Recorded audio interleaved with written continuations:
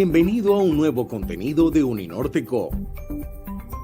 No olvides suscribirte a nuestro canal.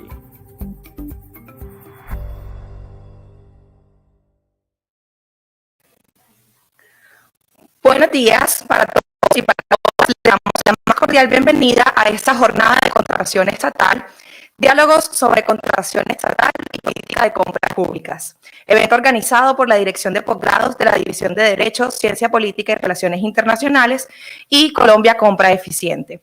En la jornada de hoy, una conferencia y 3 paneles reúnen a expertos y autoridades locales y nacionales de la contratación estatal para dialogar sobre temas de actualidad en materia de contratación pública, el proyecto de reforma al estatuto contractual, los pliegos tipo y los instrumentos de agregación de demanda para el acceso al mercado de compras públicas en Colombia.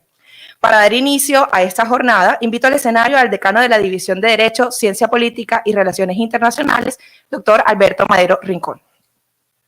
Bueno, buenos días a todos y todas, a quienes nos acompañan desde fuera de la ciudad. Les quiero dar la bienvenida no solo allá del norte, sino a Barranquilla, ella Caribe colombiano.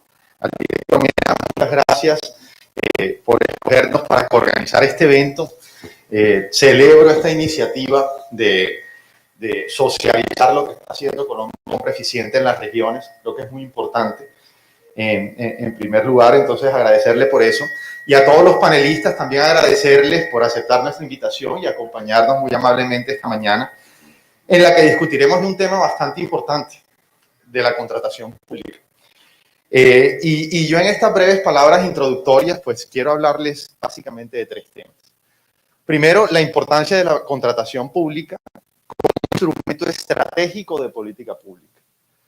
Segundo, la importancia de continuar promoviendo la participación de las pequeñas y medianas empresas en la contratación pública. Y aquí también estoy hablando un poco desde la perspectiva de las regiones. Y tercero, pues también un tema que es muy cercano a mi corazón por mi práctica profesional en resolución de controversias,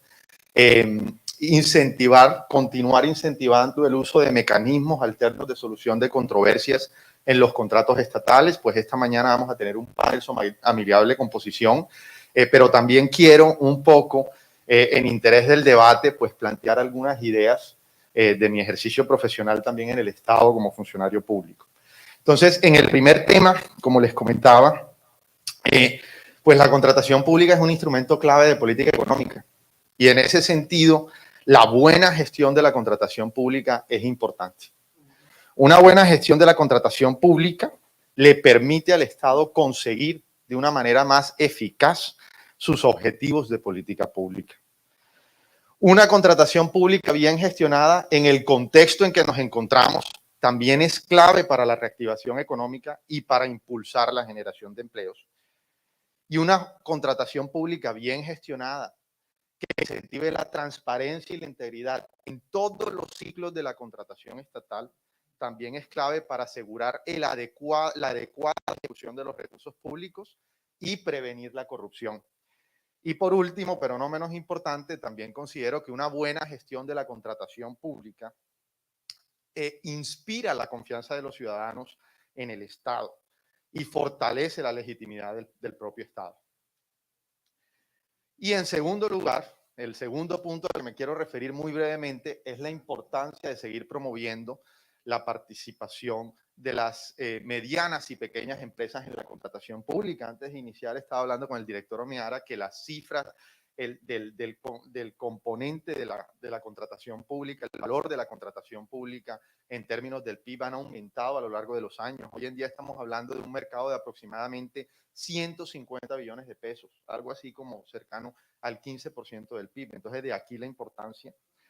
Y también, en este sentido, para destacar un poco la importancia no solo que significa la contratación pública para medianas y pequeñas empresas, sino también el aporte que pueden dar a la contratación pública, pues me quiero referir a unos cuantos informes de la Organización Económica para la Cooperación y Desarrollo Económico, más precisamente la recomendación del 2015 y sus reportes posteriores de 2019, la implementación de estas recomendaciones. Pues en estos informes, ¿qué encontró la OCDE? La OCDE encontró, yo creo que llegó a una conclusión muy importante. Primero, que la participación de las medianas y pequeñas empresas en la contratación pública incentiva la competitividad en el proceso. Yo creo que esto es algo muy importante. Y segundo, permite el acceso a soluciones más innovadoras. Entonces, aquí vemos los beneficios que la participación de las MIPYMES trae al propio proceso de contratación. Y segundo, pues aquí también quiero mencionar un estudio de ACOPI de 2019. Pues aquí ACOPI es un gremio, yo creo que bastante representativo de la economía de la región por el importante porcentaje de MIPYMES.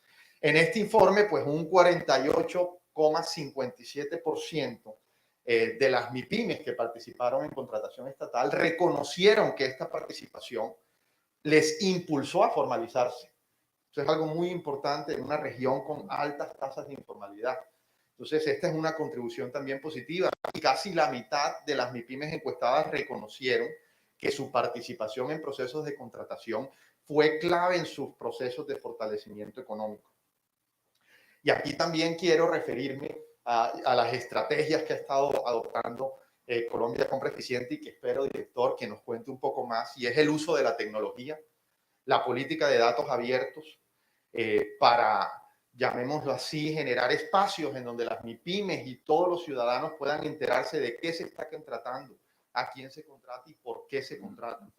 Esto es muy importante porque la propia OCDE también ha reconocido que una de las medidas más importantes para incentivar la participación de las MIPYMES precisamente es la publicidad. Entonces, de esto espero que oigamos bastante esta mañana. Y por último, en el último punto, quiero hablar un poco de la importancia de seguir promoviendo mecanismos alternos de solución de controversias en los contratos internacionales. Aquí esta mañana de hoy vamos a oír bastante de la composición. No me referiré tanto a ese mecanismo, pero aquí quiero como de pronto una reflexión e invitar al debate. Pues el arbitraje todos lo conocemos como el mecanismo alterno de solución de conflictos por excelencia, pero yo creo que necesitamos mecanismos alternativos al arbitraje e incluso alternativos a la amigable composición que puedan ser complementarios. ¿Y por qué? Yo creo que la experiencia indica que el arbitraje no es muy bueno para prevenir y gestionar controversias durante el desarrollo del contrato. Y a veces el arbitraje es el detonante para la parálisis de las obras.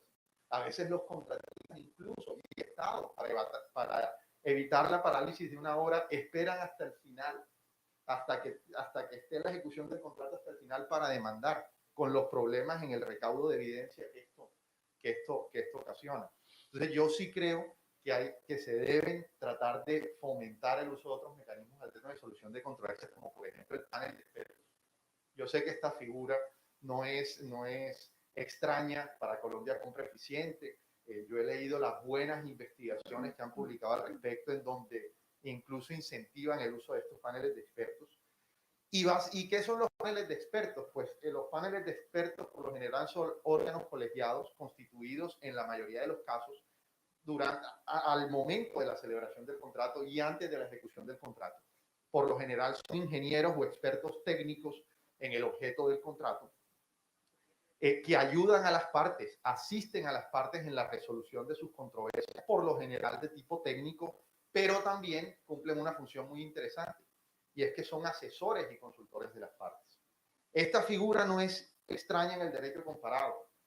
En el Reino Unido y Estados Unidos, incluso Honduras, que fueron países pioneros de esta figura, esto lleva más de 50 años, ya sus éxitos están probados. Los paneles de expertos hacen parte de los contratos modelos de la Federación Internacional de Ingenieros Consultores, unos contratos de amplio uso en el mundo. También la Cámara de Comercio Internacional de París promueve la inclusión de esta figura en contratos de obra y megaproyectos de mediana y larga duración. Tienen un reglamento, tienen listas. Entonces yo creo que esta es una figura de la celeridad. La celeridad yo creo que es indiscutible, mucho más rápido, me atrevería a decir, que una amigable composición en un tribunal arbitral. Muchos de estos reglamentos que regulan esta figura establecen que máximo en 90 días ya se tiene una decisión. Son procesos altamente informales. Yo he visto paneles de expertos que literalmente sesionan en un container, en 2 horas van a la obra, pim, pim, miran esto y solucionamos, damos una recomendación, una decisión vinculante con una fuerza. contractual, y si no estamos de acuerdo, pues luego se somete al tribunal arbitral, un buen complemento. También el tema de la inmediatez. Yo creo que esto es de lo mejor de esta figura. Como este órgano está constituido desde la celebración del contrato y continúa vigente durante toda su ejecución, pues estas personas conocen la obra, no solo conocen conceptos teóricos generales, sino la obra, los hechos de la obra, y a veces perciben de manera inmediata los hechos que dan lugar a la controversia. Entonces, la inmediatez yo creo que es algo que vale la pena destacar. Y bueno, las estadísticas son claras. Si algo me interesan, pues estos reportes yo se los puedo hacer llegar, pero esto demuestra, sobre todo en Estados Unidos, el ahorro de miles de millones de dólares en menores costos generados por demoras. Claramente proyectos que tienen esta figura está comprobado que no se paralizan, continúan. Entonces yo creo que estas figuras director, yo creo que en Colombia, salvo contadas excepciones, pues no se ha utilizado tanto, en algunos contratos de la ANI se ha incluido, pues ha generado también un poco de controversia porque, como sabemos, esto no está previsto en la ley como tal, no está regulado, y eso a veces genera, y aquí hablo de mi experiencia como funcionario público, mucha incertidumbre al funcionario público de si se puede o no pactar. Incluso pues hay un principio de autonomía privada, de autonomía de la voluntad, pero incluso si eso se puede pactar, ¿no?, en contratos estatales. Entonces yo con esas tres reflexiones pues no me quiero extender más, y director, pues me invito entonces a que nos cuente un poco qué están haciendo de Colombia Compra Eficiente, y bienvenido nuevamente y muchas gracias por acompañarnos esta mañana. Muchas gracias.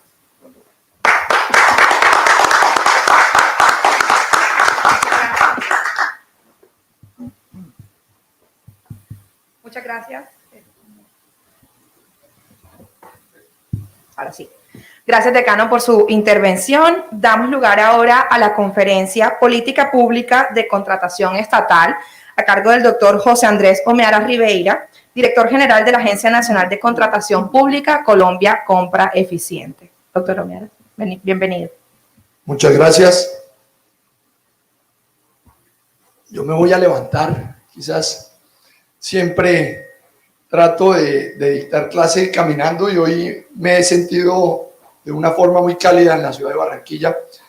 Me voy a tomar el atrevimiento de estar hablando por toda la tarima. En primer lugar, agradecerle, señor decano, doctor Alberto Madero, por la invitación de la Universidad del Norte, a todos los asistentes, a las personas que se encuentran conectadas, doctor Juan Pablo Sarmiento, quien va a ser copanelista con el doctor Guillermo Escolar y el doctor Álvaro Namén Vargas, expresidente del Consejo de Estado. Manifestarles, como siempre, el agrado de encontrarnos en la ciudad de Barranquilla, en el departamento del Atlántico, con el lema de Colombia Compra en las Regiones.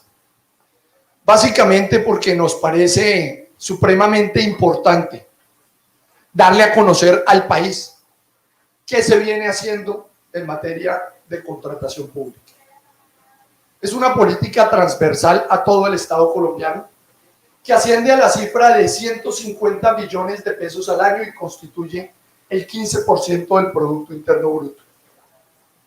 No hay derecho ni hay política pública que se pueda satisfacer sin el contrato estatal. Desde una inyección hasta la construcción de la más importante infraestructura en todo el territorio nacional. Un instrumento transversal al cumplimiento de políticas públicas. De ahí la importancia de que se hubiera creado desde el año 2011 la Agencia Nacional de Contratación Pública Colombia Compra Eficiente, y la importancia también que los colombianos conozcan con claridad qué viene haciendo esta institución. Con un lenguaje técnico, sí, que genera mayores complejidades para la transmisión de información a la ciudadanía, también. No es el Ministerio de Defensa donde fueron capturados 15 delincuentes. Aquí hablamos de acuerdos marco de precios, de instrumentos de agregación de demanda, de documentos y pliegos tipo, de tienda virtual del Estado colombiano, de sistema electrónico de contratación pública.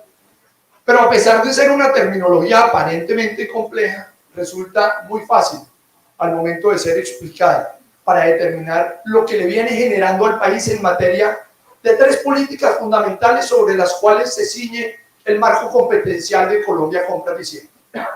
Lo primero, la optimización de recursos. Lo segundo, la transparencia contractual. Y tercero, la eficiencia administrativa. Todo, por supuesto, incentivando un mercado que, como les dije, le corresponde al Estado en un mercado monopsónico ser el primer comprador del país. Sin duda. Y no solo en Colombia, también en los países desarrollados de la OCDE, donde oscila el Producto Interno Bruto entre el 13 y el 16% en materia de compras públicas y contratación estatal. ¿Qué venimos haciendo en materia de transparencia? Porque, entre otras, los medios de comunicación todos los días nos cargan de noticias de corrupción, como si no se estuviera haciendo absolutamente nada. Y lo primero que debemos mencionar es el avance que se ha tenido a través de las plataformas tecnológicas que administra la agencia Colombia Compra Eficiente. Lo primero, tenemos un sistema electrónico de contratación pública, SECOP. Inicia en el 2013 con el SECOP 1, que era un simple PDF que se subía a la plataforma para cumplir con el principio de publicidad. Insuficiente, por supuesto. Pasamos al SECOP 2 en el año 2015 y es ya la operación transaccional de todo el contrato estatal, de toda la actividad contractual desde la etapa de planeación hasta la liquidación del acuerdo de voluntades. ¿Cómo opera? Bajo la política de transparencia y datos abiertos de la Organización para la Cooperación y el Desarrollo Económico, OCDE. Esta política de transparencia no es más que toda la trazabilidad del contrato estatal, desde la etapa precontractual, las observaciones de cada uno de los oferentes, en donde conste por qué se le adjudicó a determinado oferente, la firma del acuerdo de voluntades, el seguimiento técnico, administrativo, financiero, contable y jurídico a través de los informes de interventoría y supervisión, dependiendo si es obra o suministro, hasta la liquidación de ese contrato estatal. Esa política de transparencia se ha venido incrementando en el actual gobierno con unas cifras irrefutables. Para el año 2019, óigase bien, se transaron 26 billones de pesos en el SECOP 2. Y para el año 2020 fueron 56 billones. Y para el año 2021 fueron 99 billones de pesos. Quienes somos mayores de 40, muy pocos en este auditorio, conocemos como los allanamientos judiciales a las entidades públicas por hechos de corrupción encontraban los contratos en los techos de esas mismas oficinas. Hoy en día están en una plataforma de datos abiertos donde cualquier colombiano puede ver quién tiene determinados contratos, por qué se le adjudicó a determinada empresa, quiénes integran cierto consorcio o unión temporal, cómo se está desarrollando la ejecución de la obra. Eso es una política de transparencia en donde no estamos trabajando a través del populismo punitivo, sino de instrumentos preventivos. Hoy, cuando los medios de comunicación alertan sobre algún hecho de corrupción, es gracias a esa plataforma de Colombia Compra Eficiente que, como nos podemos dar cuenta, ha aumentado de manera trascendental la ejecución de recursos públicos a través de esta operación transaccional. Y eso se debe al fortalecimiento que el actual gobierno le ha generado a la plataforma y, a su vez, las políticas a través de las cuales hemos vinculado de manera obligatoria, cada vez con mayor cobertura, a las entidades territoriales. Nos preguntaremos, ¿por qué no está al 100%? Por razones de conectividad. Entonces, departamentos como Amazonas, como Guaupés, como Guainía, como Bichada y muchos municipios del país donde, saben ustedes, el 95% de ellos son de quinta y sexta categoría, no cuentan con la conectividad suficiente, que no es internet, es una conectividad superior que soporte la plataforma del Sistema Electrónico de Contratación Pública, SECOP2, pero los avances están pasando de 26 billones en el año 2019 a 99 billones de pesos en el año 2021. Y para 2022, sin duda, superaremos los 105 billones de pesos a través de una operación de política de transparencia y datos abiertos. El tema relacionado con las obras públicas. Se presentó a consideración del Congreso de la República un proyecto de ley que para 2018 generaba cierta polémica relacionada con los documentos y pliegos tipo. Otro instrumento extraordinario para mitigar los problemas de corrupción en el país. ¿Por qué? Porque unos estudios de la Cámara Colombiana de la Infraestructura que comienzan en el año 2014 empezaron a identificar que el promedio de oferentes en los contratos de obra era entre 1 y 3 oferentes en el 85% de las entidades territoriales. Porque para la construcción de una obra se podía exigir sin ningún problema que el ingeniero residente tuviera el doctorado en sociología política. Y resulta que en Colombia solo había un ingeniero con doctorado en sociología política. Ese contrato estaba preconstituido con un pliego sastre, a la medida del oferente amigo, para que estuviera previamente adjudicado. Hoy en día, a través de los documentos tipo que estructura la Agencia Nacional de Contratación Pública Colombia Compra Eficiente, hemos pasado, doctor Madero, de un promedio de 1 y 3 oferentes, como les mencionaba, a un promedio entre 26 y 44 oferentes. En el INVIAS llegan hasta 200 oferentes. Y eso nos ha permitido optimizar prácticamente desde la constitución de los documentos tipo con la nueva ley 2020 de 2020, a iniciativa del Gobierno Nacional y con el apoyo del Congreso de la República, que se haya aumentado esa pluralidad de oferentes en más de un 400%. Pero además que por razones de competencia y competitividad, al aumentar la pluralidad de oferentes, si el presupuesto de la obra eran 50.000 millones de pesos y no hay un oferente ofreciendo como presupuesto 50.000 millones de pesos, ahora se reducen los valores porque hay mayor competencia y se presenta la oferta por 48.000, por 47.000, por 49.000, y a través de nuestra minería de datos estamos identificando ahorros que llegan prácticamente al billón de pesos. En obra pública, durante los últimos 2 años y medio, en donde se viene trabajando con los documentos y pliegos tipo de la Agencia Nacional de Contratación Pública Colombia Compra Eficiente. Y es muy sencillo. Para construir 10 kilómetros de carretera se acaba el doctorado en sociología política, se acaba la experiencia en edificios de 35 pisos, y simplemente con 4 contratos que sumados acrediten 10 kilómetros se está probando la experiencia de esa empresa para construir determinada obra. Se estaban presentando algunas fugas al cumplimiento de los documentos y pliegos tipo a través de convenios o contratos interadministrativos con entidades estatales sometidas al derecho privado. ¿Qué se hizo? Se presentó lo que hoy es la ley 2195, sancionada por el señor presidente de la República en el mes de enero.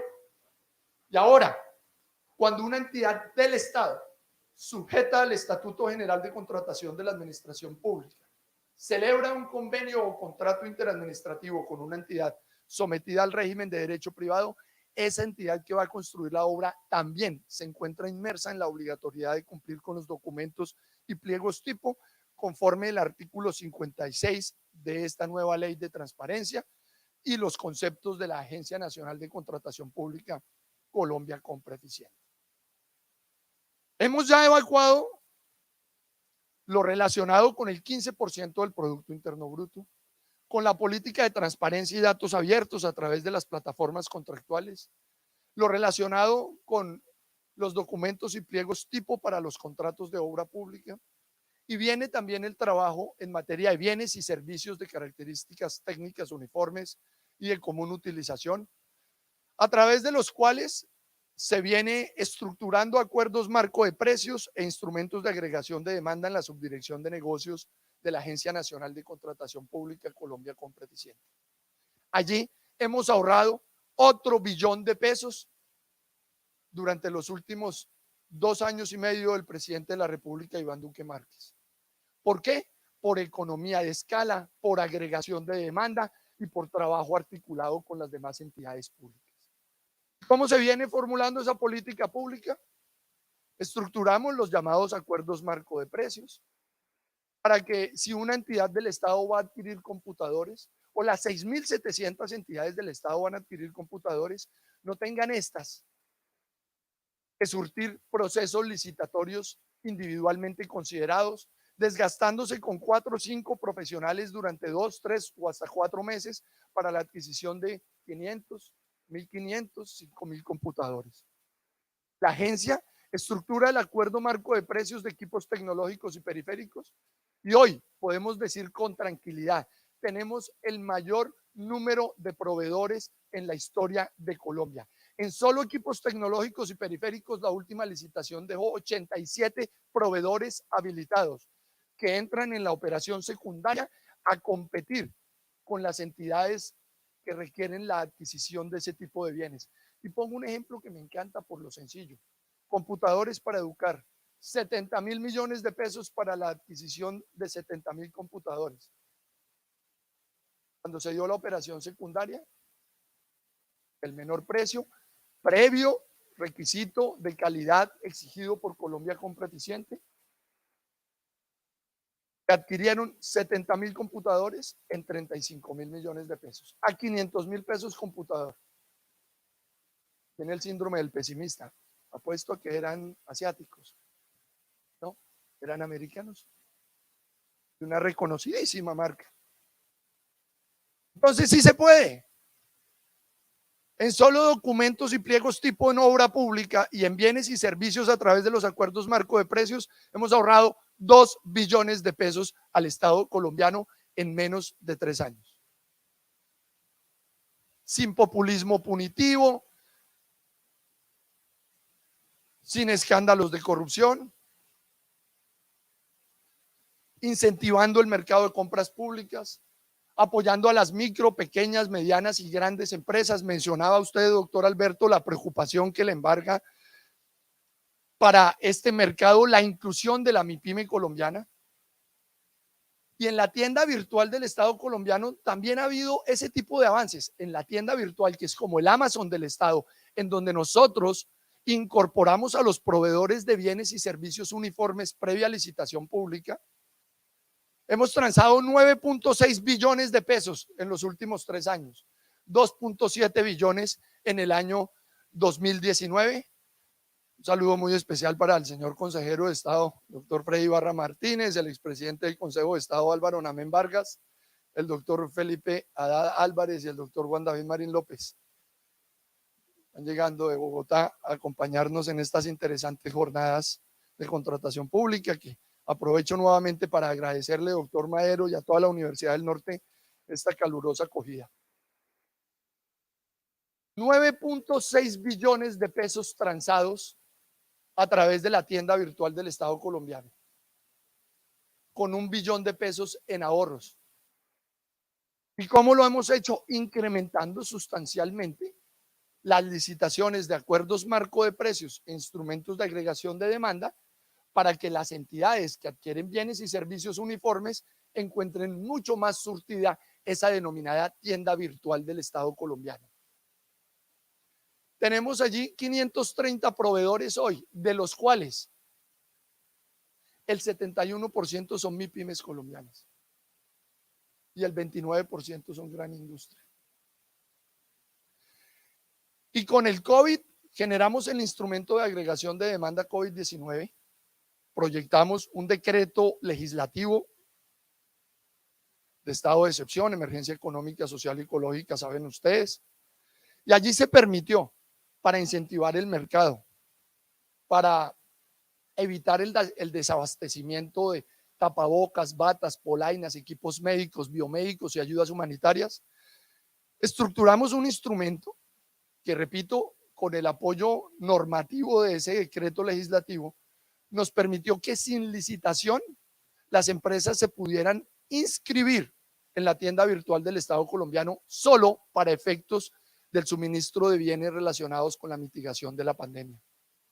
Y allí tenemos 372 proveedores, 92% MIPYMES colombianas, y se han transado 536.000 millones de pesos desde abril del año 2020.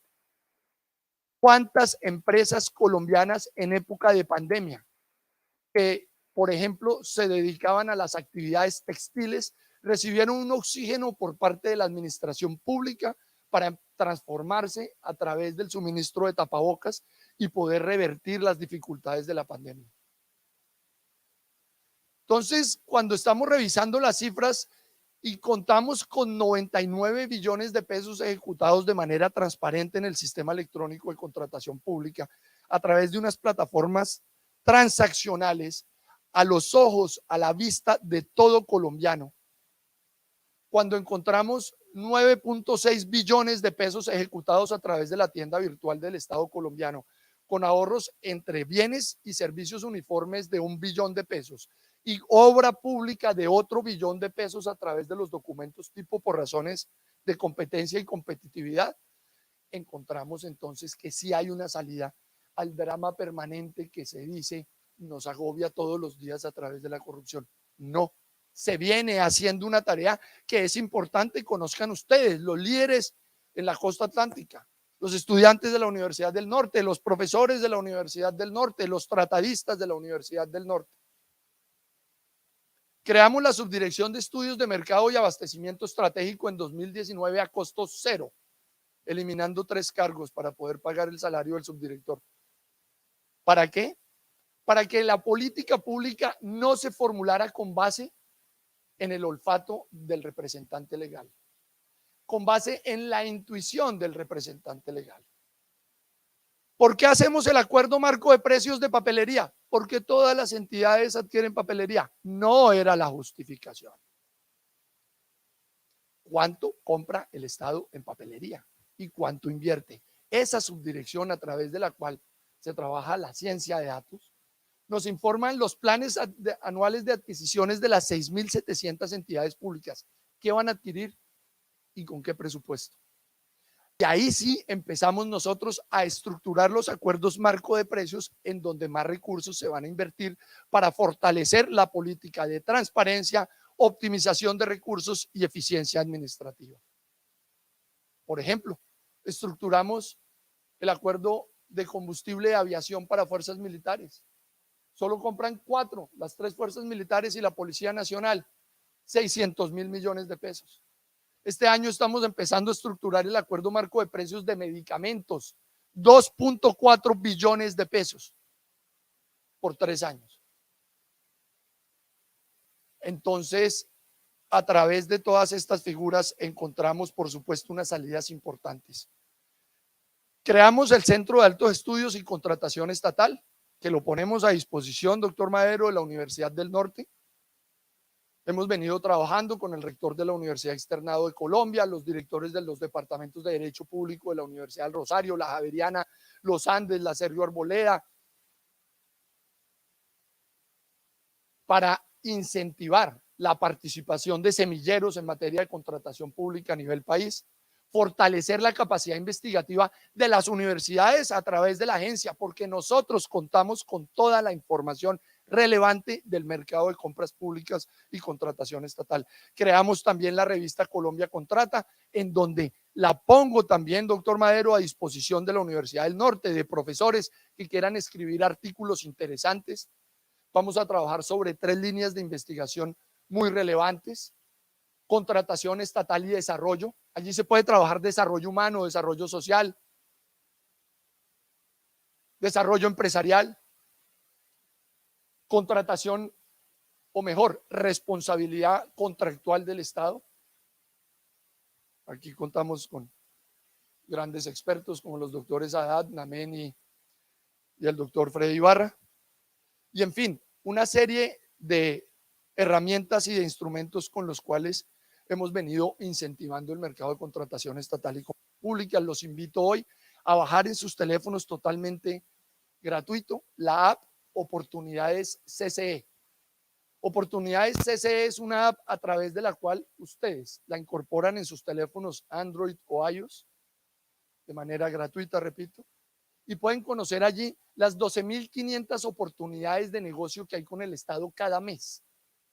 Y si su empresa es de telas, pueden filtrar la dotación de vestuario y le van únicamente a notificar las licitaciones de dotación de vestuario para que desde su empresa, desde su emprendimiento, pueda participar en el mercado de compras públicas y contratación estatal. Son múltiples los temas, pero también por razones de horario quiero entrar en materia con la mención del proyecto de reforma al Estatuto General de Contratación de la Administración Pública, un proyecto que se trabajó en la Agencia Nacional de Contratación Colombia Compra Eficiente, que estamos socializando por instrucciones del señor presidente de la República por todo el territorio nacional, aquí en la academia, para oír consideraciones críticas, consideraciones también plausibles, pero en mi opinión, después de 2 años y medio largos en la agencia, sin lugar a dudas, considero que ha llegado el momento, en mi opinión, respetable, otra consideración, no de reformar el estatuto, sino de ponerle una bomba atómica.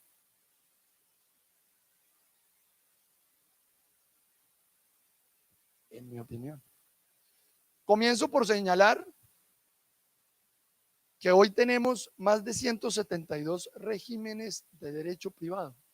¿Cómo así? O sea, la Constitución en el artículo 150 dice que el Congreso expedirá el Estatuto General de Contratación de la Administración Pública, pero hay más de 172 regímenes de derecho privado a través de los cuales contratan entidades del Estado, independientemente que en la Carta Política se habla de Estatuto General, hoy Estatuto Excepcional de Contratación de la Administración Pública. Rompiendo entre otras rompiendo entre otros unos prejuicios sobre los cuales yo quiero llamar la atención.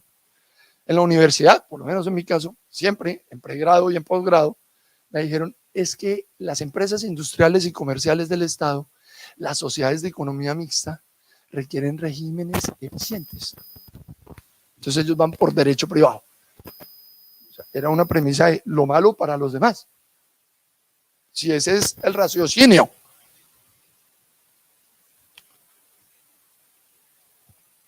Nos pusimos a hacer el análisis del manual de contratación de Ecopetrol, del manual de contratación del Grupo de Energía de Bogotá, del manual de contratación de las empresas públicas de Medellín. Y les cuento algo. Los tiempos de las licitaciones, o mejor, de los procesos competitivos de las entidades estatales sometidas a derecho privado son 2 semanas más lentos que la selección abreviada de la ley 80. Ay, no era nada la maravilla. Y aquí lo peorcito. Entonces, ¿por qué no pensamos en los tiempos de la selección abreviada como la regla general en la licitación pública del Estado colombiano? Si dura 2 semanas menos que los procesos competitivos de las entidades estatales sometidas al derecho privado. Primera reflexión. Debemos entonces continuar con 170, 150 regímenes de derecho privado a través de los cuales se ejecuta, óigase bien, aproximadamente el 55% del mercado de compras públicas, es decir, más de 75 billones se resultan ejecutando a través de regímenes de derecho privado. ¿Y por qué no transformarnos de 13 procedimientos de selección de contratistas a 2, licitación y contratación directa? Se acabó. Además, por supuesto, de la eliminación de los regímenes de derecho privado, no el 100%. Estudiemos como país qué entidades realmente requieren ese régimen especial. Ecopetrol eventualmente. Bueno, revisémoslo. Pero continuar con que el régimen de derecho privado es el eficiente y el régimen de derecho público es el ineficiente, nos tiene que generar una enorme preocupación, porque entonces estamos aceptando que más de la mitad del Estado, o el 90%, si nos vamos a la letra constitucional, régimen general de contratación de la administración pública, tiene el derecho y el deber de soportar la ineficiencia de un estatuto. Yo recuerdo que al posesionarme en la agencia me dijeron: va usted a una entidad que parece una empresa privada, eso funciona bien.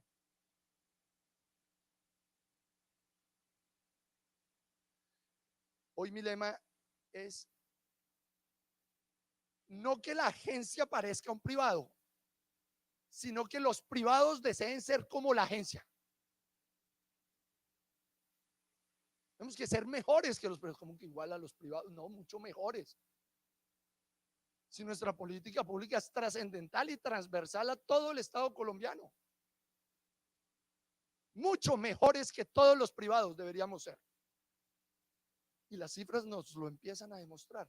Fíjense ustedes que de los 9.6 billones que se han transado en la tienda virtual del Estado colombiano, con ahorros de 1 billón de pesos en los últimos 3 años, el 49% han sido transados por entidades estatales no obligadas a transar con Colombia Compra Eficiente. Es decir, entidades estatales que se encontraban excluidas de la obligación de hacerlo y lo vienen haciendo, donde sus ordenadores del gasto se despojan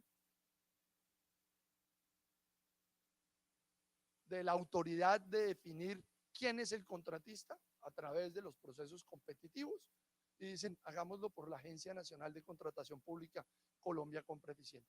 El 49%. Los de régimen de derecho privado ahora quieren contratar a través de la agencia. Estamos cumpliendo la misión. 13 procedimientos de selección de contratistas. Y en fin, una serie de aspectos que vale la pena debatir, y para eso la Universidad del Norte nos trae a 3 grandes juristas: el doctor Juan Pablo Sarmiento, el doctor Álvaro Namén Vargas, expresidente del Consejo de Estado, y el doctor Guillermo Enrique Escolar Flores. Entonces, doctor Álvaro, no quiero extenderme más en la política pública, pero sí decirles: acompañemos a la Agencia Nacional, investiguemos lo que viene trabajando, conozcamos sus conceptos, creamos una relatoría en donde ya hay más de 2.400 providencias del Consejo de Estado, de sus 5 secciones y de la Sala de Consulta y Servicio Civil, a cargo del doctor Jorge Tirado Navarro, subdirector de gestión contractual, quien también actuará como panelista en la mañana de hoy. Y muchos aspectos sobre los cuales les ponemos a disposición también el observatorio de contratación y demás herramientas de la agencia.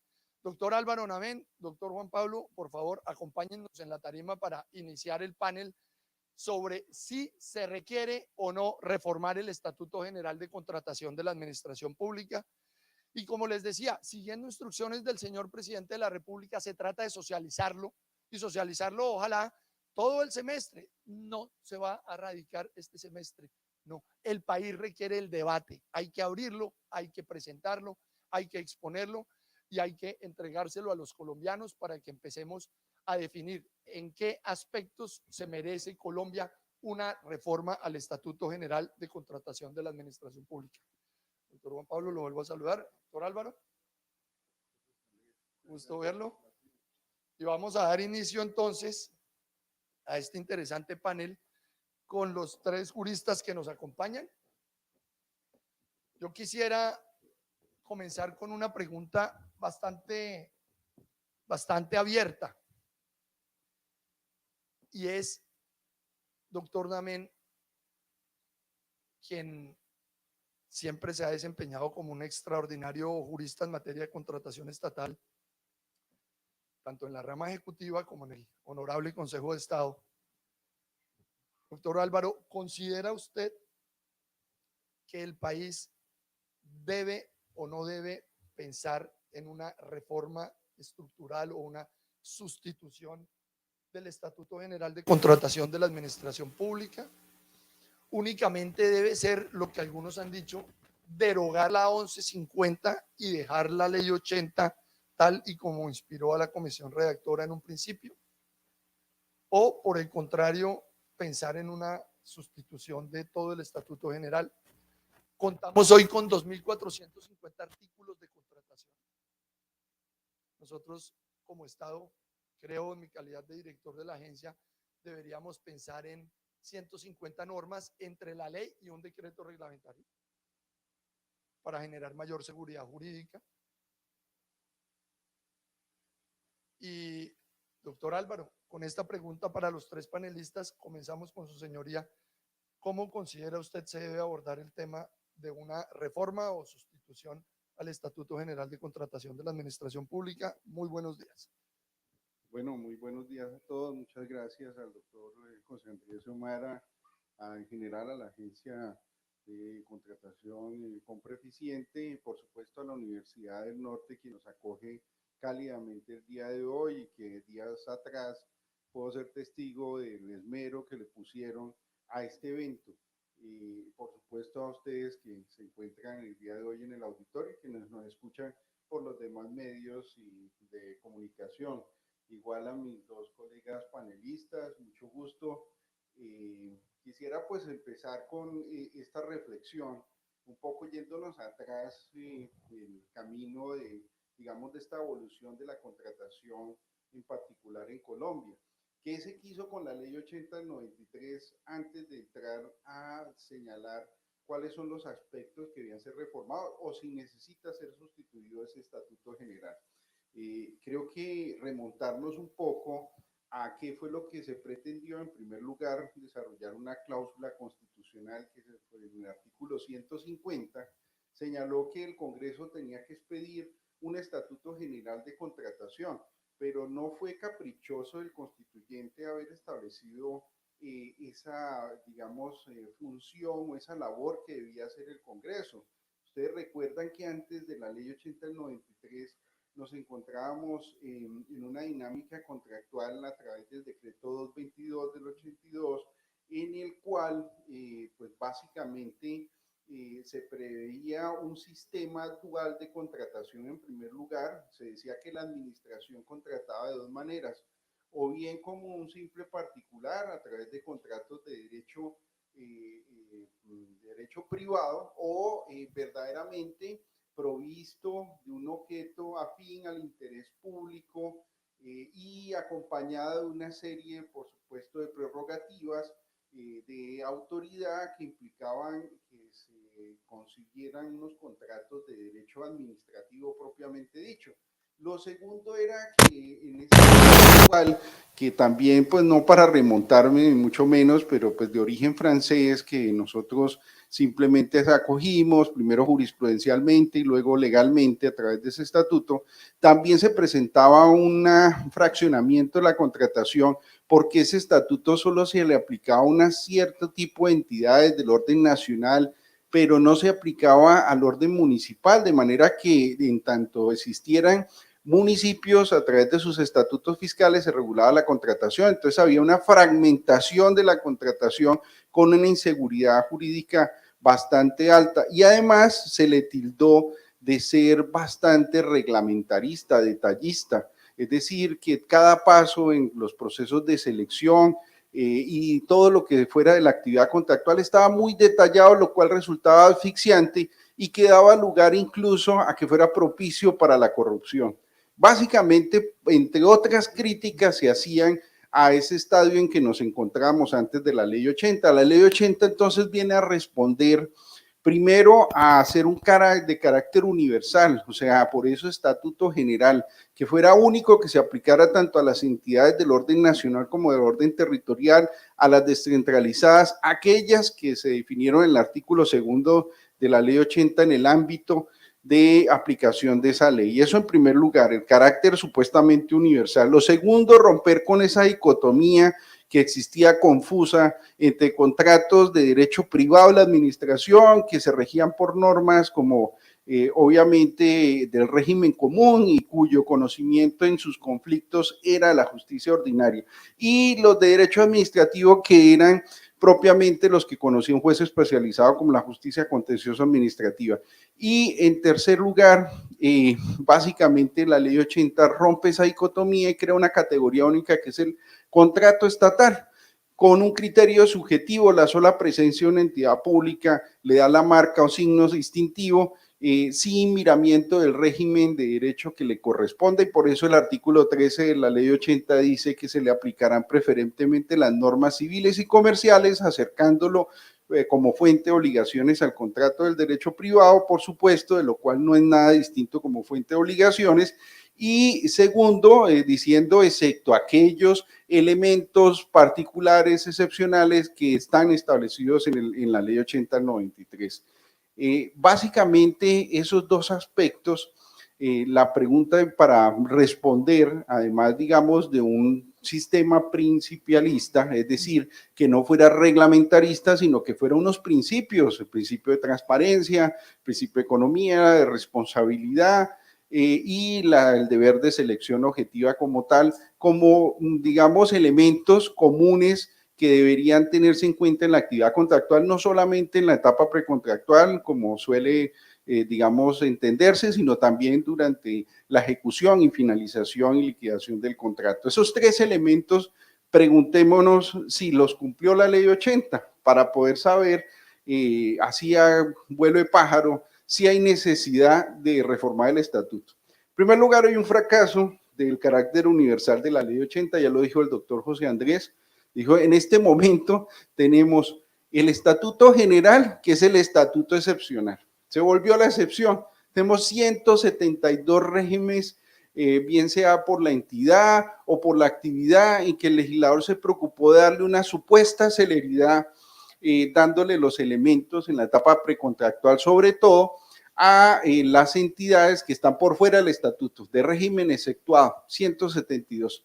La pregunta es, ¿esas 172 sí son más ágiles o terminan generando unos problemas colaterales? Primero, en cuanto que las autoridades no pueden desprenderse de unas vinculaciones constitucionales, es decir, no pueden pretender que a pesar de que apliquen el derecho privado, no tengan unos mínimos de derecho público que tengan que sujetarse. Por eso el artículo 13 de la ley 1150 dijo tres elementos. El primero, la función administrativa, los principios de la función administrativa. El segundo, el régimen de inhabilidad y las restricciones negociales por transparencia, por interés general que se tienen que tener en cuenta en materia de contratación. Y el tercero, el control fiscal, porque es que los recursos de esos contratos de las exceptuadas pues también son del erario, son de recursos públicos. Eso, digamos, como elemento para tener de miramiento. Hay un fracaso porque además esos regímenes terminan siendo desarrollados a través de manuales, generando una inseguridad jurídica para los operadores y para aquellos que en libre concurrencia quieren hacerse a contratos del Estado y ser colaboradores del Estado en su conjunto. Entonces, para redondear, diría que ese primer elemento pues hizo crisis y no se viene cumpliendo. El segundo elemento, que es lo relativo al reglamentarismo, resulta que la ley 80 y la ley 1150 dieron una carta abierta porque a través de los reglamentos es que se viene a dar el detalle, sobre todo en la etapa precontractual, y de ahí los 2.450 normas que dicen de inventario, generando también un problema de riesgo para los operadores. Es decir, hay que saberse la letra exacta porque se va a incurrir de pronto en responsabilidades, y para aquellos que quieren participar, pues obviamente ese mare magnum de normas terminan limitando de una u otra manera o restringiendo pues su forma de participar en el Estado. En esos dos aspectos, entonces, vería yo que la ley 80 sí tiene que ser reformada. Y finalmente, la tercera, supuestamente, la ley 80, bajo el principio de transparencia y sus reformas, lo que han tratado es de un fenómeno que nos aqueja, que es la corrupción. Las reformas han tenido como miramiento que a través de la contratación ha existido un caldo de cultivo para que se presenten actos de corrupción, y entonces empiezan a salir una serie de parches a la ley 80 que terminan desfigurándola, Entonces, la ley 1474, el Estatuto Anticorrupción, generando una serie de inhabilidades, modificando los temas de los procesos de selección de la ley 1150, y con ese ánimo, pues termina distorsionándose lo que se necesita en materia de contratación, que es tener una herramienta jurídica que dé seguridad para los actores y sobre todo para el Estado y para los participantes, para los particulares que quieran ser colaboradores de la administración. Y segundo, pues obviamente generando unas instituciones que terminan penalizando el contrato estatal. Entonces hay sanciones, hay una serie, digamos, de poder sancionatorio del Estado que también tiene una interferencia en la normalidad de lo que es la contratación y la compra pública. Obvio, hay que tener herramientas para atacar la corrupción, pero digamos el tema de la actividad contractual, entre más sencilla, y con esto ya redondeo, pues va a ser menos proclive a la corrupción. Entonces, generar, como se hizo en la ley 1150, supuestamente 5 modalidades, 4, porque después se le adicionó con la 1474 la de la mínima cuantía, luego precisamente la inseguridad jurídica que a través de decreto habían creado una modalidad de selección y el Consejo de Estado pudo reponer y censurar esa práctica y tumbar esas normas, declararlas nulas cuando creó una modalidad de selección a través de reglamento. Lo cierto es que esas 5 modalidades se convierten en 13, porque empiezan a agregarles procedimientos. Entonces, si es con subasta inversa y no es bueno, la bajastra, como le quieran decir, subasta inversa, si es a través de, digamos, todas esas modalidades que se le fueron agregando. Creo que hicieron más compleja la contratación y por una parte las entidades menos eficientes y por otro lado pues en distorsión de la libre competencia, la libertad de concurrencia que propugna la Constitución Política del 91 y que fue lo que se quiso que se desarrollara en el Estatuto General de Contratación. Para finalizar, y con esto ya, hay una, digamos, disociación entre el presupuesto y la contratación, y eso sí es grave, y eso hay que entrarlo a regular. Es decir, las normas del presupuesto no van acompasadas y coordinadas, sincronizadas con la contratación. Se parte de la base de un principio de anualidad que en contratación es difícil cumplir porque no, se terminan por alguna otra razón ejecutando, haciendo contratos después del segundo semestre, al final, y entonces ya hay una, digamos, talanquera, porque resulta que no tengo mecanismos eficaces, las reservas presupuestales, las vigencias futuras son muy complicadas y no terminan entendiéndose y eso da y frustra la contratación estatal, de manera que ahí también tiene que entrarse a regular. Por eso sí creo que va a haber una reforma, no sé si integral, eso sí, digamos, habría que examinarlo a la luz de la operación, pero sí respedirla, porque es que muchas veces se incurre en algo, que es que yo empiezo a hacerle parches a una norma, y entonces después eso se vuelve un rompecabezas que nadie entiende. Entonces, preferible que así se mantengan instituciones de la ley 80, se pueda respedir con todas estas modificaciones a las cuales ha hecho alusión el doctor José Andrés, que tienen el proyecto y que seguramente vamos a comentar con mis amigos panelistas. No sé, cedo el uso de la palabra, doctor José Andrés. Gracias, doctor Álvaro. Antes de entregarle la palabra al doctor Juan Pablo Sarmiento y al doctor Guillermo Escolar, la mención del principio de anualidad,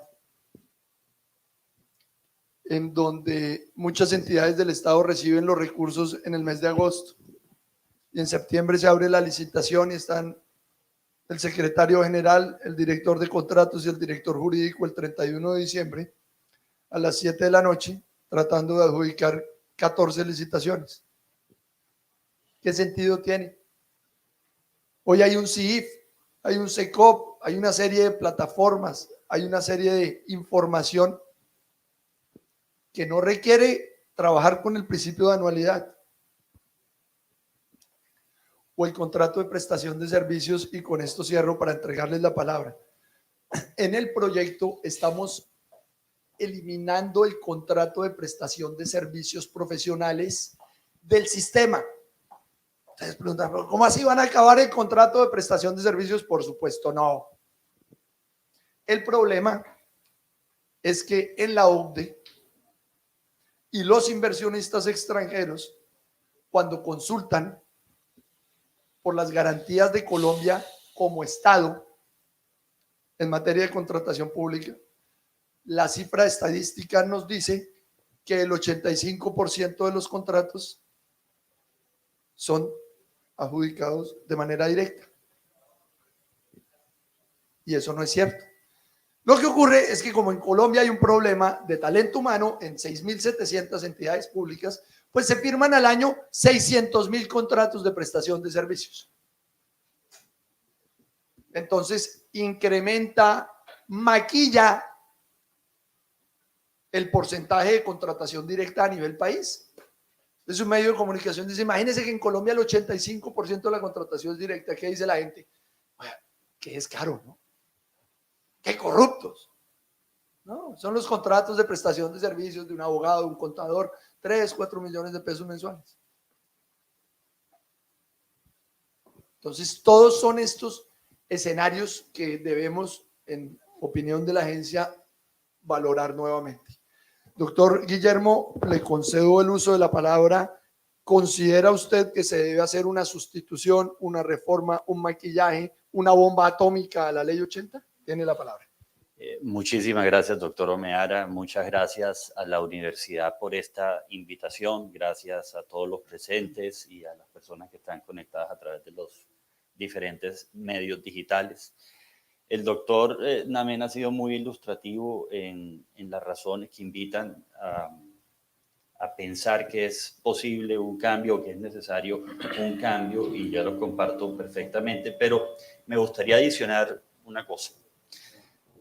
La ley 80 va a cumplir cerca de 30 años de haber sido expedida. La ley 1150, casi 15 años. Y en este tiempo ha avanzado un fenómeno a pasos agigantados con el crecimiento que caracteriza al sector, que es un crecimiento exponencial, y me refiero a la tecnología. Desde el año 2007 empezaron a haber cambios radicales en la manera como los seres humanos interactuamos, cómo nos comportamos, cómo celebramos contratos y realizamos sobre todo transacciones. Hay un autor americano que se llama Thomas Friedman que lo define muy bien en un libro que se llama Gracias por llegar tarde. Y en ese libro explica cómo a partir del año 2007 empezaron a aparecer unas tecnologías que cambiaron radicalmente, que fueron disruptivas, cambiaron radicalmente la manera en que funcionan todas las cosas. Solo para citar un ejemplo, la aparición del iPhone. El iPhone cambió la manera en que nos transportamos, la manera en que nos hospedamos cuando viajamos. Y a partir de ese año empezaron a surgir una serie de tecnologías que generaron unos cambios profundos en toda la sociedad y en todos los sectores. 4 años después apareció la ley 1437 y con ella la notificación electrónica, el expediente electrónico, el acto administrativo electrónico. Ese mismo año surgió con el decreto 4170 la Agencia Nacional de Contratación Pública Colombia Compra Eficiente, y a partir de ese año, como bien señalaba el doctor Omeara, en el 2013 ya hablamos de SECOP 1 con sus características de publicidad, y luego en el 2015 del SECOP 2 ya como un sistema transaccional.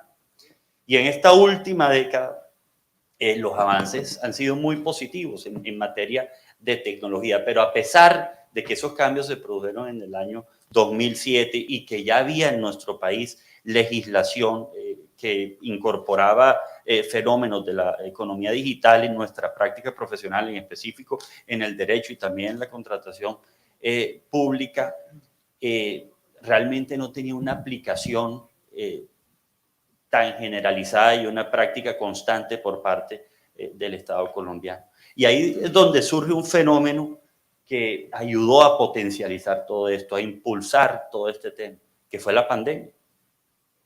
Con la pandemia lo que sucedió fue, la pandemia fue un detonante de cambio en la manera como funcionaba todo. Miren, nosotros del año 2000, de 1999 tenemos la firma electrónica como un concepto generalizado que incluye la firma digital y la firma electrónica propiamente dicha. Desde el año 99. Pero solamente ahora en la pandemia fue que los seres humanos tuvimos la confianza de firmar a través de DocuSign, de PayPal o de otro tipo de plataformas que nos permiten brindar una seguridad y una tranquilidad en las operaciones a través de medios electrónicos. Y a pesar de que con la 1437 ya se hablaba de expediente electrónico, fue en la pandemia y con el decreto 806 que de verdad nosotros nos imaginamos, no, en la práctica se dio. Participamos de audiencias virtuales. Casi 30 años después de que se inventó el correo electrónico fue que nosotros empezamos a presentar demandas a través de correos electrónicos. Entonces, lo cierto es que este proyecto tiene un aspecto muy relevante que es la profundización en la contratación electrónica. La tecnología está cambiando todos los sectores de la economía. Las compras públicas del Estado no tienen por qué ser la excepción, pero no solo tienen que ser la excepción, sino que tiene que ser una de las herramientas principales de utilización.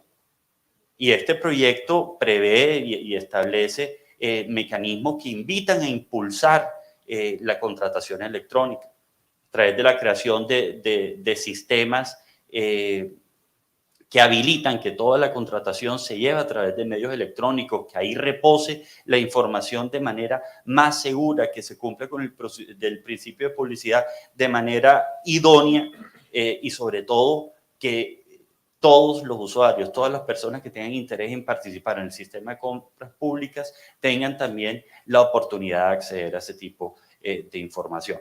De manera que, sumado a todas las razones que ya el doctor Namen ilustró de manera muy precisa y que yo comparto plenamente, el tema de la profundización de la contratación electrónica, que es una actualización de esos sistemas que ya cumplen ya muchos años de haber sido expedidos, es una razón adicional para pensar que sí es necesario modificar el régimen de contratación pública. Doctor Juan Pablo. Muchas gracias, doctor Medara. Yo quería poner aquí una presentación, pero ahorita hice algún clic y creo que hice algún daño porque alguien vino a arreglarlo. Entonces no sé si me pueden ayudar aquí con la presentación. Solamente es una diapositiva. Pero quiero, mientras eso se resuelve, pues agradecer obviamente a todo el equipo de posgrados y a todo el equipo administrativo y técnico de la universidad que nos ha ayudado a montar este evento. Agradecerles a ustedes que están acá muy interesados, y doctor Medara, y todos los presentes también. Muchísimas gracias por escoger esta casa de estudios, además para abrir el debate, y esperamos, pues, por supuesto, contribuir a ese esfuerzo. Y yo quiero también arrancar por ese reconocimiento al esfuerzo y a los avances que ha hecho Colombia Compra Eficiente.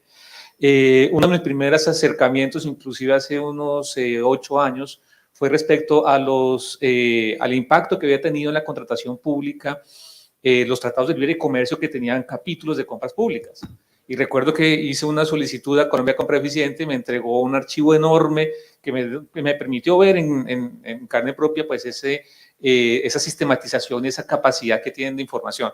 Por supuesto, no es un puerto de llegada, es un puerto de partida, y creo que, pues, nada está terminado, y más cuando precisamente hablamos de más de 600.000 contratos solamente de prestación de servicios. Pues, cuando yo recibí esa información eran 300.000 solo de proponentes y contratistas extranjeros, y era una ventana de observación de 5 años, lo que nos permite dar cuenta, pues, de el volumen de información que se tiene que sistematizar. Pero voy a acoger en buena medida la invitación que usted nos hace a hacer una crítica y a hacer una propuesta. Por supuesto, no voy a ser meticuloso ni detallado, pues, en lo que yo creo que se debería ocurrir, pero sí quisiera, digamos, aportar un poco más desde el debate mismo, de la construcción que estamos haciendo del debate. Y es que aquí, siempre que metemos una reforma, como lo decía muy bien el doctor Namen, pues le metemos un parche más a la ley 80.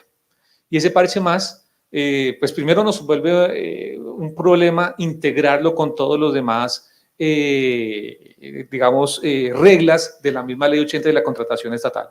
Y siempre que entra ese parche, estamos hablando de una ecuación que está en la ley 80, que se ha venido modificando, que se ha venido volviendo más estricta en ciertos sentidos o se ha relajado en otros sentidos. Y ahí estamos tratando de equilibrar entre eficiencia, transparencia y selección objetiva. Porque a veces lo más eficiente no es la selección objetiva. A veces una licitación pública cuesta tiempo, cuesta esfuerzo y al final pues llegamos al mismo que hubiera podido seleccionar de otra manera. Eso no significa que debamos abandonar la licitación pública de ninguna manera, pero sí quiero ilustrar y arrancar con ese argumento. Y es que el tema de contratación estatal, estamos hablando de un mercado. Y es un mercado, si se quiere, regulado o lo que sea, pero es un mercado que se ajusta a las reglas que yo le imponga. Hoy en día me puedo reinventar esa ecuación y no voy a resolver necesariamente el problema de la corrupción o de la concentración en la contratación estatal. Claro que voy a aportar, voy a tener un momento en el que mientras los agentes económicos se adaptan a esas nuevas reglas, voy a tener un momento, digamos, de aplanar, si se quiere, esas colusiones o acuerdos horizontales o demás maneras que quisiera aquí también proponerles y va a haber un momento, digamos, un espacio temporal en el que voy a estar más tranquilo, voy a observar mucha más transparencia, que creo que puede ser el momento en el que estamos viviendo. Precisamente las cifras que nos aportaba el doctor Omeara nos da cuenta de eso. Hemos avanzado muchísimo en reglas, hemos avanzado muchísimo en la desconcentración de la contratación estatal, pero un solo caso de corrupción y un macro caso de corrupción ya nos genera un ruido enorme. Y esos macrocasos pueden seguir ocurriendo porque se trata sobre todo de prestaciones de mercados muy concentrados donde la capacidad de proponente es o lo reduce a un puñado de individuos. Y aquí voy a tomar prestados algunos insumos de un texto de Mark Clayman que les recomiendo, que nos habla de 3 variables dentro de esa ecuación. Él está hablando de sistema punitivo y la contratación pública no es un sistema punitivo, por supuesto, y no debe serlo. En eso comparto muchísimo la reserva y la preocupación de convertir esto, traerse aquí el populismo punitivo. Comparto completamente eso. Sin embargo, abramos un poco más este espectro para indicar también que las sanciones administrativas también son una forma de punición. Por ejemplo, la ley 1955, que nos amplía o hace más estricta la inhabilidad por la acumulación de multas. Porque ya no es el mismo año, sino son 3 años en el que yo acumulo las multas y me puedo inhabilitar por 3 años también. Eso es una forma de punición. Puede ser que no se vaya a la cárcel, pero igual le estoy castigando, ¿verdad? Y aquí entonces tengo 3 variables. La utilidad del delito o de la infracción, la probabilidad de ser juzgado y sancionado y el costo de cumplimiento. Estos 3 factores nos pueden llegar a determinar si una persona está dispuesta racionalmente a infringir la norma de contratación estatal. Pensamos rápidamente, utilidad del delito. Eso es algo que va a pasar muchísimo en contratación estatal. Es que los contratos que se celebran son de unas cuantías que no ocurre frecuentemente en derecho privado. Eso ya implica un incentivo enorme para quien quiera defraudar un contrato estatal. En un solo contrato se puede ganar 70.000 millones de pesos. Claro, pues eso ya es un incentivo, eso es una utilidad del delito enorme. Segundo, la probabilidad de ser juzgado, sancionado, en este caso una sanción administrativa, pues esa probabilidad es bajísima, ¿cierto? Y no solamente hablo del sistema punitivo, también hablo del mismo sistema sancionatorio administrativo. Muchas veces, y hay un aporte que también quisiera, no estoy seguro que el tiempo nos alcance, pero por lo menos insinuarlo, pues hay unas matrices condicionales que uno podría construir indicando cómo el mismo agente del Estado puede terminar integrándose a ese acuerdo colusorio, que es lo que llamamos acuerdo vertical o colusión vertical. El interventor, el supervisor, por supuesto que puede terminar siendo involucrado y reparto los 70, es una torta que estoy repartiendo. Entre más vigilancia le pongo, pues más parto la torta, pero el problema es desaparecer la torta y eso es muy difícil de realizar. Aquí no tengo la fórmula mágica, por supuesto, pero quiero indicar esto. Y con la misma utilidad del delito, yo puedo reducir la probabilidad de ser juzgado o sancionado administrativamente. Y los costos de cumplimiento. Aquí hablamos también de cuánto me cuesta a mí cumplir la norma de contratación estatal estrictamente. Me devuelvo un poco el argumento anterior. A veces lo más eficiente es lo menos transparente. Pero pues si hablamos de eficiencia, pues no puedo sacrificar como tal estos principios de contratación, de selección objetiva, de transparencia y de publicidad. Yo creo, también opino como doctor Nami, pues evidentemente la ley 1474 hizo muchísimo, era el estatuto anticorrupción, hizo muchísimas cosas, creó un nuevo mecanismo de contratación, pero también se volvió un parche extraño dentro de la lógica de la contratación estatal. Obviamente la ley 1150 hizo lo propio, la ley 2195. Hay algo para aplaudir ahí, es meter el tema, que me parece importantísimo, meter el tema de las sucursales de sociedades extranjeras. Eso es un paso importantísimo, pero me devuelvo entonces, dentro de estas variables, a la probabilidad, y es la capacidad instrumental que tenga el Estado de realmente detectar esas formas de colusión, porque no son tan, o sea, realmente son ocultas, y son tan hay algunas formas de colusión y de integración horizontal que son groseras y uno lo puede ver a simple vista. No, digamos, no estoy diciendo que hacer un buen delito, no, pero sí, digamos, hay muy poca racionalidad al momento de estructurar esa integración horizontal. Pero hay otras que son muy sofisticadas que simplemente se ocultan. Y en una licitación, pues uno lo oye en el pasillo, no se ve en la licitación, es imposible descubrirlo, pero pues en realidad es la misma familia con 3 sociedades participando. Obviamente no es, si se montó pues de la manera más rigurosa, pues la integración horizontal logra invisibilizar a quienes están detrás de esa contratación. Entonces, esas son algunas cosas que vale la pena aquí resaltar como estos problemas en la contratación pública. Al final, la ley 2195, la ley 1955, bueno, todas estas reformas hicieron más costoso el cometer el delito, redujo la utilidad del delito, pero no incrementó la probabilidad. Y si no incremento la probabilidad, pues yo puedo poner la sanción que se me antoje y no voy a conseguir ese objetivo. La segunda cuestión, por motivo de tiempo me limitaré aquí, me quiero referir a la carterización. Somos expertos en Colombia en convertir todo en un cartel de los pañales, cartel de papel y obviamente cartel de contratación. Evidentemente, en contratación estatal es frecuente que existan estas carterizaciones. Eso saltó a la vista con el cartel de contratación hace 10 años en Bogotá, hace un poco más de 10 años, ¿cierto? Pero pues esta carterización fortalece, robustece la concentración de contratistas. Por supuesto, eso no es el universo. En el universo esa concentración puede ser de un puñado, pero hacen tanto ruido que hace que veamos a la contratación en general como un problema de corrupción. Prácticas colusorias. La integración vertical, yo integro al funcionario público. Con el pliego tipo, obviamente, eso le pone un límite muy fuerte, pero aún así, pues habrá otro fraccionamiento de contratos. Hay otra cantidad de estrategias, por eso me devuelvo a uno de los argumentos. Este es un mercado que se va a ajustar a la regla que le pongamos, ¿verdad? Quizás nuestro problema es un problema también de eficacia instrumental, de eficacia en la sanción, de la imposición de la sanción. Imponer una multa a veces puede ser un problema y jurídicamente se le puede ir uno todo el plazo de ejecución del contrato. Se venció el plazo de ejecución del contrato miércoles, ya no puede poner la multa. Entonces tengo estos límites que también me impone la misma ley. Dos reglas generales y dos aportes generales, perdón, y culmino. También aquí hay un tema de propuestas encubiertas. Y si ustedes todos han estado cerca a un proceso de contratación estatal, sabemos de qué estamos hablando, ¿cierto? Donde hay una llamada telefónica entre los proponentes, pues significa, usted haga la propuesta, usted es una propuesta encubierta, yo voy a ser el que va a ganar y supongamos, selección abreviada, yo ya sé cuál va a ser mi precio tope, mi mínima, subasta inversa, perdón.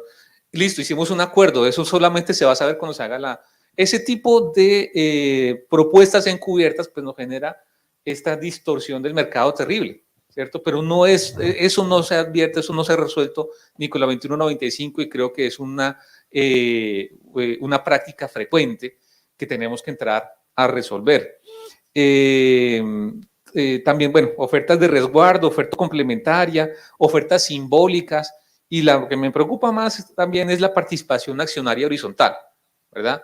De nuevo, con estas formas de integración muy sofisticadas, con propiedades y derecho societario pues al tope, muy bien desarrolladas, pues oculto cuál es esa concentración estatal. Sé o me doy cuenta es en la calle cuando veo que esa X o Y familia, por supuesto, es quien ha concentrado esa contratación estatal. Entonces, bueno, culmina, yo no quiero quitar más tiempo y creo que me excedí un poquito, doctor Oveara, muchas gracias. Gracias, doctor Sarmiento. Hay un tema importante para poner sobre la mesa. las potestades excepcionales en el contrato estatal. La caducidad, la terminación unilateral, la modificación unilateral, la interpretación unilateral, que si la multa lo es o no lo es, que las entidades que están excepcionadas de la ley 80 tienen o no tienen la facultad. Entonces, dentro de todo el análisis, hay un planteamiento interesante para el auditorio y los copanelistas. ¿Cómo ponderar el principio de la autonomía de la voluntad como fuente prístina de las obligaciones, tal y como lo contempla hoy el artículo 13 de la ley 80, y la incorporación general o excepcional, e incluso eliminar las llamadas potestades excepcionales? Lo planteo por lo siguiente. Antes de estar en la agencia, yo tenía oficina de abogados y asesoraba a algunas entidades que también se regían por derecho privado. Y llegaba un gerente público y le presentaba a uno el problema jurídico a resolver. Y dentro de las inquietudes estaba el propio contrato diseñado por el anterior gerente con una empresa aparentemente de él para 5, 10, 15 años. Y lo que nos enseñaron en la academia fue, cuando se ríe por derecho privado tiene que acudir al juez del contrato. Sí, pero a ver, duramos con el anterior gerente ejecutando 8 años, quedan todavía 8, se van a perder 100.000 millones de pesos, no lo puede caducar, no lo puede multar, no lo puede terminar. Entonces vamos a lo que la academia nos decía, acuda al juez del contrato, otros 8 años. Y cuando se ordene y se declare la responsabilidad contractual de la empresa, está en Suiza. Entonces el planteamiento es, ¿qué hacer con las potestades excepcionales al derecho común? ¿Deben continuar en un estatuto general de contratación? ¿Deben ser parte incluso de los regímenes de derecho privado? ¿O por el contrario, debemos eliminarlos? Doctor Álvaro, doctor Guillermo, doctor Juan Pablo, tienen la palabra. Bueno, es que esto es, digamos, se juega la existencia de la categoría del contrato estatal, en realidad a mi modo de ver, porque una de las distinciones que en la academia y de la evolución que nos viene en la contratación del derecho francés, precisamente es que por el objeto y la finalidad de la contratación, en ese tipo de contratos en los cuales el Estado compromete un interés público, pues se rompe en primer lugar el principio de la igualdad. Y se rompe el principio de la igualdad porque hay un interés general superior que hace que la administración esté dotada de unos poderes de control, dirección y de mando del contrato.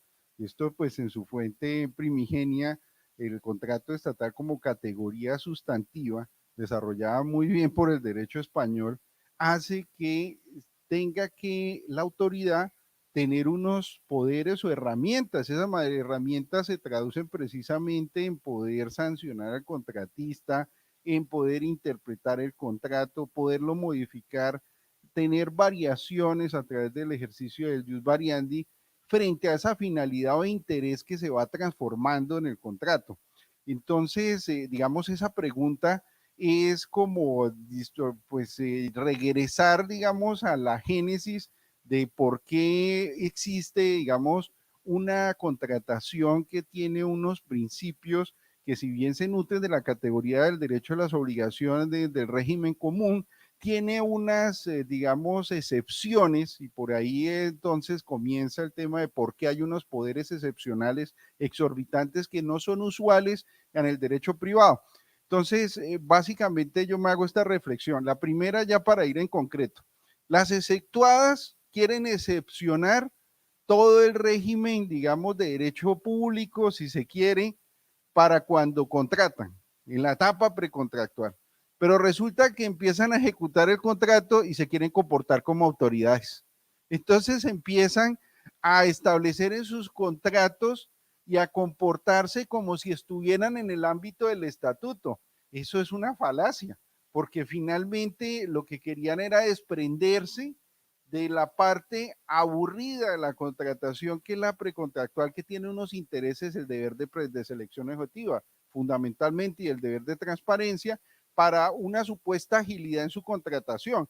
Y ya cuando entonces se ven enfrentados al desarrollo de un contrato y ven que le están incumpliendo, entonces empiezan a echar mano de facultades que no tienen, no las tienen. Entonces, en primer lugar, yo veo que aquí hay un problema, digamos, de comportamiento que se tiene que tener en cuenta para poder tomar ese tipo de decisiones, de unificar y de eliminar las facultades excepcionales. Yo no estoy de acuerdo con eso. Yo creo que debe haber un régimen propio de exorbitancia en el contrato. Lo otro es que también nos están vendiendo últimamente, que es que en el derecho privado ya también se puede hacer todo lo que se hace en materia de contratación estatal, porque yo puedo rescindir, claro, las condiciones resolutorias expresas, puedo sancionar porque ahí está la cláusula penal, entonces viene del derecho privado. Pero sí, y cuando no nos ponemos de acuerdo eso, ¿quién viene a resolverlo? Pues el juez. En cambio, cuando yo tengo esas facultades, ex ante de ir al juez, lo hago mutuo propio, claro, obviamente bajo unas condiciones materiales, temporales, que están previstas en las normas. Cuando yo voy a declarar una caducidad, tiene que haber el aspecto, obviamente, de cumplimiento respetuoso del debido proceso, debe haberse paralizado el contrato, como dice el artículo 18 de la ley 80, además tiene que tomarse por el aspecto del tiempo durante la ejecución, hay unas condiciones, unas limitaciones, porque es que resulta, y aquí yo vuelvo al tema de la autonomía de la autonomía de la voluntad, claro, para las entidades públicas, pero también está el principio de legalidad, y vuelvo que el Estado nunca se puede desprender una autoridad de unas obligaciones constitucionales y de un principio de juridicidad que es de habilitación. Solo pueden hacer lo que la norma expresamente le señale. Entonces la autonomía de la voluntad pues obviamente está condicionada para las entidades públicas al principio de legalidad. Ese principio de legalidad y el interés general invitan a que las autoridades por los fines de la contratación mantengan lo que dice el artículo 14 de la ley 80 en forma razonable, porque la ley 80, a pesar, digamos, de su criterio de acercar el contrato al derecho privado, mantuvo en lo esencial, en aquellos objetos en que el interés público está de por medio, la concesión, la obra, como dice el artículo 14, los 4 tipos o 5 tipos contractuales que establece obligatoriamente que hayan cláusulas excepcionales de caducidad, interpretación y modificación, en aquellos en que son opcionales como los contratos de suministro y los contratos de prestación de servicios, y prohibió en otros. Es una norma razonable. A mi modo de ver, sí sería partidario de que se mantuviese y más bien se regulara, perdón, esas falsas, digamos, distorsiones que está pasando con aquellas que son del régimen exceptuado. No sé si me hice entender. Gracias. Gracias, doctor Álvaro. El principio de autotutela administrativa, propio del derecho administrativo, y es el rompimiento del principio de igualdad en las relaciones jurídicas. El derecho privado cumple con el principio de igualdad, el derecho público o el derecho administrativo no. Entonces, todo contrato estatal debe estar acompañado de esas potestades excepcionales para que, en virtud del interés general y del principio de autotutela que permite romper el principio de igualdad en las relaciones jurídicas, se le entregue a la administración una herramienta adicional en el devenir de la relación jurídico-negocial. Doctor Escolar. A ver, yo considero que de manera general, pues por supuesto que el contrato estatal tiene que estar dotado de esas cláusulas exorbitantes que le permitan defender el interés público, que finalmente es lo que está en juego. En lo que tiene que ver con los regímenes exceptuados, también considero que es necesario contar con esa posibilidad. Sin embargo, yo creería que es importante que se ponderara la viabilidad de ese tipo de cláusulas con la facultad, la viabilidad de ese tipo de cláusulas con la posibilidad que tienen esos regímenes exceptuados de incluirlas dentro de sus manuales de contratación. ¿A qué me refiero? Cuando yo soy una entidad exceptuada del régimen de contratación y dentro de mis manuales internos yo abuso del poder y de manera abusiva contemplo una serie de cláusulas que van en detrimento del contratista, yo creo que ahí es donde se debe entrar a regular el tema. Es decir, que sí exista la posibilidad de hacerlo, pero ponderando que se eviten las conductas de abuso del poder por parte de la misma entidad. ¿Y eso cómo se puede hacer? Bueno, se puede hacer precisamente con facultades que se le otorgue a cualquier ente rector para intervenir en esos manuales de contratación, para que esos manuales de contratación, en esos manuales de contratación se brinden todas las garantías, inclusive en aquellos casos en los que se apliquen las cláusulas exorbitantes. Gracias, doctor Guillermo. Sí, hay una parte, un aparte de la exposición de motivos con la correspondiente disposición, a través de la cual se analiza la posibilidad que el órgano rector en la materia, en este caso la Agencia Nacional de Contratación Pública Colombia Compra Eficiente, se convierta en la autoridad que aprueba los manuales de contratación de las entidades exceptuadas del Estatuto General de Contratación de la Administración Pública. Ese es un análisis que, digamos, se hace en muchos sentidos acerca de los poderes que se le entregarían o no a este órgano rector, y bueno, vale la pena continuar con la discusión. Doctor Sarmiento, por favor. Gracias, doctor Omeara. Bueno, para resolver la pregunta, yo primero haría la diferencia en los dos grupos en los que podríamos alinear las cláusulas exorbitantes, ¿no? Y potestades contractuales. Uno que son las sancionatorias, siguiente caducidad, bueno, la multa todavía tenemos discusiones, pero y sobre todo la caducidad, que es una sanción resolutoria, ¿verdad? Sanciono y resuelvo el contrato, y esto tiene un propósito y es para evitar la paralización del servicio. Si tengo muy presente ese punto de evitar la paralización del servicio, evidentemente necesitamos la caducidad. Otra cosa es que detrás de esto tenemos un problema de eficacia no instrumental, como usted lo mencionaba, quizás con los ejemplos, y es que a veces imponer una caducidad es desgastante para la entidad pública, es supremamente difícil y a veces no se llega a ese puerto.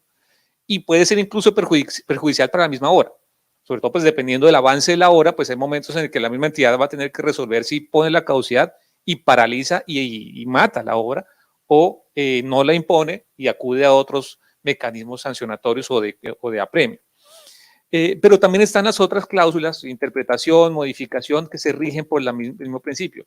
Garantizar la prestación del servicio, garantizar la prevalencia del interés general, evitar de nuevo que el servicio se paralice. Entonces, si tengo en cuenta ese gran interés que está detrás de todas estas cláusulas, que es la paralización, o mejor, la continuidad del servicio, pues sí creo que deberíamos enfocar la misma atención a quizás no eliminarlas, sino hacerlas efectivas y que cumplan ese propósito.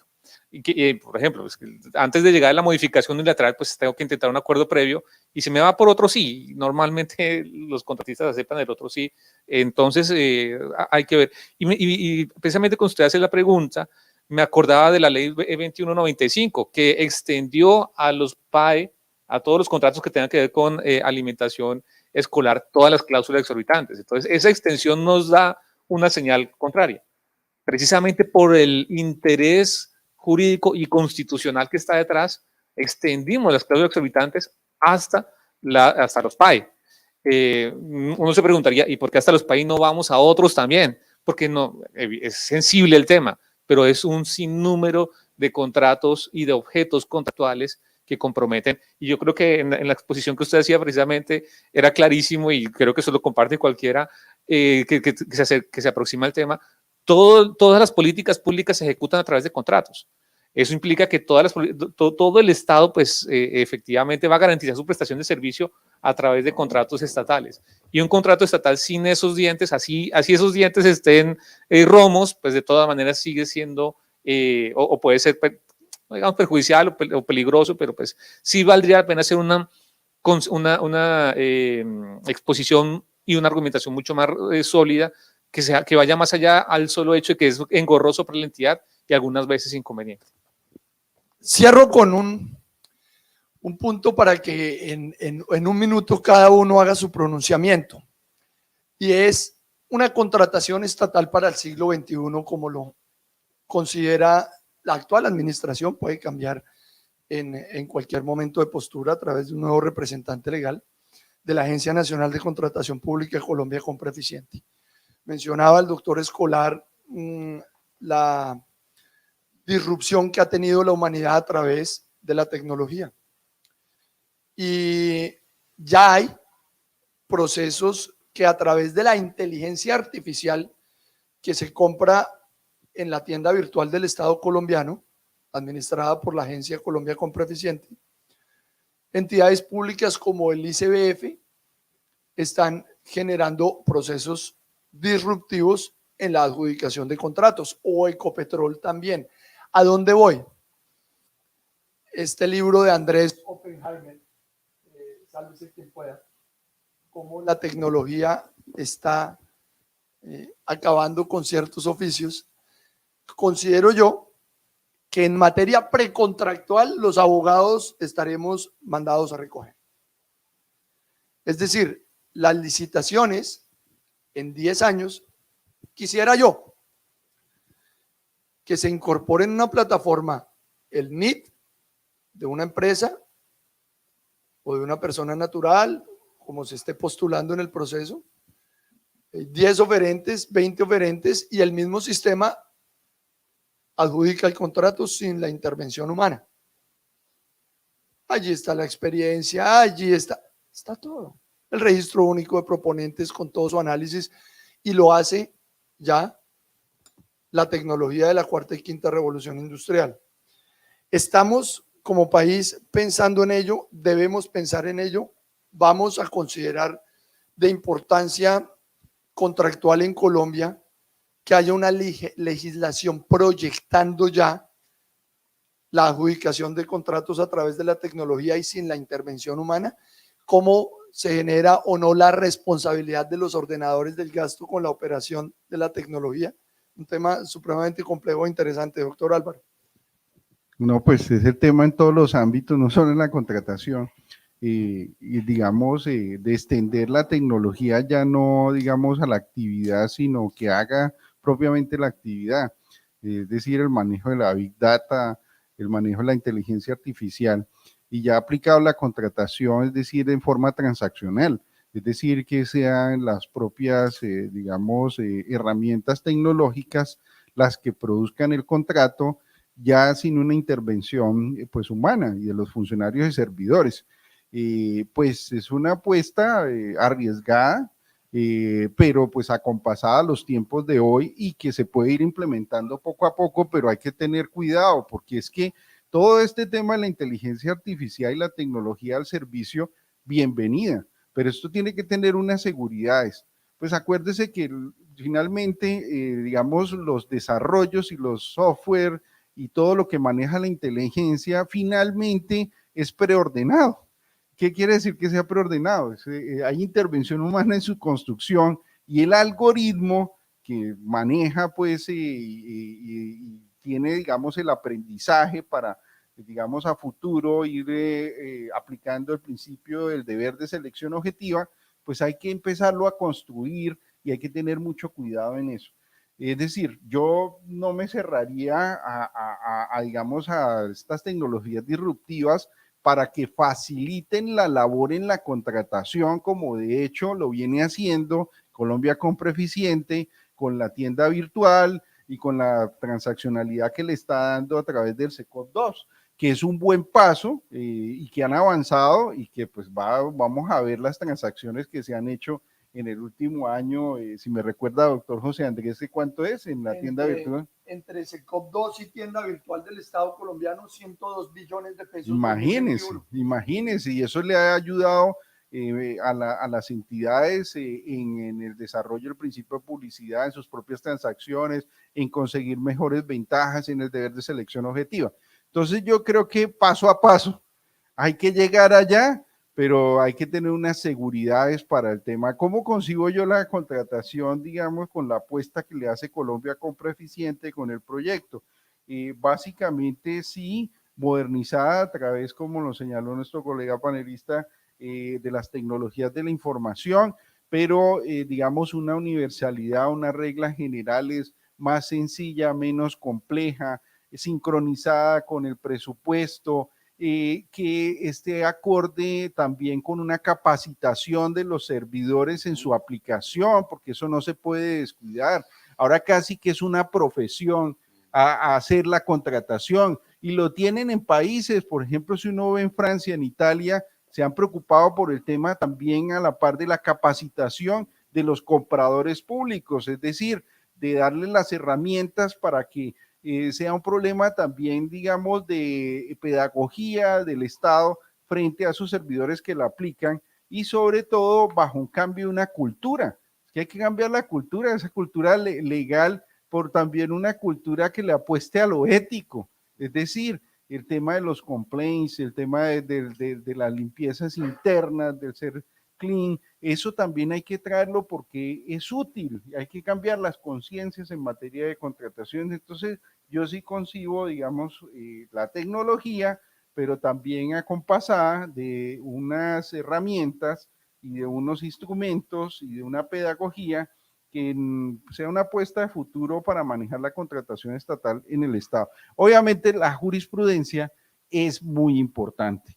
A golpe de sentencias, el Consejo de Estado, está el doctor Freddy, ha, digamos, señalado unos derroteros importantes. Les voy a señalar uno. En el 2014, el Consejo de Estado en la sección tercera le dijo al gobierno nacional, mire, cambie el rumbo de la contratación, modifique, racionalice, porque todo este mare magnum de normas, esta hiperinflación normativa, lo que está generando es una inseguridad y un problema y una distorsión en materia de contratación estatal, y creo que en eso rescato mucho el proyecto que presenta Compra Eficiente, porque toma ese llamado del Consejo de Estado de la sección tercera y trata de desarrollarlo en un estatuto que no es que reemplace completamente la ley 80, la respide, pues la ley 80 es una buena ley, sí, sí lo hizo en su momento, estos tres aspectos que señalé, pero como todo va evolucionando, pues hay que tratar los fenómenos de acuerdo con lo que se va presentando en la sociedad, y la sociedad en este momento reclama una contratación segura, eficiente y eficaz. Gracias, doctor Álvaro. Hablaba con mucha precisión usted sobre la profesionalización del comprador público. Ese es un elemento que estamos teniendo en cuenta en un documento COMPES de contratación pública. Esperamos salga este semestre. Está prácticamente ya terminado. Viene la construcción colectiva con los ministerios que tienen que apoyarlo, pero son múltiples los elementos que allí están en juego, porque naturalmente hablamos siempre de la transversalidad del contrato estatal y de la importancia económica del mismo. Doctor Guillermo, por favor, adelante con la pregunta de la tecnología. Yo me imagino un procedimiento totalmente electrónico, ¿cierto? Yo disiento un poco, yo no creo que vaya a cambiar la profesión ni que los abogados vayan a dejar de tener actividades, pero sí habrá tareas que normalmente son rutinarias, que pues pasarán a que las hagan sistemas, pero la labor va a seguir siendo ahí. Pero el tema de ser una contratación 100% electrónica nos brinda muchas garantías en términos de eficiencia, pero sobre todo de transparencia. Es un gran reto. Nosotros en la pandemia nos vimos intempestivamente abocados a la tecnología, no había capacitación, los sistemas no estaban totalmente desarrollados, pero finalmente logramos adaptarnos. Eso pasó claramente con el sistema judicial. Yo creo en las competencias que tiene el ser humano para abrazar ese tipo de cambios y creo que sí es necesario que hayan capacitaciones y sobre todo que haya que provoquemos, que estimulemos, que hacer un proceso de persuasión para un cambio cultural en el que se adopte esas herramientas digitales como un mecanismo de transparencia en la contratación pública. La tecnología va creciendo a pasos agigantados y muchas veces ni siquiera la legislación le puede seguir el ritmo, menos los mismos seres humanos. Pero hay que hacer el intento. Tenemos nosotros que adaptarnos, que capacitarnos y sobre todo de estar abiertos a utilizar este tipo de sistemas. Ya nuestros hijos son nativos digitales, son personas que han nacido bajo el seno de la tecnología y el uso de todos los medios digitales, y este tipo de herramientas cada vez va a ser más preponderante, de manera que nosotros tenemos que estar abiertos a ellas y pues capacitarnos para adaptarnos porque se viene el cambio. Doctor Sarmiento, cierre usted, por favor, con Muchas la última pregunta. Muchas gracias, doctor O'Meara. Muy rápidamente yo aportaría 3 reflexiones. La primera de ellas, sin duda, tenemos que adaptarnos, sin duda es una necesidad, además un machine learning, pues que el mismo sistema va a ir aprendiendo, pero comparto las preocupaciones de mis panelistas. Uno, el sistema puede estar preordenado, es decir, quien formula el algoritmo, pues también puede determinarlo. Y en eso tenemos que tener pues especial atención y prestar pues todas nuestras preocupaciones para evitar que eso llegue a pasar. Quizás no, yo no me quedaría solamente además con la selección de contratistas, sino me iría atrás, por ejemplo, la matriz de riesgos, la tipificación, asignación y cuantificación, ¿no? Desafortunadamente en oficinas pequeñas es un abogado que está ahí encerrado tratando de imaginarse qué es lo que puede pasar en el contrato, y eso genera unas distorsiones después en la ejecución del contrato, ¿verdad? Pongo un ejemplo.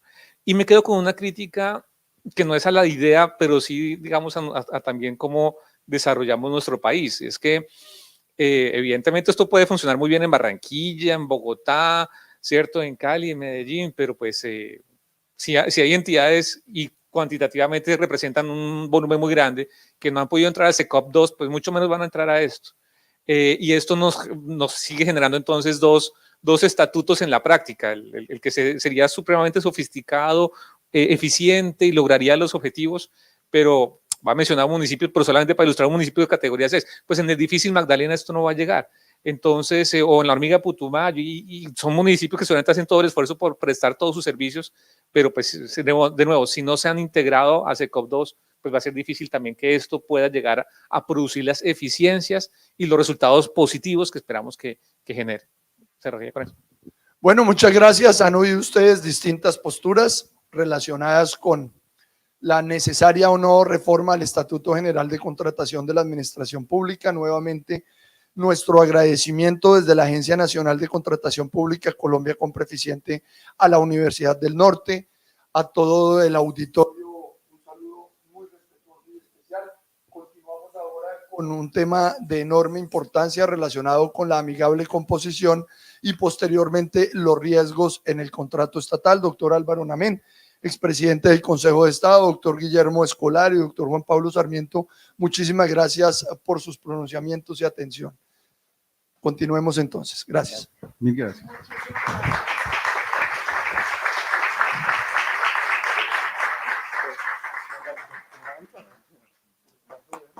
Muchísimas gracias a todos.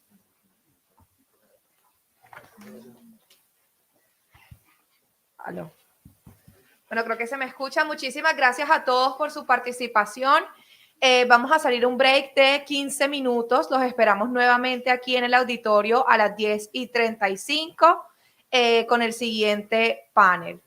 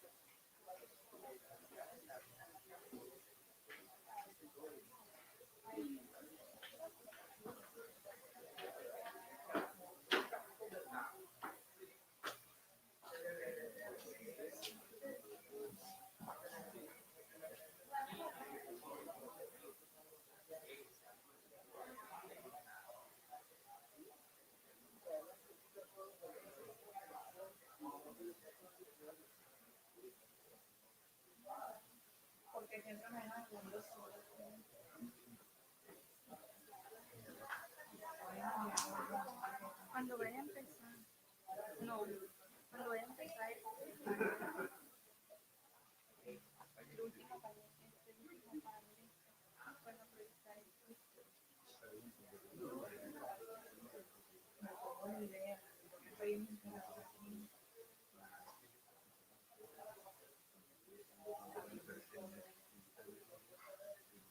No, ya esa es la última.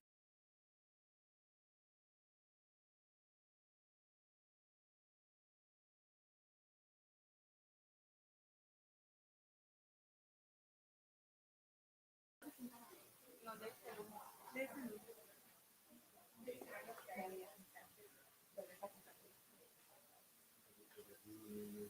Este panel no.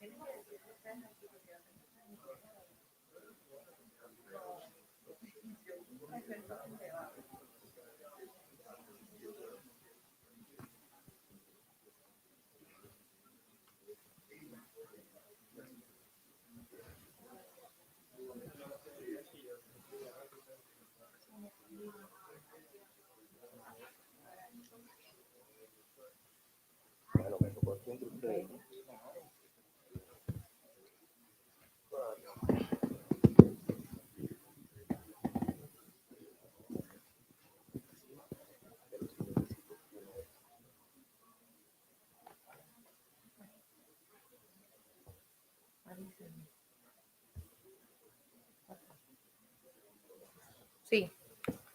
Bueno, buenos días nuevamente. Vamos a seguir con la programación de la jornada del día de hoy, con el panel de discusión, la amigable composición, principales decisiones y tendencias en contratación estatal.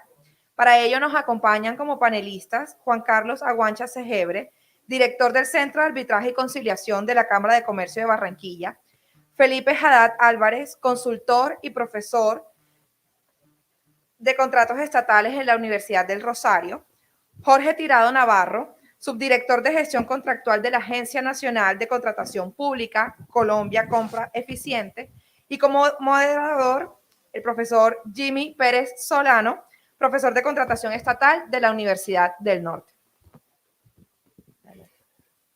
Bueno, muchas gracias.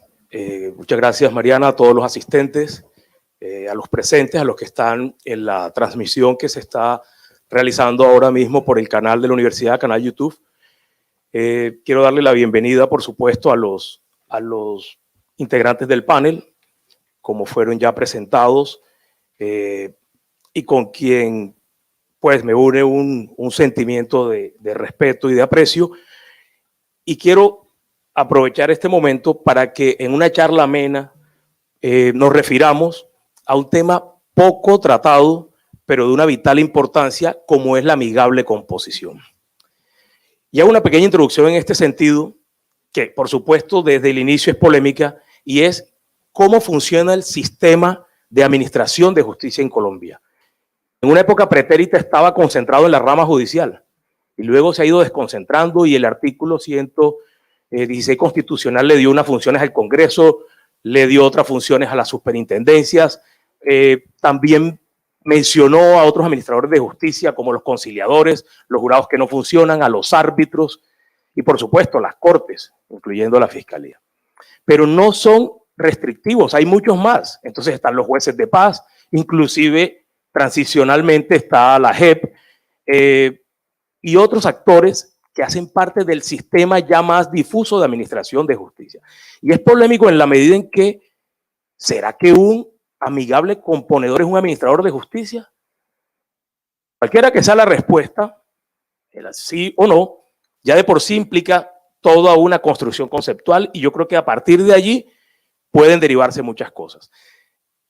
Esto en primer término. En segundo término, aprovechando los diferentes perfiles y muy afortunadamente diferentes, el doctor Juan Carlos Aguancha, por supuesto, es quien tiene a su cargo el Centro de Arbitraje y Conciliación de Barranquilla, de la Cámara de Comercio, perdón, de Barranquilla, y tiene una experiencia al respecto porque conoce cómo es todo el entramado de los arbitrajes estatales y al ver que la figura de la amigable composición tiene ciertas reservas porque las entidades de alguna manera no las pactan en estas latitudes, es una visión interesante porque es un administrador de mecanismos alternos, de mediaciones empresariales, de mediaciones en general, de arbitraje y de amigable composición. El doctor Felipe Haddad, como ustedes conocen muy bien, además es un profesor de la casa porque nos ha acompañado en múltiples posgrados, es un litigante, es asesor, consultor y árbitro de la Cámara de Comercio de Bogotá también, y tiene una percepción bien particular que, a más de haberla discutido entre nosotros, me gustaría que usted la compartiera con nosotros, profesor, porque es un poco distinta a la que tiene el doctor Juan Carlos, en otras coincide, y finalmente la visión del doctor Jorge Tirado desde Colombia Compra Eficiente. Pero el doctor Jorge Tirado no solamente está en esa posición de servidor público, también ha sido consultor de prestigiosos bufetes de abogados y también es árbitro, ahora inactivo, de la Cámara de Comercio de Bogotá, quien también tiene una postura muy particular sobre ello. Yo solo hago esta breve introducción y les invito a que iniciemos este panel con una breve descripción de lo que ustedes entienden como amigable composición y cuál es su impacto en el ordenamiento jurídico y en la sociedad colombiana en términos del contrato estatal. Doctor Felipe, si usted nos concede el honor, adelante. Muchísimas gracias. Pues para mí es un placer, de verdad, volver aquí a la universidad, además verla tan activa hacia, pues desde los tiempos de la prepandemia que no tenía la oportunidad de venir acá. Debo confesar que aparte de dictar clase, que me gusta mucho, una de las razones por las cuales venía acá era, o es, porque me encanta alimentar los gatos y me di cuenta que todavía siguen por acá paseándose, lo cual me entusiasma mucho que este centro docente, aparte de formar personas, también sea amigable con los animales. Pues, doctor Jimmy, a partir de su pregunta, yo quisiera hacer una breve reseña. No pretendo realizar una arqueología jurídica en torno a esta figura, pero sea lo primero decir que el principal método de solución de conflictos es el contrato. Partamos de esa base. Es lo mejor que hay, entre otras cosas porque son las partes las que determinan las condiciones bajo las cuales están dispuestas a desarrollar su relación. ¿Ven? Eso es lo más importante. Ahora, cuando eso no puede ser posible porque no logran avisorar todos los inconvenientes que hacia futuro se puedan llegar a dar, es cuando introducimos lo que, para el caso particular de esta charla, son métodos alternos. Alternos porque no van por lo convencional, que es la justicia institucionalizada. Y entra un tercero a definir esa controversia. Yo les diría, para ponerle pimienta a esta discusión, que la amigable composición está a medio camino entre los métodos autocompositivos, es decir, que las mismas partes se dan la solución, de los heterocompositivos, que es, perdón, un tercero quien entra a definir esa controversia. ¿Y por qué está a medio camino? Porque si bien aquí hay un tercero, ese tercero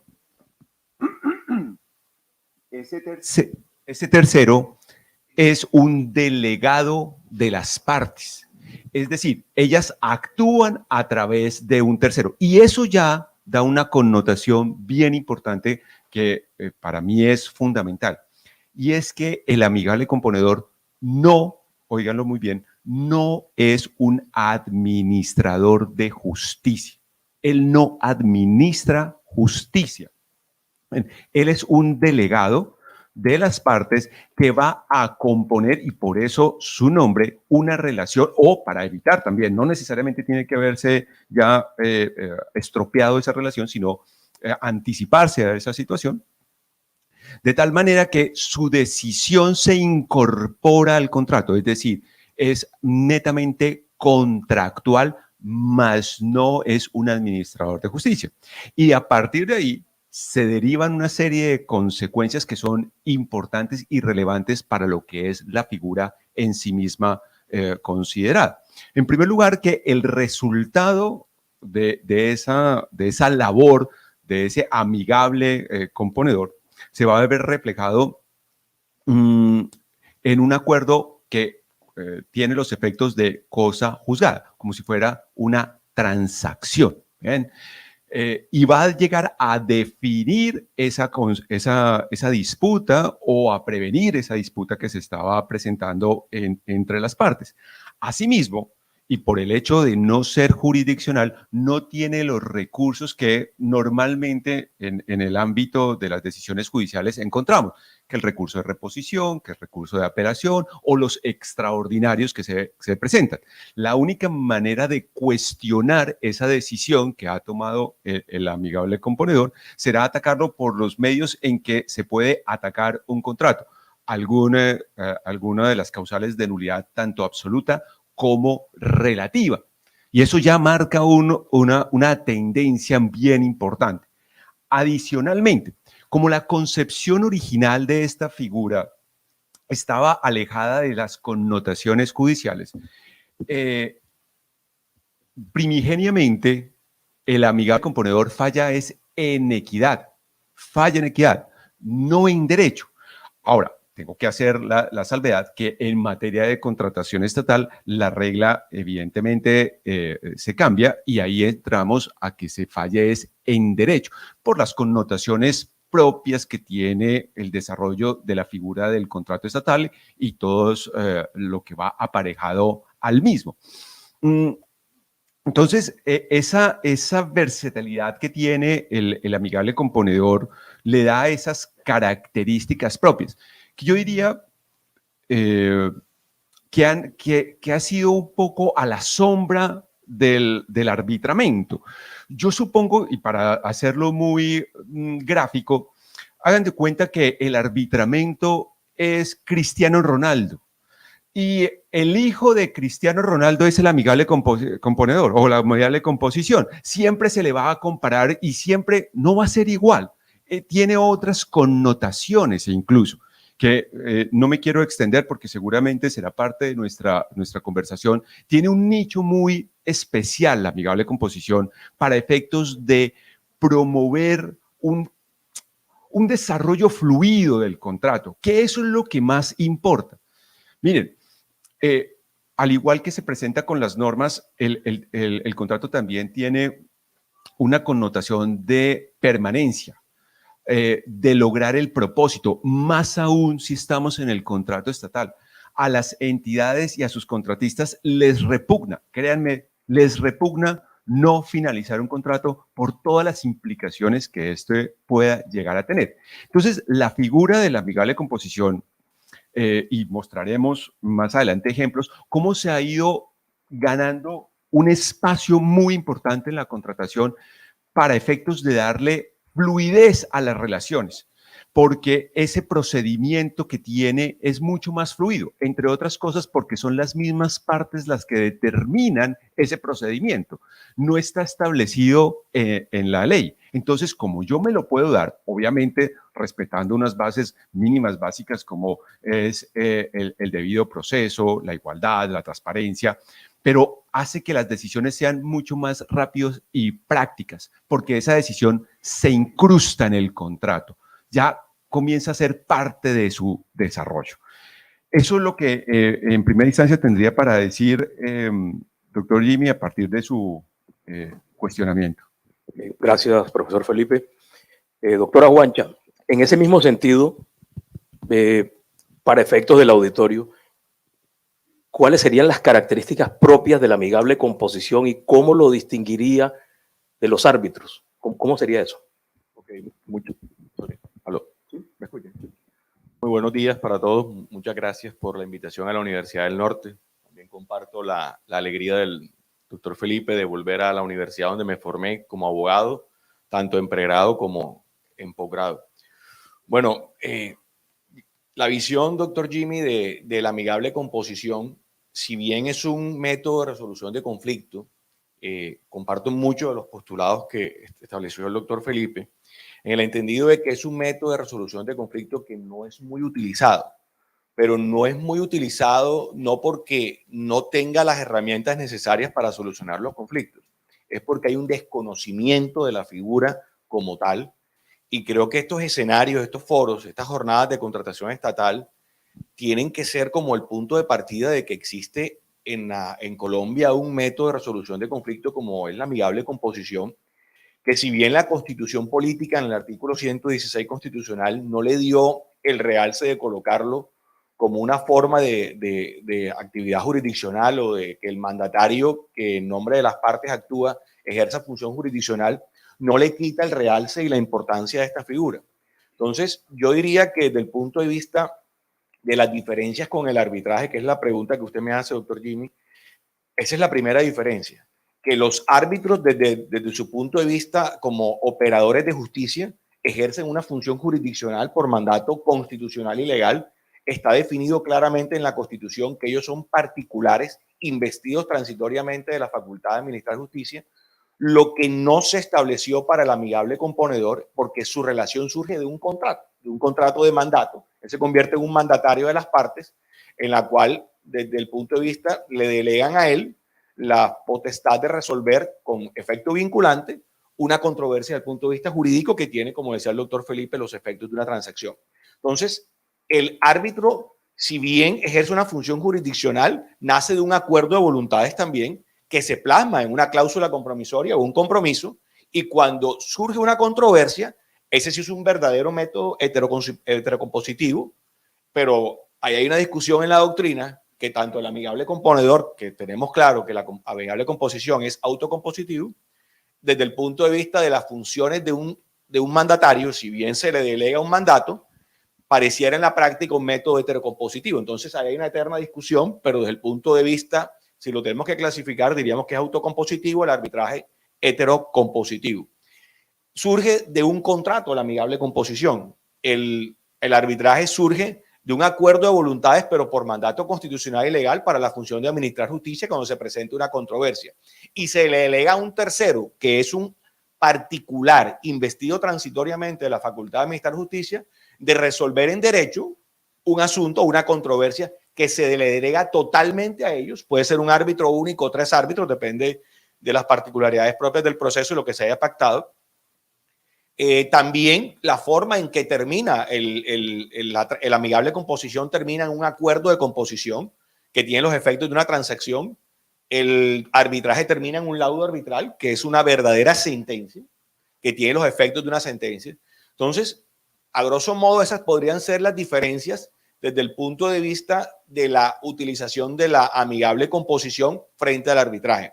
Yo lo que sí quiero dejar claro al auditorio es que no es una figura que esté en un grado inferior al arbitraje o a la conciliación.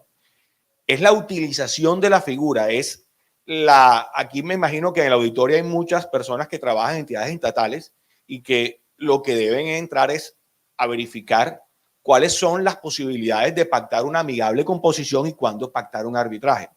El doctor Jimmy nos comentaba de unas cláusulas que él ve bastante particulares, en la cual se hace como un escalonamiento de las figuras. Entonces, usted primero acude a la conciliación, luego a la amigable composición y luego al arbitraje, como si tuvieran que acabarse todos los métodos de resolución de conflictos. Creo que la importancia de la amigable composición está en que debe saberse cuáles verdaderos conflictos deben someterse a una amigable composición y cuáles al arbitraje.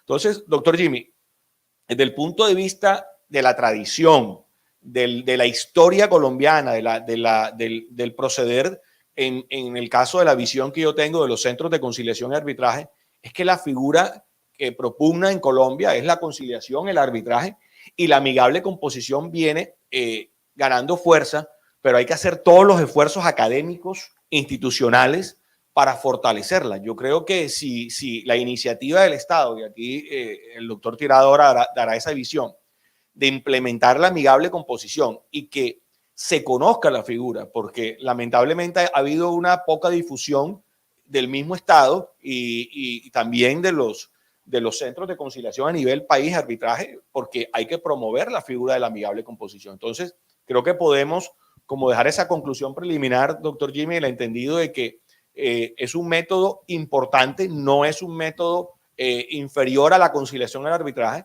y creo que si le hacemos una difusión académica, si desde el punto de vista institucional los centros de conciliación y arbitraje y el mismo Estado propugnan por la utilización de esta figura, pero se tiene claridad conceptual cuándo se debe utilizar la figura de la amigable composición y cuándo el arbitraje, creo que hemos avanzado mucho en cuanto a este desarrollo, doctor. Muchísimas gracias, doctora Guancha. Pues la lógica de las cosas indica que tengo que comenzar por donde usted termina, concatenando lo último que ha dicho el doctor Aguancha, doctor Tirado. ¿Acaso no hay claridad de para qué sirve cada uno de esos métodos? Esa es una pregunta que es obligada, porque puede ser que ante la misma disputa se puedan utilizar uno u otro método de manera indistinta. Y eso no es como muy normal. Quizá haya que tener una mayor claridad conceptual sobre para qué sirve cada figura y para que no haya una superposición de unas u otras. Doctor. Buenos días a todos. Muchas gracias a la Universidad del Norte por esta invitación. Por supuesto, también a la Agencia Nacional de Contratación Pública, en cabeza de nuestro director, el doctor José Andrés Omiara, por propiciar estos espacios. Saludo también al doctor Alberto Madero, decano de Derecho de la Universidad del Norte, por supuesto al doctor Adolfo Meisel, rector de esta casa de estudios, quien además es un referente en el Caribe en todos estos temas académicos. Yo creo, Jimmy, que de la intervención del doctor Aguancha y el doctor Felipe Haddad, estamos llegando a tres conclusiones en relación con las características, elementos definitorios de la amigable composición y sus diferencias con el arbitraje. El primero, la amigable composición es una figura del derecho sustancial del derecho de los contratos, mientras que el arbitraje es un mecanismo de resolución de naturaleza judicial.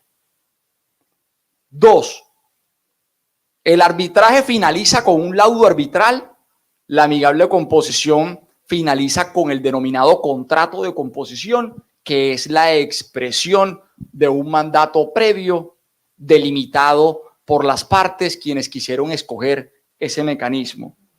Tres, consecuencia de lo segundo, la manera de impugnar un contrato de composición será por las causales procedentes de nulidad contra todo acto jurídico, objeto, causa ilícita, ya señalaba el doctor Felipe, causales de nulidad absoluta, de nulidad relativa, bien, mientras que contra el laudo arbitral, que equivale a sentencia judicial, procederán todos los recursos extraordinarios consagrados en la ley.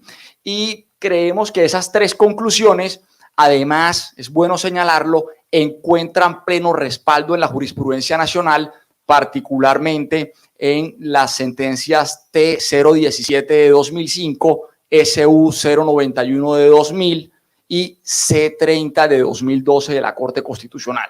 Es decir, es un tema que se empieza ya a decantar.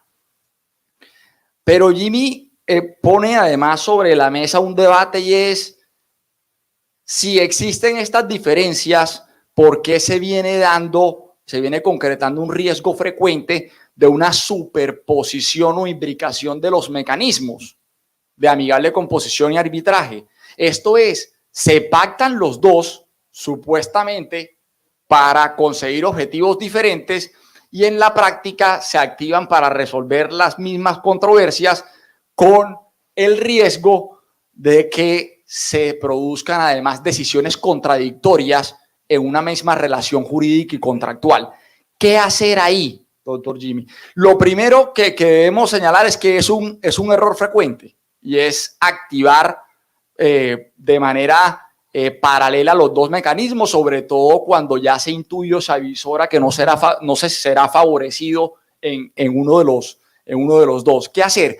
Lo primero que me gustaría señalar es que ese criterio o parámetro de utilizar la amigable composición para temas técnicos y el arbitraje para temas normativos es un criterio, es una ficción que se difumina y se torna difusa en el caso concreto, pues en los contratos estatales y particularmente en los de infraestructura pública, los elementos normativos, jurídicos y técnicos se superponen y confunden en la práctica.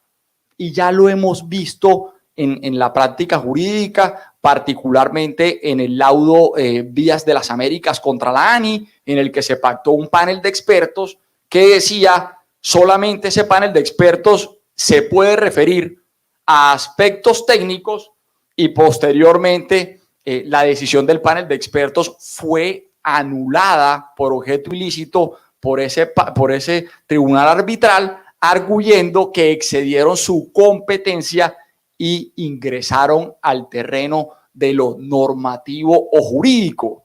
Ese laudo es la muestra fehaciente de que esa ficción o separación no funciona porque se superponen el mundo normativo y el mundo técnico. ¿Qué hacer entonces? Creo que debemos ser muy prácticos, pienso yo y lo pongo sobre la mesa, y es definir explícitamente en las cláusulas de resolución de controversias qué tipo de diferencias se resolverán mediante amigable composición y en su defecto las no mencionadas que lo sean por arbitraje. Y creo que la minuta de contrato 4G y la minuta de contrato 5G han hecho un muy buen esfuerzo cuando, por ejemplo, definieron que los eventos eximentes de responsabilidad, bien, o la denominada fuerza mayor ambiental, necesariamente tenían que resolverse por amigable composición y los aspectos no mencionados deberían ir a arbitraje. Esa es una alternativa para que no sea esa superposición. Otra, menos popular, pero debe mencionarse, es que los mecanismos se pacten de manera escalonada y se defina que necesariamente primero deberá resolverse una discusión por fuerza mayor ambiental en sede de amigable composición y solamente cuando existe un contrato de composición y unos reparos frente a él se podrá activar el arbitraje. Esta última alternativa, siendo conscientes de que la jurisprudencia de la sección tercera del Consejo de Estado, aquí está el doctor Freddy Ibarra, magistrado del Consejo de Estado, actualmente sostiene que la cláusula escalonada no es obligatoria en derecho colombiano, porque por vía contractual no se puede afectar el derecho de acción y de acceso a la administración de justicia, y ello casi que, esa segunda alternativa casi que requeriría una reforma legal o un cambio jurisprudencial. Eso es lo que puedo decir por el momento, doctor Jimmy. Gracias. Muy bien, muchas gracias, doctor Jorge. Quiero migrar a un tema que seguramente es de principal interés. ¿Para qué son competentes o cuál es el rango de competencia de un amigable componedor? Y quiero ser muy puntual. ¿Tienen los amigables componedores competencia para conocer de actos administrativos contractuales, por ejemplo? ¿Pueden ellos pronunciarse sobre la validez y legalidad de un contrato estatal? Doctor Felipe. Antes de pasar a responder una pregunta que pues va a toda la esquina del arco, muy complicada. Un aspecto que tocaba Jorge que me parece interesante ponerlo de manifiesto, sobre todo desde el punto de vista práctico. Yo considero que, y también parte de lo que mencionaba Juan Carlos, una de las razones por las cuales, a mi juicio, se ha quedado un poco atrás la figura de la amigable composición es precisamente por algo que mencionaba, y es que no tiene una instancia de revisión. Lo que se dijo, no hay más. Y uno siempre tiene un resquicio ahí chiquitico de que tenga una segunda opinión, una segunda opción. Y eso no lo brinda directamente porque las causales y Jorge lo reiteró muy bien, las causales están asociadas a la nulidad del contrato, sea por absoluta o sea por relativa, nunca al fondo, nunca al fondo.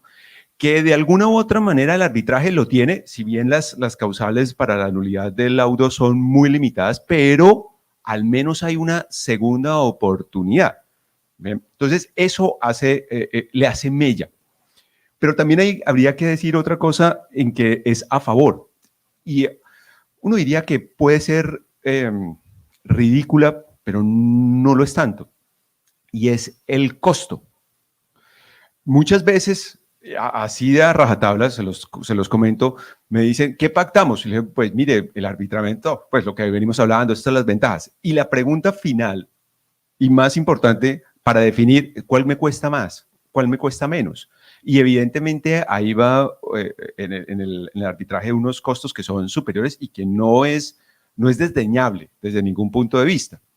Esos dos, digamos que en esas dos aguas se mueve el tema de por qué se queda rezagado, aunque ahora, y estoy seguro que lo vamos a abordar, hay un segundo renacer de la amigable de composición por muchos factores que es bien importante que ustedes lo tengan presente y sobre todo sea fuente de discusión, que creo que esto es lo que provocan estos escenarios. Ahora, en relación con la pregunta formulada por el doctor Jimmy, habría que decir algo que de alguna u otra manera a mí me parece que resuelve la cuestión, y es que desde el punto de vista normativo ya hay una disposición expresa, la 1682 junto con la 1563, que dice, oiga, ni los árbitros, para meterlos en la colada, pero nuestro tema, ni los amigables componedores se pueden referir a actos administrativos a través de los cuales se haga utilización de las cláusulas excepcionales. Excepcional, lo dice expresamente. Como es una limitación, ¿cierto? Es una limitación. Aquí los que tengan formación jurídica o los que no tengan esa formación jurídica saben que esas limitaciones hay que interpretarlas de manera restringida. Por ende, a mi gusto, los amigables componedores tendrían la opción de pronunciarse sobre todos aquellos actos administrativos que no comporten el uso de cláusulas excepcionales, y ahí estaríamos en la colada, por ejemplo, de las multas, la liquidación unilateral del contrato, la declaratoria de incumplimiento del contrato. En ese ámbito ellos podrían entrar a pronunciarse. Incluso me parece muy interesante la redacción que utilizó el legislador en la ley 1682, porque fíjense lo particular que hay en ese artículo. Dice, a ver si me perdió.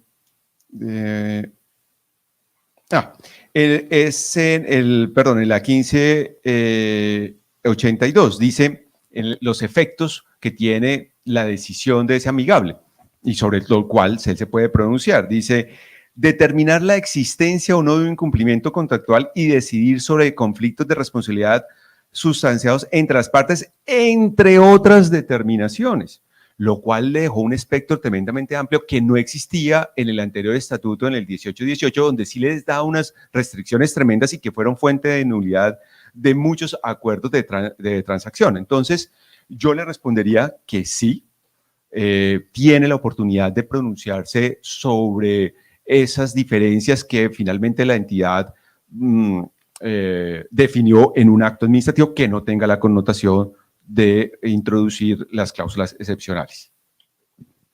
Doctora Guacha, no sé si tengo un comentario al respecto. No, comparto totalmente la tesis del doctor Haddad en el entendido de que simplemente el amigable componedor, que es un mandatario de las partes, entra a mirar esos aspectos del acto administrativo como tal, sin que implique las cláusulas excepcionales.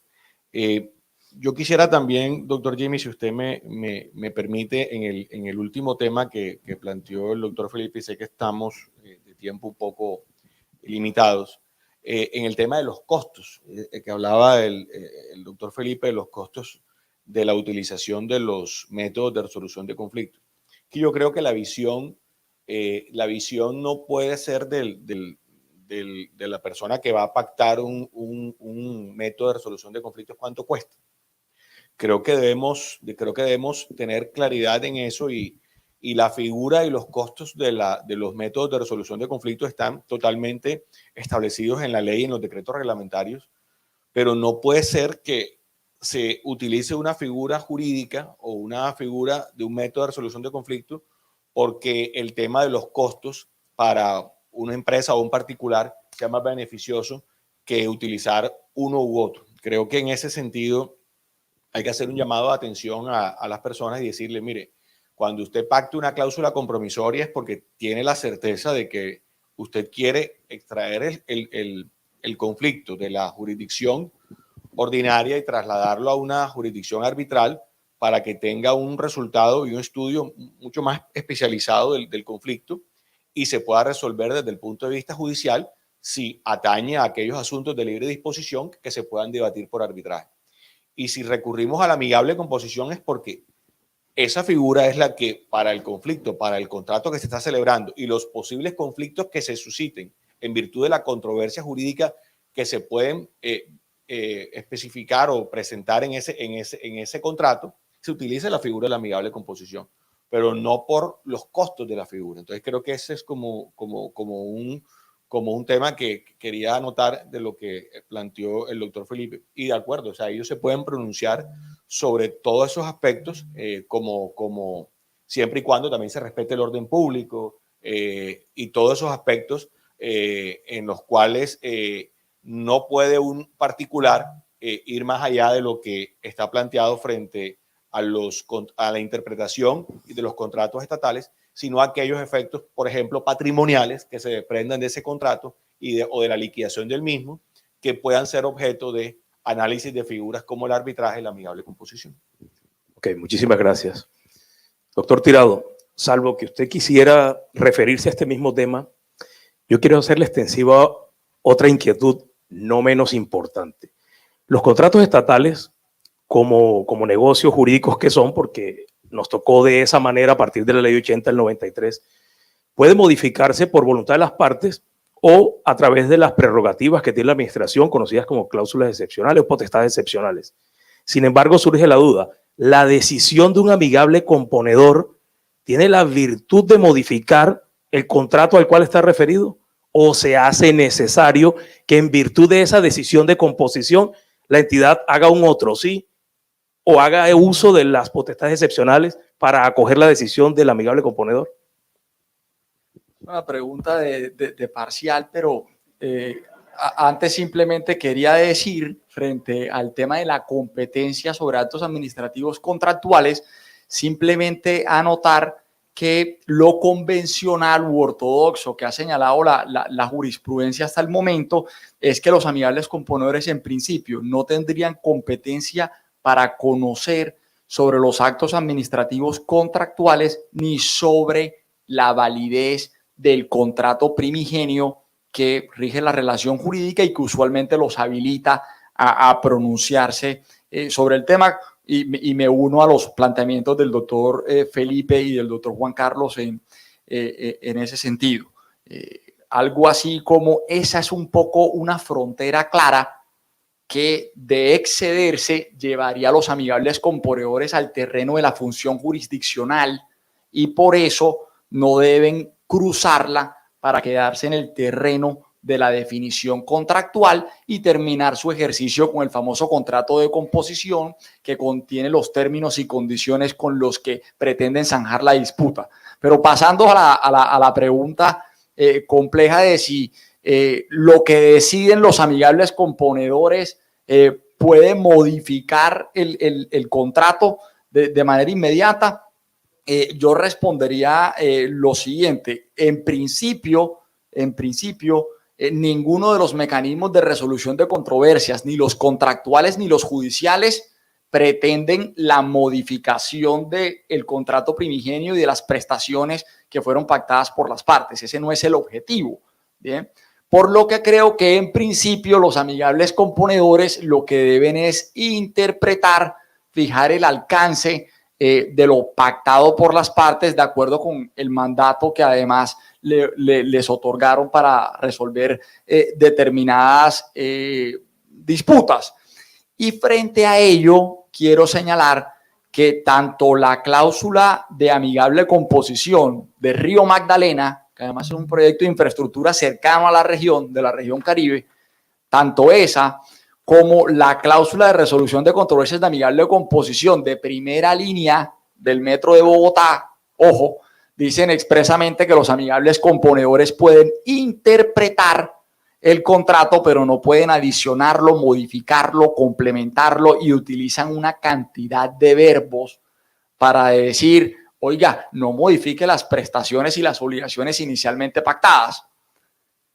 ¿Qué pienso concretamente? Que esa labor interpretativa de los amigables componedores tiene la potencialidad y la virtualidad de incorporarse inmediatamente al texto del contrato primigenio, ¿bien? Porque en eso consiste la habilitación que las partes otorgaron ex ante, precisamente para resolver y zanjar determinadas disputas. Discrepo de un sector de la doctrina que ha señalado que se requiere un otro sí, una ratificación, una posterior aquiescencia para que los términos y condiciones del contrato de composición ingresen al contrato primigenio. Pero aquí hay un tema que además me gustaría conocer la opinión de mis copanelistas y del moderador, y es, si bien este es un principio jurídico, ingresa inmediatamente al texto del contrato primigenio, resulta que las cláusulas tanto de primera línea de Metro de Bogotá como de Río Magdalena, producido el contrato de composición, están habilitando a las partes a, por mutuo acuerdo, poder dejarlo sin efectos al considerar que los amigables componedores excedieron el mandato que se les había otorgado. Esto es quitarle la fuerza de transacción al contrato de composición, que ya no tenga cosa juzgada y mérito ejecutivo. En principio, desde la teoría del negocio jurídico del derecho privado, todo el mundo diría, por supuesto, si otorgaron un mandato, son ellos quienes conocen si el mandatario los representó bien, y si a bien lo tienen pueden dejar sin efecto los términos y condiciones. Pero ojo que esa solución privatista, que solamente se basa en ese acuerdo de voluntades primigenio, parece que desconoce la perspectiva de mecanismo de resolución de controversias que debe ser vinculante y obligatorio, porque si no, creo yo, señores panelistas, que activamos todo un mecanismo un poquito para perder el tiempo, porque al final no nos gustó. Y ojo, no me estoy refiriendo a la posibilidad de pedir la revocatoria del contrato de composición ante el tribunal arbitral, porque esa ya hemos convenido en el panel que debe proceder precisamente por causales de nulidad absoluta y anulabilidad procedentes contra todo acto jurídico. No me estoy refiriendo a eso, sino a la posibilidad de que las partes, después de recibir el contrato de composición, se reúnan al día siguiente y digan no nos gusta porque excedieron nuestro mandato. De pronto porque la solución ahí prevista es muy costosa, o adiciona obras, o suprime obras, o muerde la utilidad razonable. En fin, quiero saber un poco cómo lo ven, porque me parece un poco, no contrario al orden jurídico, sino me parece al menos polémico que se le quite fuerza y se haga menos robusto el mecanismo. Y malo bien esas cláusulas de primera línea de Metro de Bogotá y Río Magdalena, después de que existe el contrato de composición, están diciendo se pueden juntar por mutuo acuerdo para decir que se excedió el mandato, o tienen 60 días para pedir su revocatoria ante el tribunal arbitral. Yo quisiera saber también cómo ven ustedes ese punto. Muy interesante. ¿Quién se anima? Doctora Guancha, doctor Felipe. Doctor Felipe, adelante. Pues parece que no es un panel, sino un preparatorio. Bueno, está bien. Varias cosas. Primera, para tomar posiciones, porque de eso se trata, de que ustedes tengan todas las opciones y finalmente escojan la que más los convenza. A mi gusto, me parece bien. Es más, Jorge, yo pensaría, la cláusula menciona que las partes pueden desconocer esa composición cuando se exceden. Yo me atrevería a decir que también la pueden desconocer, aún no excediéndose, porque aquí prima la autonomía de la voluntad. Y yo comenzaba mi participación indicando que la primera forma de solucionar los conflictos tiene que ser entre las partes, porque es que ellas conocen la génesis, ellas conocen el porqué de ese contrato. No debería salir el conflicto de ellas. Entonces, si un tercero, por más delegado que haya sido, toma una decisión que los dos convenimos, oiga, eso no debería ser así, pues simplemente aplicando ese gran principio, las cosas se deshacen como se hacen, entonces retomo mi condición, la retomo y tomo la decisión más adecuada. Es igual, porque no podría ser de otra manera, como funciona la delegación. Si yo delego el ejercicio de una función y quien la está desarrollando no la hace bien, ¿qué hago?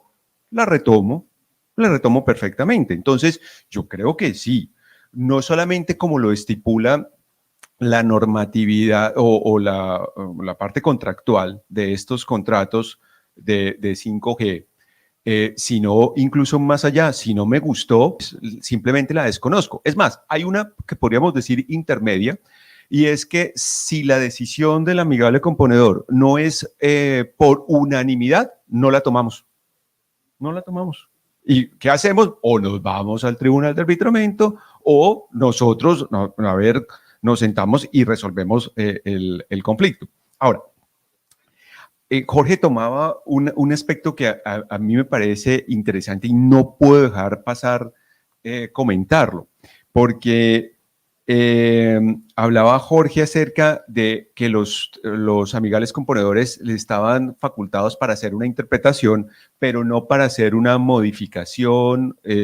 Exactamente, miren, les voy a leer la parte correspondiente del contrato de 5G. Dice: al definir la controversia, el amigable componedor podrá interpretar el contenido del presente contrato, pero en ningún caso podrá, con su decisión, subrogar, modificar, sustituir, aumentar, adicionar, complementar o derogar el contenido del presente contrato. Para mí esto es una mentira de proporciones bíblicas, porque cuando se interpreta, evidentemente se va a modificar, va a haber una alteración. Si me dicen, oiga, interpréteme si eso tiene que ser de madera o de acuerdo con el contrato, ¿es madera natural o es una imitación? Y yo digo, no, tiene que ser madera natural. Yo ya estoy modificando el contrato. Yo creo que esto es simplemente un maquillaje para no decirlo abiertamente, pero en la práctica y a la hora de las definiciones, sí hace cualquiera de estos verbos que está implementando. Y no sé, me da mucho temor una parte. Jorge también lo mencionaba cuando hablaba de la decisión del amigable componedor en caso transversal de las Américas, que esto sea un punto de partida para la nulidad de esa composición. Es que la interpretación se fue mucho más allá y me dijo que tocaba hacerlo de esta manera, lo cual modifica el contrato. Hombre, yo creo que nos debemos asincerar en estos aspectos para no provocar una pérdida de tiempo, para no provocar una pérdida de recursos muy importantes a la hora de definir discusiones. Bueno, muy bien.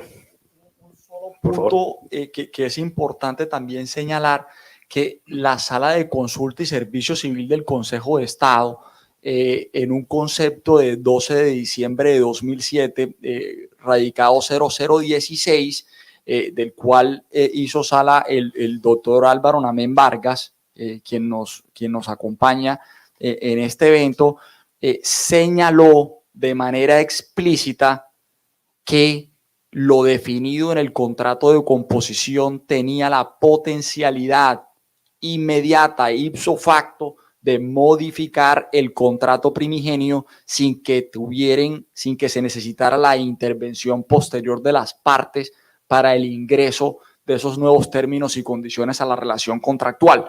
Entonces, pero los problemas están en los detalles y creo que esos son los que estamos un poco discutiendo. Así es, tal cual. Bueno, voy a formular una última pregunta. Quisiera darle también paso a las inquietudes de los participantes y asistentes, pero una pregunta final que llama mucho mi atención. Ustedes han planteado en el panel que lo ortodoxo es que esa decisión del amigable componedor solo pueda cuestionarse a través de la nulidad del contrato o la rescisión que procede contra esos actos jurídicos. Sin embargo, me surge la duda, ¿será que procede la tutela contra esos acuerdos de amigable composición? Pregunta abierta para todos. Okay. Doctor Felipe. Doctor Juan Carlos. Okay. Bueno, ya lo hemos discutido y lo hemos dicho y se ha planteado que tiene los efectos de la transacción, la amigable composición, y que si se quiere ser atacada esa decisión del amigable componedor, está la nulidad o la rescisión. Si bien habría que analizar la tutela desde el punto de vista de la posibilidad de impetrar una acción de tutela contra el acuerdo amigable de composición, hay que delimitarla desde qué punto de vista es, porque si hay otro mecanismo de defensa judicial en la vía ordinaria, la tutela no estaría llamada a impetrarse. Pero si hay un perjuicio irremediable, que yo lo vería más por ahí, un perjuicio irremediable en cuanto a la posibilidad de que se afecte y no haya otra forma en la jurisdicción o en la posibilidad de solucionar ese asunto, o que se le haya mermado el derecho de contradicción a alguna de las partes, y como consecuencia de eso, si bien el doctor Felipe decía que atañe a la autonomía de la voluntad de las partes, pero si una de las partes no tiene eso y se le está afectando a una persona natural o jurídica, en este caso un contrato, llamemos estatal, y hay un perjuicio irremediable, yo sí consideraría que en ese único aspecto y que se le vulnera el derecho de contradicción, se podría impetrar una acción de tutela. En ese sentido, creo que se puede formular. Porque si son aspectos contractuales, hay otros mecanismos para hacerla efectiva y es lo que hemos venido planteando, la rescisión o la nulidad. Muchas gracias, doctor. Usted sabe que una tutela no se le niega a nadie. Doctor Felipe. Eso iba a decir. La tutela sirve para tratamientos contra la calvicie, contra la esterilidad, contra todo. ¿Por qué no va a servir para una decisión de un amigable componedor? Pues, ahora, para irse en lo práctico, yo pensaría que sí.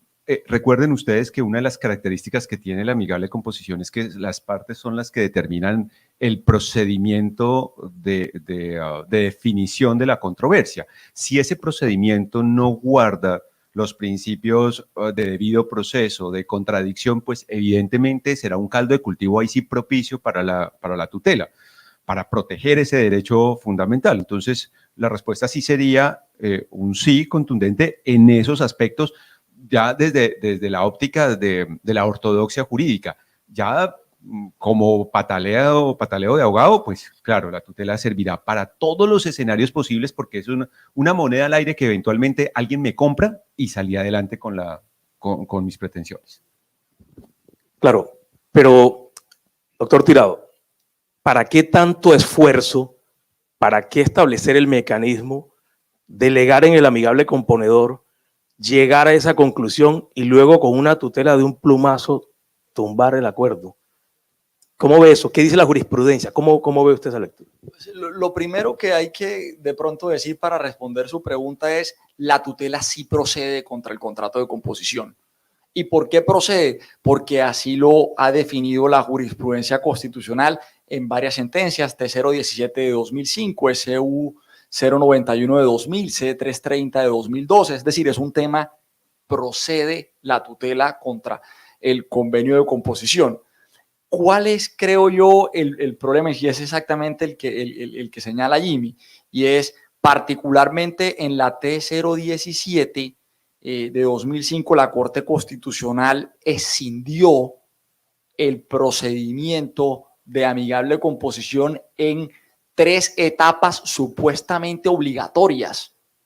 Como bien lo decía Felipe, el procedimiento amigable de composición en principio no existe, las partes lo dan o se adscriben a un centro que tenga un reglamento, pero la Corte en esa sentencia consideró que como mínimo debía existir una primera etapa de fijación del litigio, una segunda etapa de contradicción o de examen de las pruebas y una tercera etapa de decisión. Y hablando concretamente de la amigable composición en la contratación estatal. De ahí surge la pregunta y además estableció una subregla expresamente, y es que la tutela procedería cuando quiera que se vulneraran los principios de buena fe, igualdad, y no se genera y se generara un perjuicio irremediable que procedería en esos casos. Ahí la pregunta que surge es, entonces, todo procedimiento de amigable composición que no tenga estas 3 etapas diferenciadas deberá dejarse sin efectos por vía de tutela por afectar los principios de buena fe, igualdad y lealtad. Yo creería, la primera pregunta, sí procede la tutela. Segunda conclusión, creería que la jurisprudencia no ha sido conteste en señalar estas 3 etapas diferenciadas como una camisa de fuerza y por tanto, sobre todo como defensores del mecanismo, podríamos decir que las partes siguen en libertad de definir un procedimiento sin que tengan que apegarse a esas etapas diferenciadas que señaló ahí la Corte Constitucional. Ahí hay otro tema, y es que en esa sentencia, también en una famosa aclaración de voto del doctor Humberto Sierra, la Corte dejó en entredicho la idoneidad de la amigable composición como mecanismo para resolver controversias que involucraran recursos públicos. La consideraba de alguna manera muy liviana o con etapas muy flexibles, y quedó eso también en el ambiente. Eso es lo que me atrevería a decir, doctor Jimmy, sobre el particular, señalando un tema de la amigable composición que me parece una enorme ventaja, y ya lo señalaba el doctor Alberto Madero, decano, cuando hacía su introducción, y es una diferencia importante con el arbitraje, y es si se revisan las cláusulas de amigable composición, se propende por su activación, por la conformación del panel de amigable componedores después, 20, 30 días después de la celebración del contrato. Es decir, a diferencia del arbitraje, se le quiere tener habilitado, constituido desde un inicio, antes de que surja la controversia, para que los amigables componedores se vuelvan expertos en los documentos contractuales y ojalá visiten también la zona de obras para familiarizarse con ellas, y les permitan resolver los mecanismos, como decía el doctor Madero, en la ejecución del contrato, como mecanismo para desentrabar el contrato, y no como ocurre con la activación del arbitraje, que se activa para solucionar una controversia, pero a veces se atraviesa como vaca muerta y precisamente impide la culminación de las obras pactadas, hablando de infraestructura. Eso es lo que me atrevería a decir. Muy bien, muchas gracias. Yo tengo claro que, bueno, por cuestiones logísticas, comenzamos un poquitillo tarde. Sin embargo, quisiera abusar un poco de ustedes y hacer extensiva a alguna persona del auditorio que tenga alguna inquietud que quiera presentar al panel, si así lo estiman, o si alguien que esté conectado y podamos enterarnos. Adelante, doctora.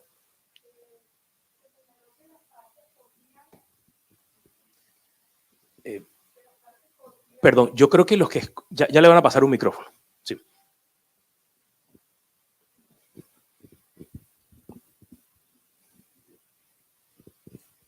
Gracias. Buenas tardes a todos.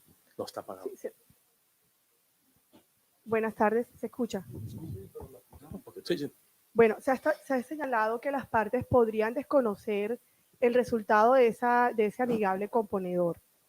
Ese desconocimiento lo debemos entender per se, o sea, por la existencia misma, por la naturaleza de este método de resolución de conflictos, o expresamente debe estar señalado en el contrato por las partes la posibilidad de desvincularse del mismo.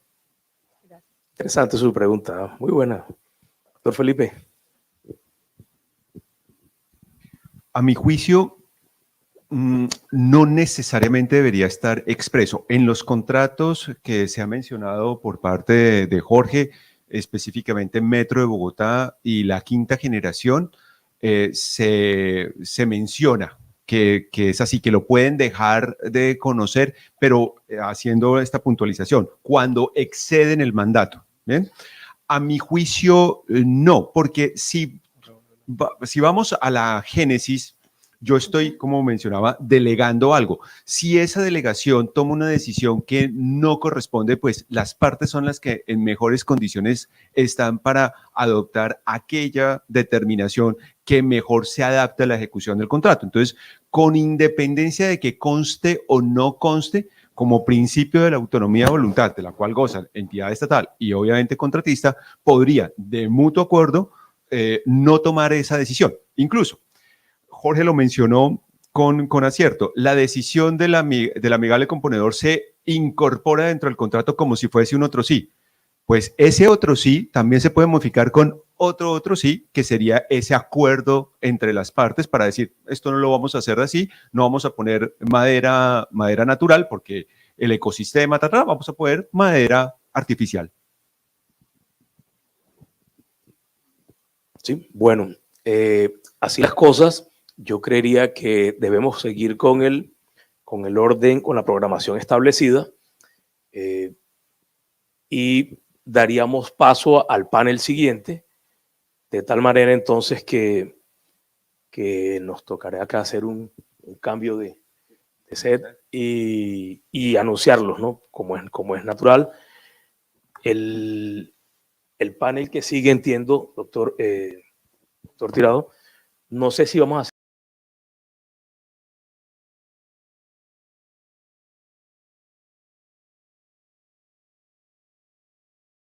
Mariana. Muchas gracias a todos por su participación e intervenciones. Continuamos con el último panel de discusión de esta jornada, la asignación de riesgos y su importancia en la resolución de controversias.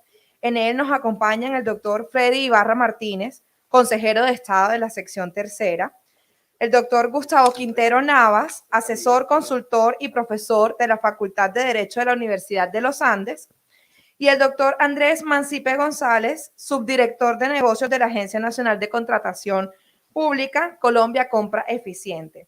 Este panel es moderado por el doctor Juan David Marín López, asesor jurídico de la dirección y director general de la Agencia Nacional de Contratación Pública, Colombia Compra Eficiente. Les pido por favor pasen al escenario.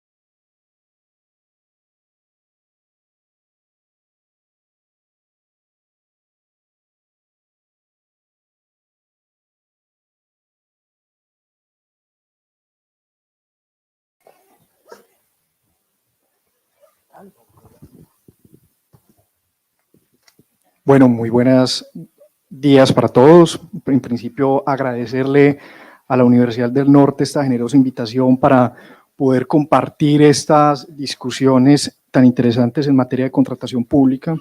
Por supuesto, al director general de la agencia por permitirme estar aquí en primera fila para poder compartir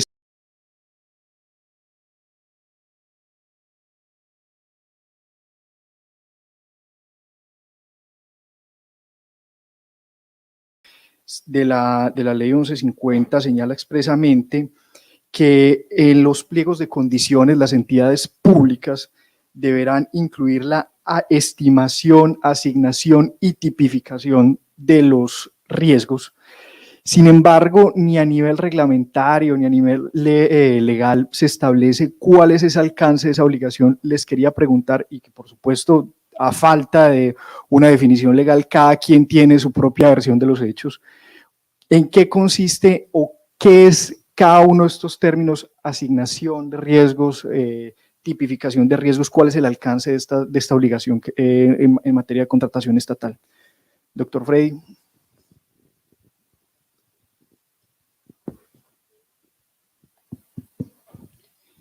Muchas gracias. Primero que todo, debo expresar un muy especial agradecimiento por la generosidad de esta Casa de Estudios, la Universidad del Norte, y por supuesto a la Agencia Nacional de Contratación Pública Colombia, Compreficiente, por tener la generosidad de invitarme a compartir con ustedes algunas inquietudes en relación con este tema que nos concierne desde distintos puntos de vista, académico, el profesional, el laboral. Y especialmente a la universidad, a quien le profeso una gratitud inmensa. De hace unos años, por allá desde el 2008, tuve una vinculación por algunos años en los programas de especialización, de manera que siempre guardo un especial recuerdo y especialmente reitero gratitud con ustedes.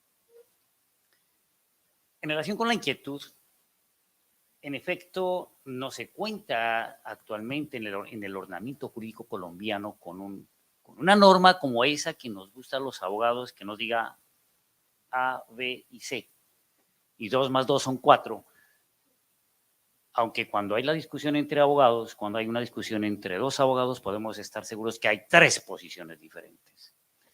Tenemos esa habilidad pasmosa, dicen los abogados, de hacer un nudo ciego con 2 bananos. Y por eso es que buscamos, con la tradición formalista que nos viene desde la colonia española, que una norma, que una ley, que un reglamento, que una circular, que un instructivo nos diga cómo es que deben ser las cosas, el ABC o el 1, 2, 3.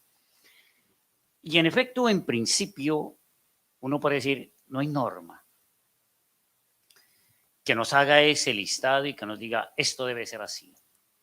Pero es que justamente, y a eso nos convocó el primero de los paneles, la Ley 80 del 93, el legislador expidió ese cuerpo normativo bajo la égida de unos 4 específicos principios.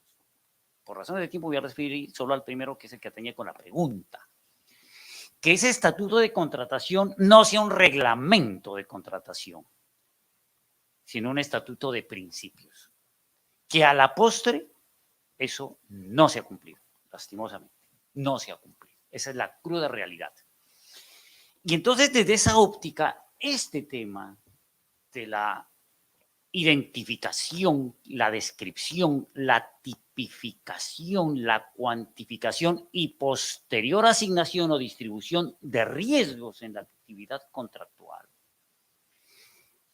inescindiblemente está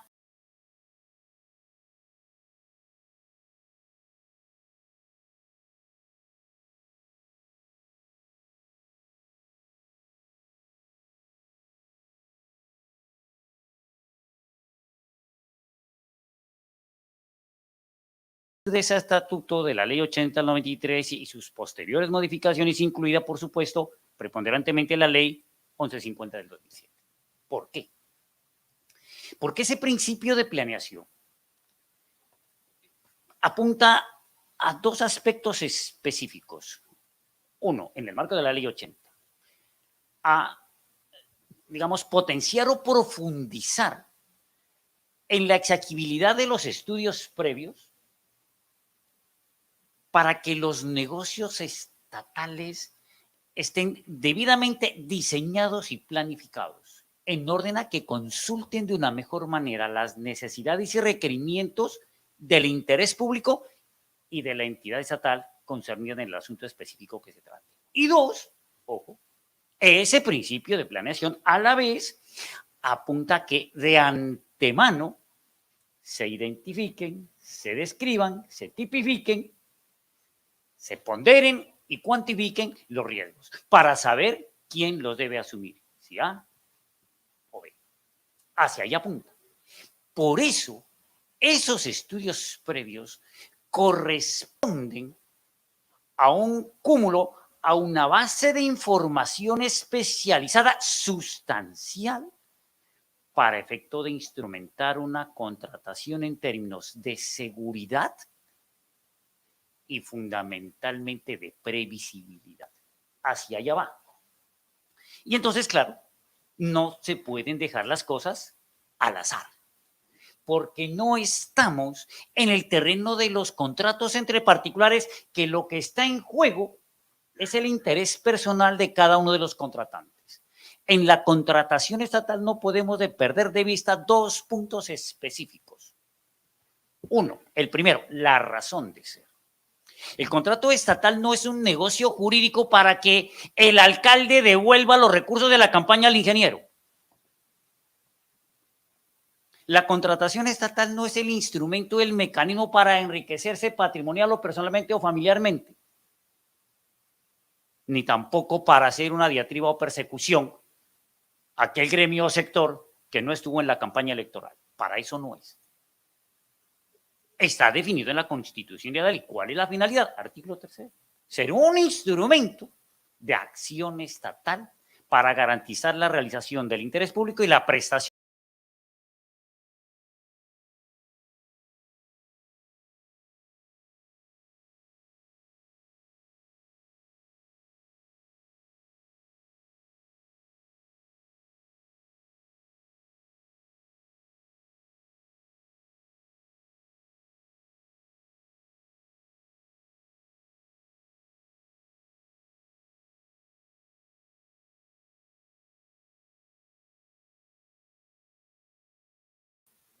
Y el país lo que pide y reclama es que seamos responsables. Y entonces, si tenemos un estatuto de contratación que nos impone la obligación específica de planificar el negocio jurídico y de identificar esos riesgos, por supuesto que sí tenemos una norma. Y yo lo que considero que, al contrario de ser un elemento negativo o en contra, me parece que ese bien utilizado es un elemento a favor, porque no nos cierra las cosas, no estamos en un enunciado, en un listado cerrado, sino que por el contrario, para la debida y adecuada preservación del interés público y del patrimonio público, que es con lo que se financia el contrato estatal, o sea, el dinero de todos nosotros, de ustedes y el mío, de todos.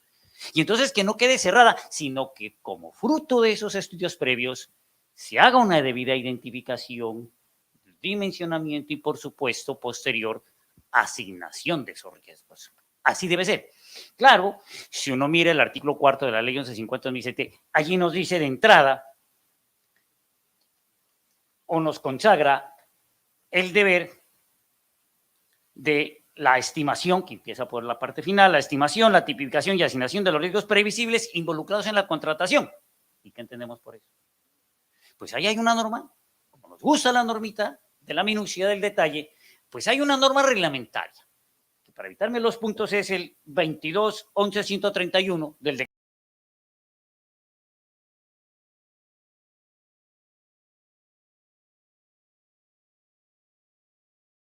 Efectos adversos y de distinta magnitud en el logro de los objetivos del proceso de contratación o en la ejecución del contrato. Y entonces uno dice, bueno, y eso que suena así tan enredado, ese galimatías, ese evento que puede generar efectos adversos en la actividad contractual, ¿cuál es? Que para eso son los estudios previos, para que los identifiquen.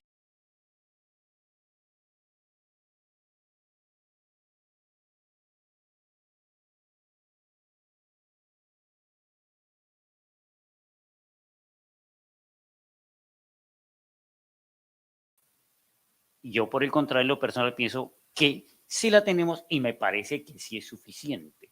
Lo que pasa es que tiene que haber un debido cumplimiento de las competencias que le asigna la ley, en este caso para fines de contratación estatal, a la autoridad estatal, a la entidad estatal, en el marco de la actividad contractual, que a la cabeza, por supuesto, por mandato legal le corresponde al representante legal. Claro, con todo un cuerpo de asesores, de consultores internos y externos.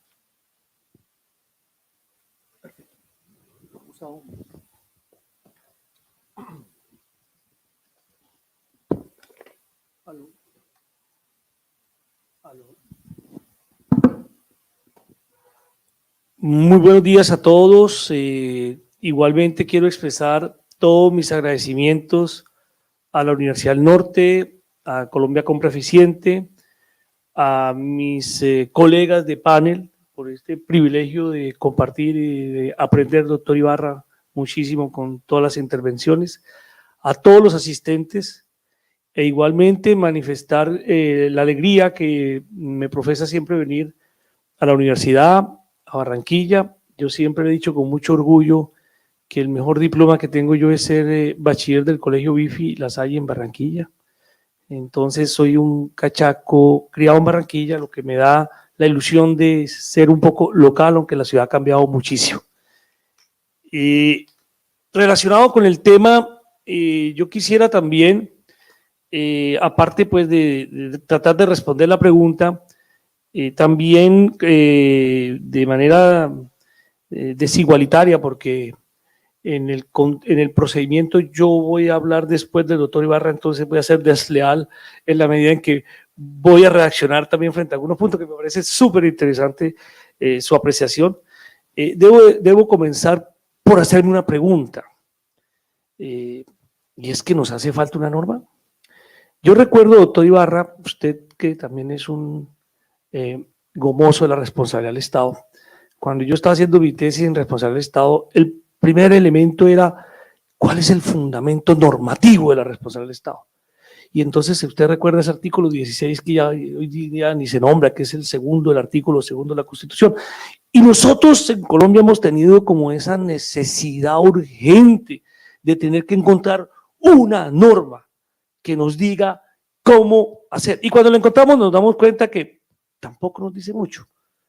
Y yo creo que esa es más o menos la situación que estamos viviendo nosotros con un aspecto que yo también tengo que preguntarme si es realmente jurídico.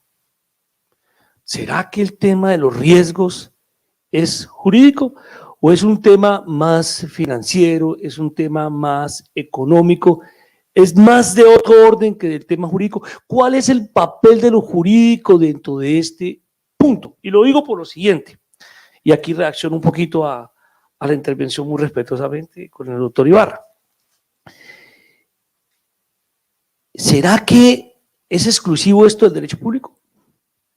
¿No será que el tema de los riesgos tiene su mayor fuente en el derecho privado? ¿No será que además nosotros estamos tratando de implementar una institución que no es tan propia del derecho continental, que es más propia del derecho anglosajón, en donde cada caso es el que da lugar a la creación de una fuente jurídica, donde cada contrato era el que daba fuente a la relación jurídica? ¿No será que nosotros aquí hemos querido hacer al revés y es desde la ley queremos hacer la concreción de un tema que se nos escapa, que es huidizo?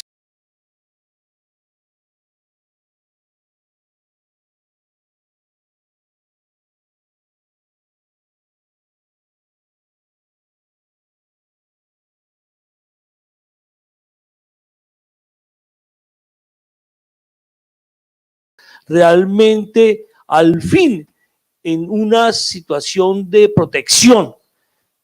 Pero cuando nos vamos a ver la realidad, y esto yo excepcionalmente pues la tengo que ver como árbitro, es ¿qué son esos riesgos? Yo comparto completamente con el doctor Ibarra el comentario acerca de que esto tiene que ver con la planeación, pero yo no sé hasta qué punto el tema de los riesgos es tan limitado a un contrato. A ver, yo me empiezo a imaginar, porque cuando usted habla de planeación, que yo comparto totalmente, me lleva a mi otra práctica de hoy día, que es el derecho disciplinario, y es cómo juzgan a los funcionarios por el incumplimiento del principio de planeación en este tipo de casos.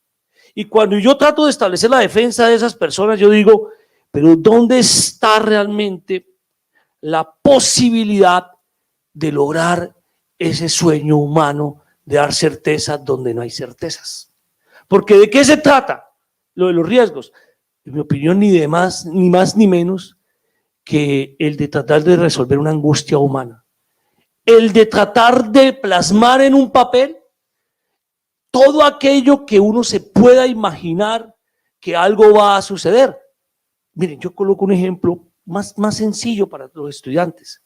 Hay un contrato que más o menos ustedes todos a las edades en que están ahorita se pueden imaginar, el contrato de matrimonio. Ustedes se imaginan que hagamos el deber de planeación y empecemos a hacer una lista de los riesgos previsibles. Y esos riesgos previsibles, además, ¿cómo los vamos a asignar? ¿Cómo los vamos a tipificar? ¿Y cómo los vamos a valorar? Imagínense ustedes qué tal esa tarea, una matriz de riesgo de los efectos de los riesgos de matrimonio. Pero es que aquí viene un problema. Porque es que una cosa es prever el riesgo, pero es que prever el riesgo finalmente pues es darle rienda suelta a la imaginación. Pero lo que le importa al derecho, y esto sí es jurídico, son los efectos, las consecuencias de que llegare a suceder el riesgo. Y es esto lo que sí habría que asignar, tipificar y valorar. Y yo creo que ahí empieza, y esto lo dejo para la reflexión, un primer punto de confusión espantoso, y es que nos hemos entretenido con el terremoto. Pero es que el terremoto no nos importa. El terremoto es un evento físico. Lo que sí es complejo es prever cuándo va a haber un terremoto, la intensidad del terremoto, los daños del terremoto. Por eso se llama fuerza mayor. Porque aunque nosotros podamos prever, viene el otro elemento, el de la irresistibilidad.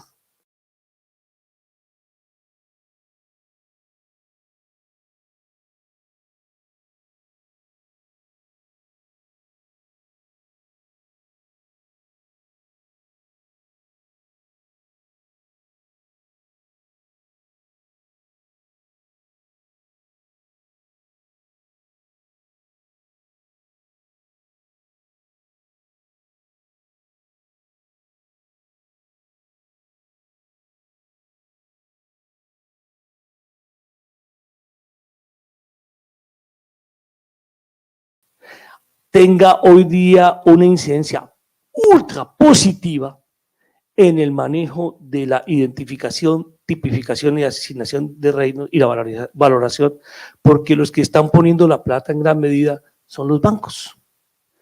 Y estos señores sí saben de este tema. Y estos señores sí llegan para poder ver la viabilidad de la financiación del proyecto.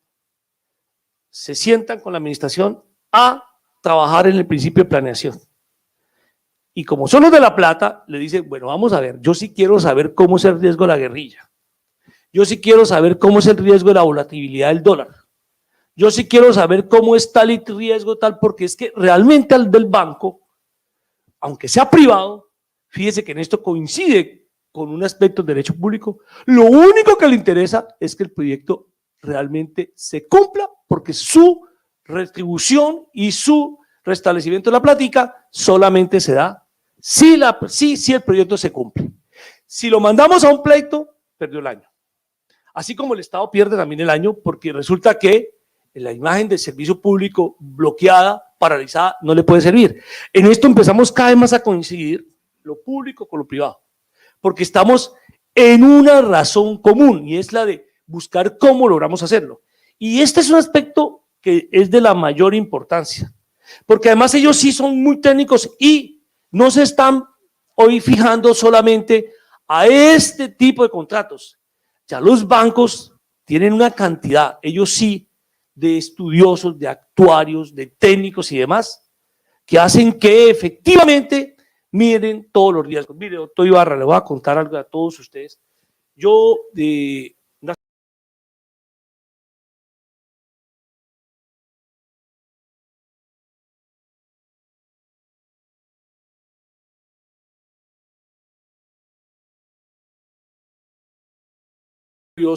que tengo síndrome de Poland.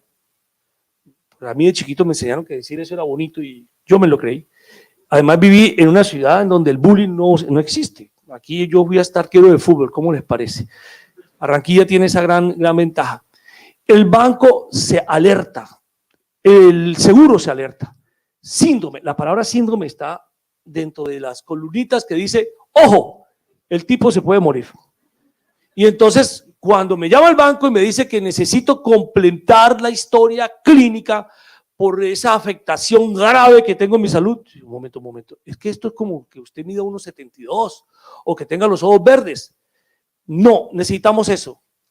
El banco me presiona para hacerme el préstamo. Él tiene la posición dominante, tiene la prerrogativa de poder público. Fíjese que en el privado también me hace eso. Y finalmente, yo, hombre, aquí de negocio, me tocó ser pragmático y le presento eso. Sin embargo, el banco, el seguro, me dice que no me cubre ningún amparo, o sea, no estoy amparado por cualquier situación que tenga ese riesgo derivado del síndrome de Poland. El banco está pifiado. Fíjense que también se pifia, porque es que es que la manita nació chiquita y está chiquita, creció un poquitico nada más, pero es que lo que se me va a afectar ya no es la mano, sino el resto. Y esto es un ejemplo de cómo hoy día todas estas entidades también están en una lógica de medición y demás de los riesgos, de la tipificación, de la asignación, pero también se equivocan. Entonces, esto de manera general, porque yo creo que ya, pero es para simplemente tratar de lanzar un poco el debate. Gracias. Doctor Mancipe. Buen día a todos, es un placer estar con ustedes el día de hoy, con evidentemente este panel lleno de expertos y profesores de las universidades de Bogotá, que tuve el honor de recibir clase de ellos. Creo que estamos haciendo un análisis supremamente interesante y creo que vamos encauzando bien, mis queridos doctores, la discusión. Primera consideración, a mi juicio, y soy bastante crítico del riesgo contractual normativizado, incluido en nuestras normas. Porque ciertamente yo creo que no es un tema jurídico, no lo es, en lo absoluto. Y estamos entonces no en una consideración o cuestión si existe norma o no, sino cuál es el método que tenemos que adelantar para poder identificar primero qué debemos entender por riesgo y segundo, toda esta serie de tareas, de acciones, de ejercicio de futurología, de lluvias de ideas, etcétera, etcétera, que el servidor público que está estructurando un proceso de selección tiene que llevar a cabo en la etapa de planeación. Y ciertamente es un tema netamente económico. Y desde su base estamos haciendo algo mal. Hay un cascarón débil en ese sentido. Primero, nuestra norma, como bien lo leyó el doctor Ibarra, hace énfasis, y es un error de verdad que apoteósico. Yo desde ya, doctores, les quiero decir que yo soy fan número 1 del análisis económico del derecho, fan número 1 del profesor Richard Posner y del profesor Richard Coase. Y evidentemente, cuando nuestra norma contractual define el riesgo como un evento que genera efecto adverso, de una vez le está mandando al sistema de compra pública un mensaje peligroso. Tenemos adversión al riesgo, primero. El riesgo no nos gusta.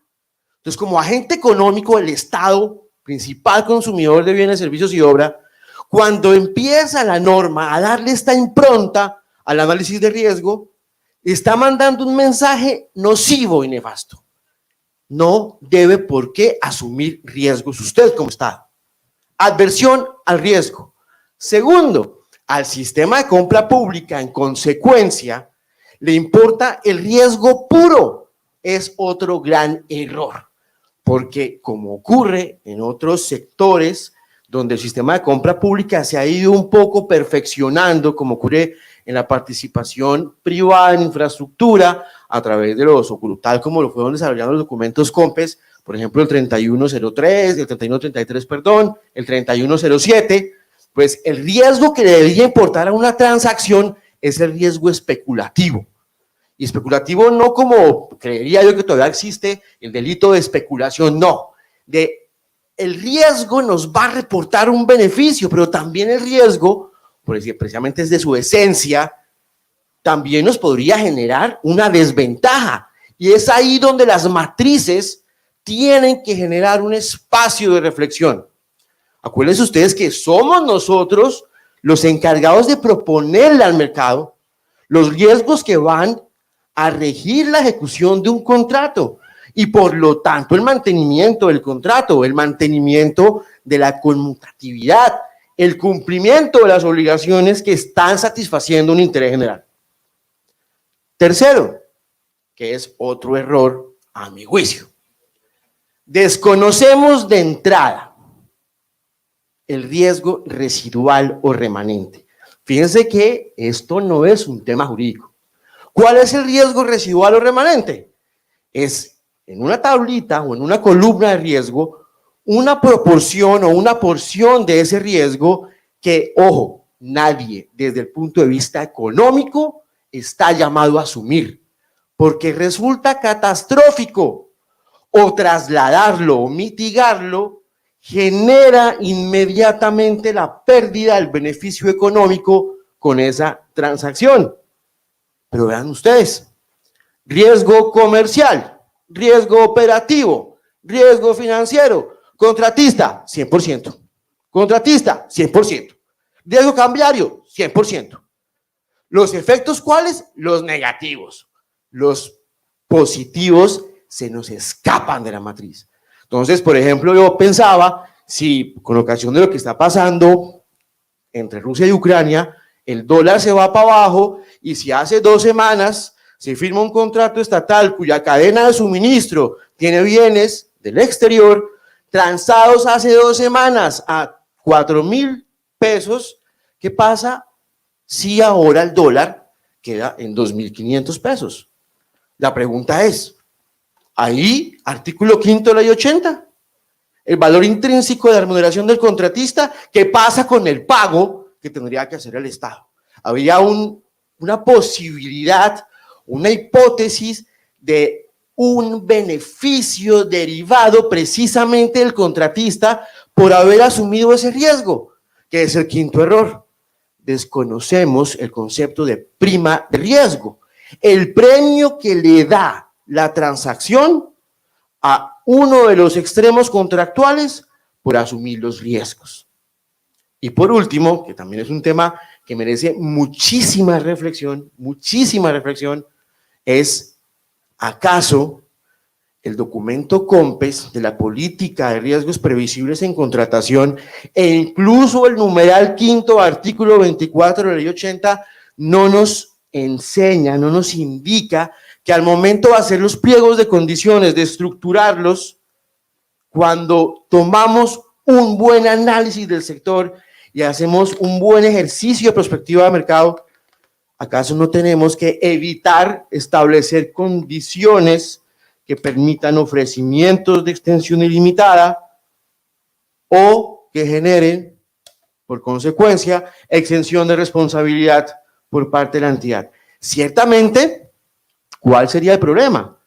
Si desconocemos conceptos básicos del riesgo, cuando lo traemos a nuestras normas contractuales, evidentemente el sistema en algún momento va a hacer un crack, se va a romper, porque en esencia el riesgo es algo positivo y el Estado le tiene adversión, pavor, y ciertamente cuando uno intenta analizar cuáles son esas consecuencias ya económicas derivadas de un incumplimiento o la concreción de nuestros riesgos, evidentemente la labor va a ser mucho más difícil porque no tenemos claro esos conceptos. Entonces, de manera que coincido, no es un tema jurídico.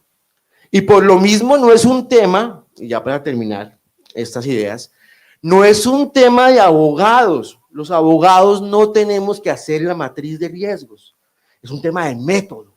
Es un tema de un ejercicio interdisciplinario donde, como decía el doctor Gustavo, hay expertos en valoración de riesgo, hay expertos en estimación del riesgo, hay matrices de pago que nos facilitan mucho el ejercicio para poder valorar de forma adecuada el riesgo, pero fíjense que la óptica o la perspectiva, cuando se analiza teniendo claros conceptos técnicos de riesgo, evidentemente el resultado de la matriz que vamos a presentar en la audiencia y que tenemos que definir en la audiencia sin mucho tiempo de espera, porque el proceso tiene que seguir, va a ser totalmente diferente. Así que yo creo que es un tema de debilidad normativa, pero realmente el riesgo es un tema de método y hay que saber hacerlo bien, y para eso necesitamos acudir precisamente a el escenario natural, la génesis del concepto de riesgo, un tema económico, un tema financiero, no es un tema jurídico. Evidentemente las controversias contractuales vamos a tener que hablarlo, vamos a tener que modularlo en un lenguaje jurídico dentro del debate procesal, pero ciertamente yo he sido muy crítico con el tema del riesgo porque creo que hace falta mucho por aprender, tal vez en las APPs, a raíz de la particularidad con las que se construye la ley 1508, se hace un enfoque un poco más adecuado del riesgo, los documentos COMPES, sobre todo de cuarta generación, de quinta generación, y todos los COMPES que han declarado un proyecto de estos como de importancia estratégica, hacen un ejercicio muy importante de valoración del riesgo. ¿Y saben por qué? Porque eso va al Ministerio de Hacienda, no va a Colombia Compra Eficiente. Perfecto, doctor Mancipe, muchas gracias. En su intervención, doctor Mancipe, no pude evitar escuchar mucho un término repetitivo que es el término matriz, que es finalmente donde las entidades públicas hacen todo un resumen de lo que fue su valoración del riesgo, ¿cierto? Entonces hay un riesgo medio, bajo, bueno, ustedes ya conocen esta matriz. Sin embargo, le hago una pregunta.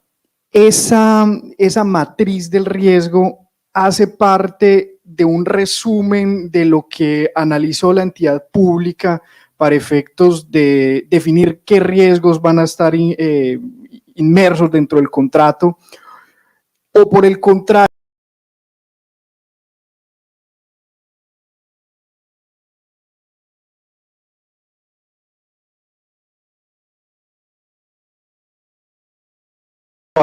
empezar a regular ese análisis que se hizo en la matriz. Yo creo que llegar a una matriz, en principio, o la matriz de riesgos que se propone al mercado en la licitación pública y en los demás procesos de selección, debe ser el resultado de un adecuado análisis de riesgo y un análisis del sector tal como lo dispone la norma y las metodologías que la agencia ha establecido sobre el particular. Eso quiere decir que la matriz, uno, no es un ejercicio de copiar-pegar. Dos, cada matriz tiene su propia lógica, su propio desarrollo, y debe ser lo suficientemente amplio, específico y concreto en cuanto a cuáles van a ser las circunstancias que se tipifican como un riesgo, quién lo va a asumir, cuáles son las acciones de mitigación y las consecuencias, cómo el contrato va a reaccionar, cómo el contrato se va a adaptar a la ocurrencia de esos riesgos. Y si ello es así, evidentemente, la matriz, a mi juicio, y es una discusión que siempre se ha tenido en los escenarios, sobre todo cuando el Estado está haciendo los procesos de selección, pues la matriz no debería incorporarse en un clausulado contractual, simplemente hace parte del pliego de condiciones, integra el contenido obligacional del contrato, pero ciertamente por ejercicios que uno observa prácticos, además, para darle un poco de claridad al tema de precisión, se incorpora riesgo, cláusula 25, riesgo predial, cláusula 26, riesgo ambiental. Ocurría mucho, por ejemplo, los contratos, doctor Freddy y doctor Gustavo, los contratos de tercera generación, de concesiones, había 37 hojas de cláusulas de riesgos, donde evidentemente se establecía cuál era el riesgo y cómo era la forma de administrarlo, y esto es la forma de asignarlo. Pero teniendo en cuenta que es uno de los documentos más importantes, los documentos del proceso de selección o del pliego, yo creo que lo incorpora el contrato por esa fuerza viviente que tiene el pliego frente al contenido obligacional establecido en el contrato, doctor Juan David. Bueno, doctor Gustavo, ¿usted tiene alguna posición al respecto? Sí, fíjense que yo pienso que, y coincido con el doctor Ibarra cuando nos mencionaba cuál era la finalidad de los contratos. Casi que uno puede desarrollar una teoría del libre desarrollo de la personalidad o de la felicidad a partir del contrato. El contrato es el que nos permite concretar, usted lo mencionaba muy claramente, los ideales de alguna situación.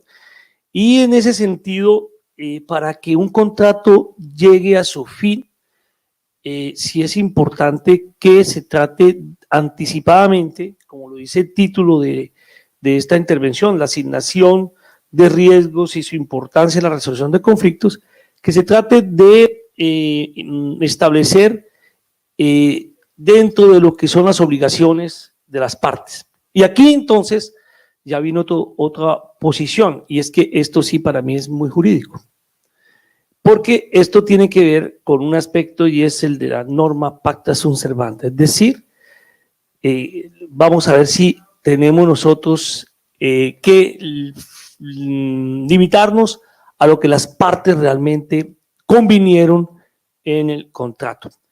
Pero a su vez tiene que ver con otro elemento fundamental de la contratación, y es la libertad. La libertad para que se establezcan los criterios de la matriz. Hasta dónde realmente el consensualismo permite a las partes que efectivamente se pongan de acuerdo sobre un punto fundamental, y es el de cómo manejar los riesgos que puedan sobrevenir a la ejecución del contrato. Y yo creo que en gran medida el propósito de evitar los conflictos con las matrices de riesgos no se está logrando porque las matrices de riesgo no coinciden en la mayoría de los casos con una verdadera conversación sensata, razonable entre las partes, sino que puede obedecer en muchas ocasiones más a una unilateralidad, a una imposición, a una administración que puede ser arbitraria y que puede aprovecharse también de la necesidad del contratista de querer participar en una propuesta. Y estas son situaciones que afectan la libertad del contrato.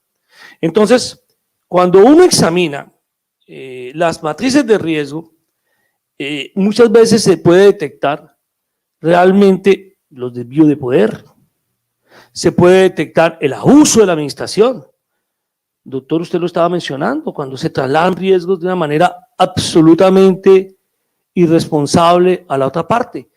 Y doctor Ibarra, coincido plenamente, cuando la administración está haciendo eso, está violando ese artículo constitucional porque no está permitiendo que se contribuya a permitirle al contratista a que logre el objetivo o la finalidad pública, y es la que efectivamente tenga todos los elementos para realizar tranquilamente su contrato. La administración no está para ganar, no está para obtener beneficio.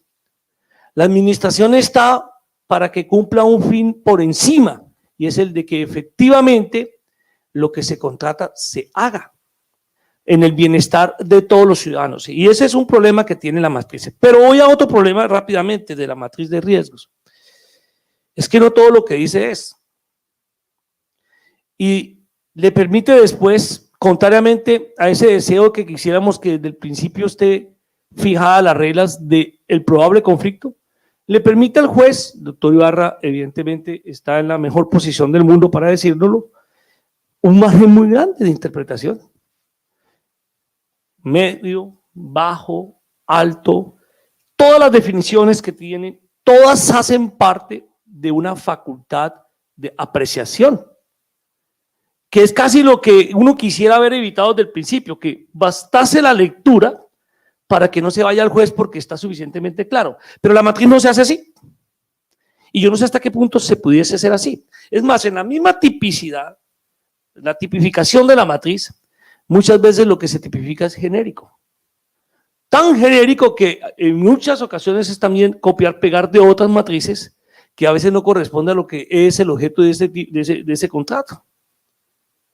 Y nunca no se pondera con más precisión o más juicio realmente la atribución o la asignación, el porcentaje y las variables. Entonces fíjense que seguimos en un mundo de incertidumbres que no permite, en relación con el título de esta charla, que sea un mecanismo anticipado de resolución de conflictos, sino que todo lo contrario, nos abre una nueva puerta al conflicto, ahora con base en la matriz. Entonces, simplemente para ese comentario.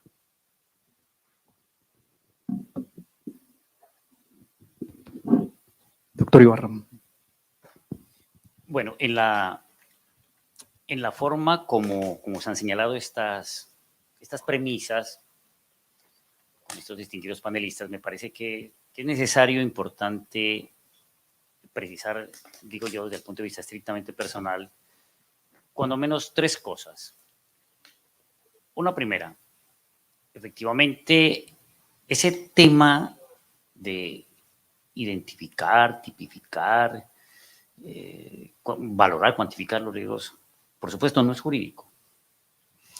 Y ese es un ejercicio de un trabajo interdisciplinar. Pero lo que interesa de cara a la contratación y concretamente para nuestro caso de la contratación estatal son los efectos jurídicos que ese tema tiene en la actividad contractual del Estado. Eso me parece que es lo primero que hay que precisar. Lo segundo, el régimen jurídico. Acostumbro yo preguntarle a los alumnos los programas de posgrado en los módulos de contratación. La primera pregunta que se formular es ¿cuál es el régimen de los contratos estatales? Y entonces el alumno se aventura a decirle, profesor, levanta la mano y le dicen la ley 80 del 93. Y por allá sale uno un tanto más avesado y le dice la 80 del 93, profesor, y la ley 1150 del 2007. Y por allá otro le dice, no. La ley 80 del 93, la ley 1150 del 2007 y los 195 estatutos a los que nos hizo referencia el doctor Álvaro Namí. Entonces le digo, me da mucha pena con ustedes, pero están completamente equivocados. Basta leer el artículo 13 de la ley 80. Que en la técnica legislativa que utilizó el legislador para la redacción de ese cuerpo normativo, cada norma, cada precepto está precedido de un epígrafe de un título. Y ese del artículo 13 es régimen jurídico de los contratos estatales. Y el texto es, los contratos estatales están sometidos a las reglas del derecho civil y comercial, más las normas específicas de este cuerpo normativo. De manera que este no es un tema exclusivo de ley 80, es normas del derecho privado, más las normas del derecho público, específicamente estas que hemos mencionado. Ahora bien, 3.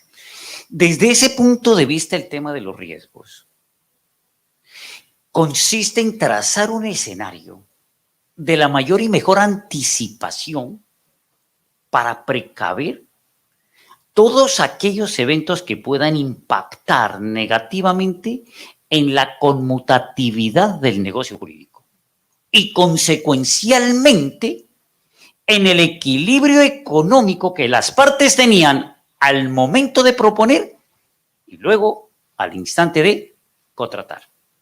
Y ojo, ese no es un tema simplemente formal, es eminentemente sustancial porque entran en juego cuando menos 3 grandes componentes. 1. La regla de oro, la regla básica del Código Civil del artículo 1498, según la cual toda relación conmutativa implica acuerdos entre las partes acerca del equilibrio, o sea, son susceptibles de libre pacto. 2. El artículo 16, y que si el tiempo nos lo permite un poquito más adelante, ojalá que haya espacio para ello, para comentar algunas hipótesis de esto de la asignación y distribución de riesgo y el impacto que esto puede tener desde el punto de vista práctico. Ahí hay una norma que hay que ponerle cuidado, que es el 16, que nos habla de unos eventos referentes o indicativos de dolo y cómo juega la fuerza mayor y el caso fortuito en materia contractual. Y el inciso final de ese artículo 16 dice que esas reglas que traza el artículo 16 pueden ser cambiadas por acuerdo de las partes. Y entonces viene ahí una gran pregunta. O sea que el riesgo de la fuerza mayor se puede identificar y se puede asignar válidamente la fuerza mayor. 3. Un tercer componente son normas específicas y yo diría instrumentos específicos, y lo subrayo esto último. Normas específicas, disposiciones de derecho e instrumentos específicos. Por ejemplo, la Ley 448 del 98 y el Decreto Reglamentario 423 del 2001, que en materia de impacto fiscal establece, ojo, expresamente la obligatoriedad de contrastar el principio de previsibilidad, que es lo que hay que asignar, son los riesgos previsibles, no los imprevisibles. De contrastar, cotejar y confrontar el principio de previsibilidad con las contingencias de la contratación estatal, para que haya una identificación y asignación de los riesgos de manera lógica, razonable y que procuren mantener el equilibrio contractual, especialmente en los contratos de infraestructura. Y ahí viene un elemento, como lo establecen los documentos COMPES 3107, 3133 del 2001. Y luego el COMPES 37, el 3714 del 2011. Pregunta, ¿y qué son los COMPES? Ese es un tema, si me permiten la expresión, bien grueso. Hoy, 25 de febrero del 2022, todavía no nos hemos puesto de acuerdo. Voy aquí a sentar una precisión necesaria e ineludible, que las opiniones que yo aquí manifiesto y voy a seguir aquí expresando corresponden y comprometen única y exclusivamente mi pensamiento estrictamente personal desde un punto de vista puramente académico. Aquí no les está hablando el magistrado, la toga se quedó allá en el Palacio de Justicia. Aquí les habla el profesor Freddy Ibarra, que le gusta echar carreta de estos temas, nada más. Cierro el paréntesis. Ese es un tema bien difícil, que encontramos posiciones y decisiones de variada índole. Una es la perspectiva de entendimiento y, ojo, de decisión que tiene el Consejo de Estado, y otra, la perspectiva de decisión que sobre esa materia ha sentado la Corte Constitucional. Y en el Consejo de Estado, a su vez, una es la opinión y que no solo eso, el criterio de decisión judicial que ha esgrimido y utilizado la sección primera del Consejo de Estado, y otra muy distinta, la que ha aplicado recientemente la sección tercera del Consejo de Estado. Y súmenle. Y otra es la opinión de la Sala de Consulta y Servicio Civil del Consejo de Estado. Y todavía no nos hemos puesto de acuerdo. Para adelantar, la Corte Constitucional, por ejemplo, ha señalado que los documentos COMPES, es decir, esos instrumentos de acción administrativa que prepara y elabora el Consejo Nacional de Política Económica y Social, COMPES, que nos viene desde el año 58 para acá, con todo un plexo de normas que lo han ido modificando en su estructura y funcionamiento. En reciente providencia, con ponencia de mi paisana, la doctora Gloria Estela Ortiz, pues dijo, mire, ese organismo es eminentemente asesor y consultor. Luego, los documentos de trabajo y los instrumentos que elabora en cumplimiento de sus funciones como máximo organismo asesor en materia de planificación económica y social del gobierno nacional no tienen fuerza jurídica vinculante. Así lo afinó la Corte. Pero, en la sección primera del Consejo de Estado, por ejemplo, en el año 2020 y 2021, profirió dos decisiones, entre otras, donde demandaron la nulidad de unos documentos COMPES y pidieron la suspensión provisional. Entiendo yo que en la óptica de la demanda partieron de la base que estábamos tratando de actos administrativos. Que no los haya suspendido es otra cosa. Solo que llegó a la conclusión en esas decisiones preliminares de esos dos procesos que no había lugar a suspender, porque no encontró una violación normativa a una disposición superior. Pero en el entendimiento de que son actos administrativos y por lo tanto con fuerza jurídica vinculante, y no solo eso, de obligatorio cumplimiento mientras no hayan sido anulados o suspendidos por autoridad judicial.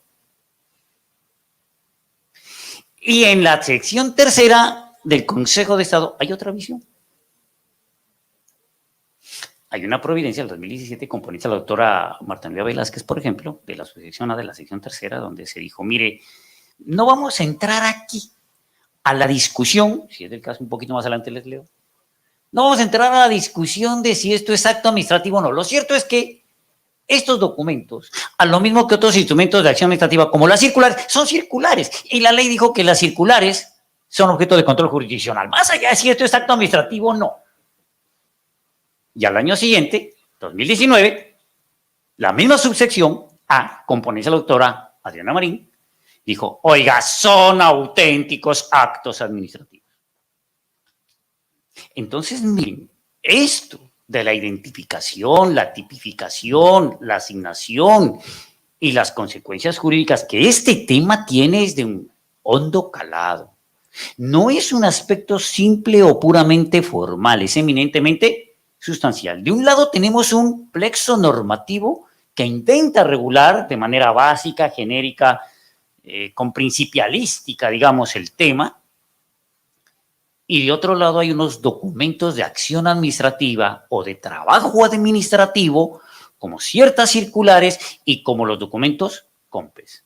Ahí tenemos, por ejemplo, el 3714 de 2011, que es, si me permiten la expresión, lo voy a decir en el mejor sentido, un gran esfuerzo de este organismo asesor de elaborar un instrumento de trabajo, en el mejor sentido, digo yo, una cartilla, donde ese COMPES le dice, oiga, esto, riesgo es esto, riesgo previsible es esto, riesgo imprevisible es esto otro, solo se pueden asignar los previsibles.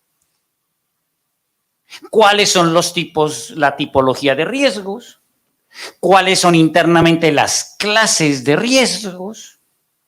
Y los empieza a dimensionar y entonces establece una categorización de muy alta, alta, media, baja, muy baja, etcétera. Unas reglitas, o mejor, unas guías, unas pautas o criterios para identificarlos y cuantificarlos. Y entonces viene la pregunta. Oiga, allá en la licitación tal,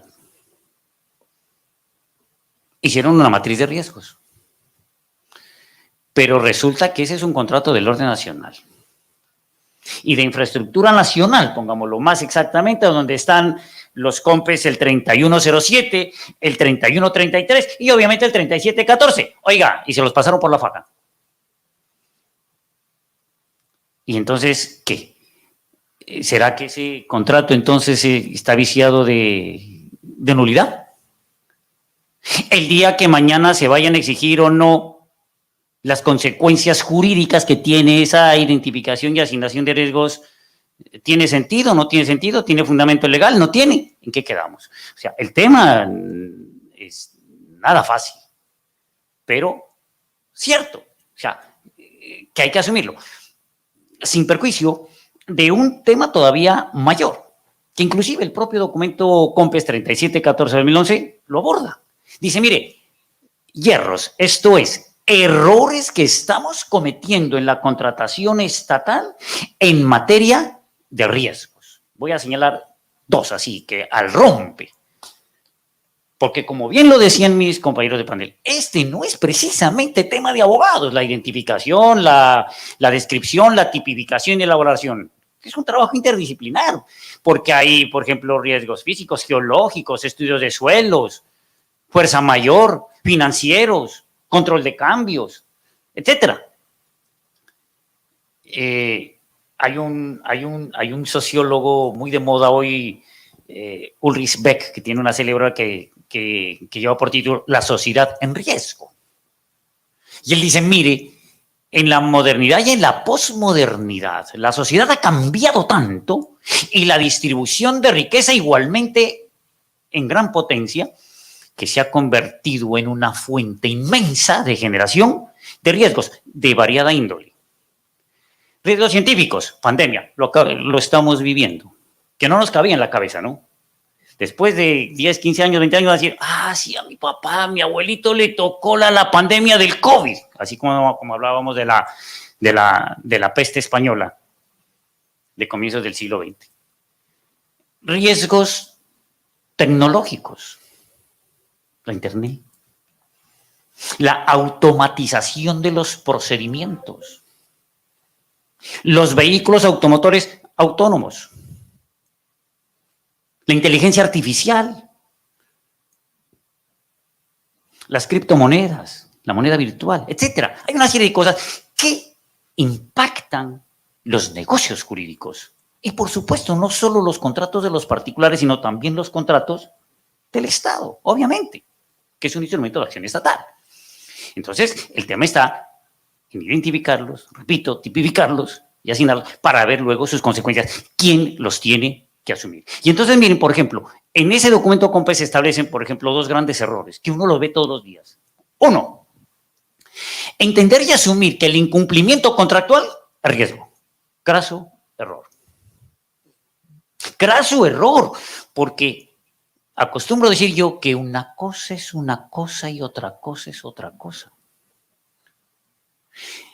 El incumplimiento contractual es parte inherente, la sustancia de una institución jurídica, que es las obligaciones, que se rige por unas normas y unos principios propios que están dados por la teoría del contrato y a la vez por el principio de la autonomía de la voluntad.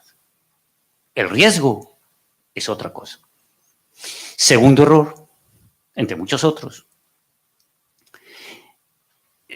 identificar, definir y asignar como riesgo inhabilidades o incompatibilidades sobrevinientes, cuando esa es otra institución que cuenta con una regulación normativa específica, y ahí estamos de acuerdo. Esas son instituciones jurídicas.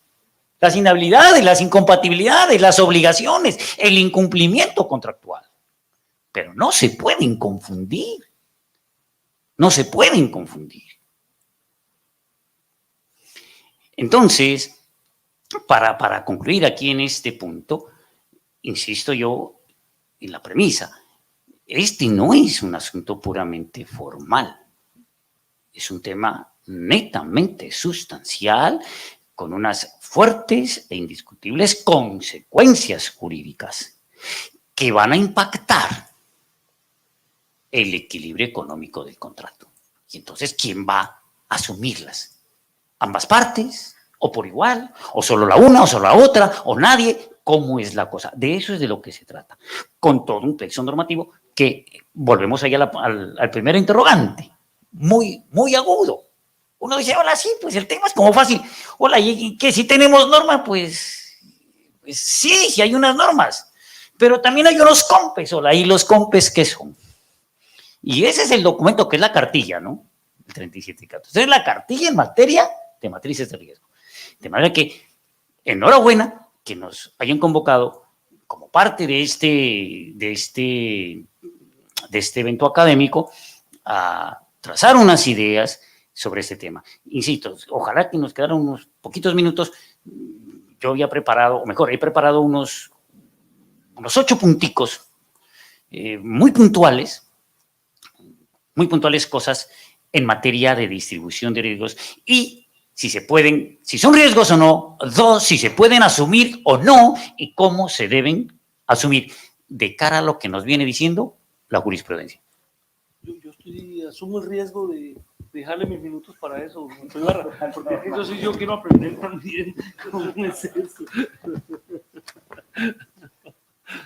Una última pregunta, y ya para finalizar, doctor Freddy, usted pone presente una cosa muy importante y le quiero hacer la pregunta al doctor Gustavo. Finalmente, uno de los elementos más importantes que se pone presente es que el riesgo tienen que ser necesariamente los riesgos previsibles, y finalmente es lo que fundamenta el carácter sinalagmático del contrato estatal. Pero finalmente, y lo ponía ahorita de presente también el doctor Mancipe, muchas veces esos riesgos son asignados en la matriz de manera automática, y entonces por allá se habla de un riesgo normativo, regulatorio, ¿cierto? Que muchas veces no son previsibles y se asignan al contratista. Entre otros, solamente se me ocurre en este momento este ejemplo, pero usted ahorita hablaba de algo, y era que finalmente aquí en el diseño de los contratos reina un principio, es el de la libre desarrollo de la personalidad, ¿cierto? Si mal no lo recuerdo, que lo puso de presente ahorita. Le hago una pregunta: en esa asignación de riesgos, ¿será que hay un límite para efectos de asignarlos?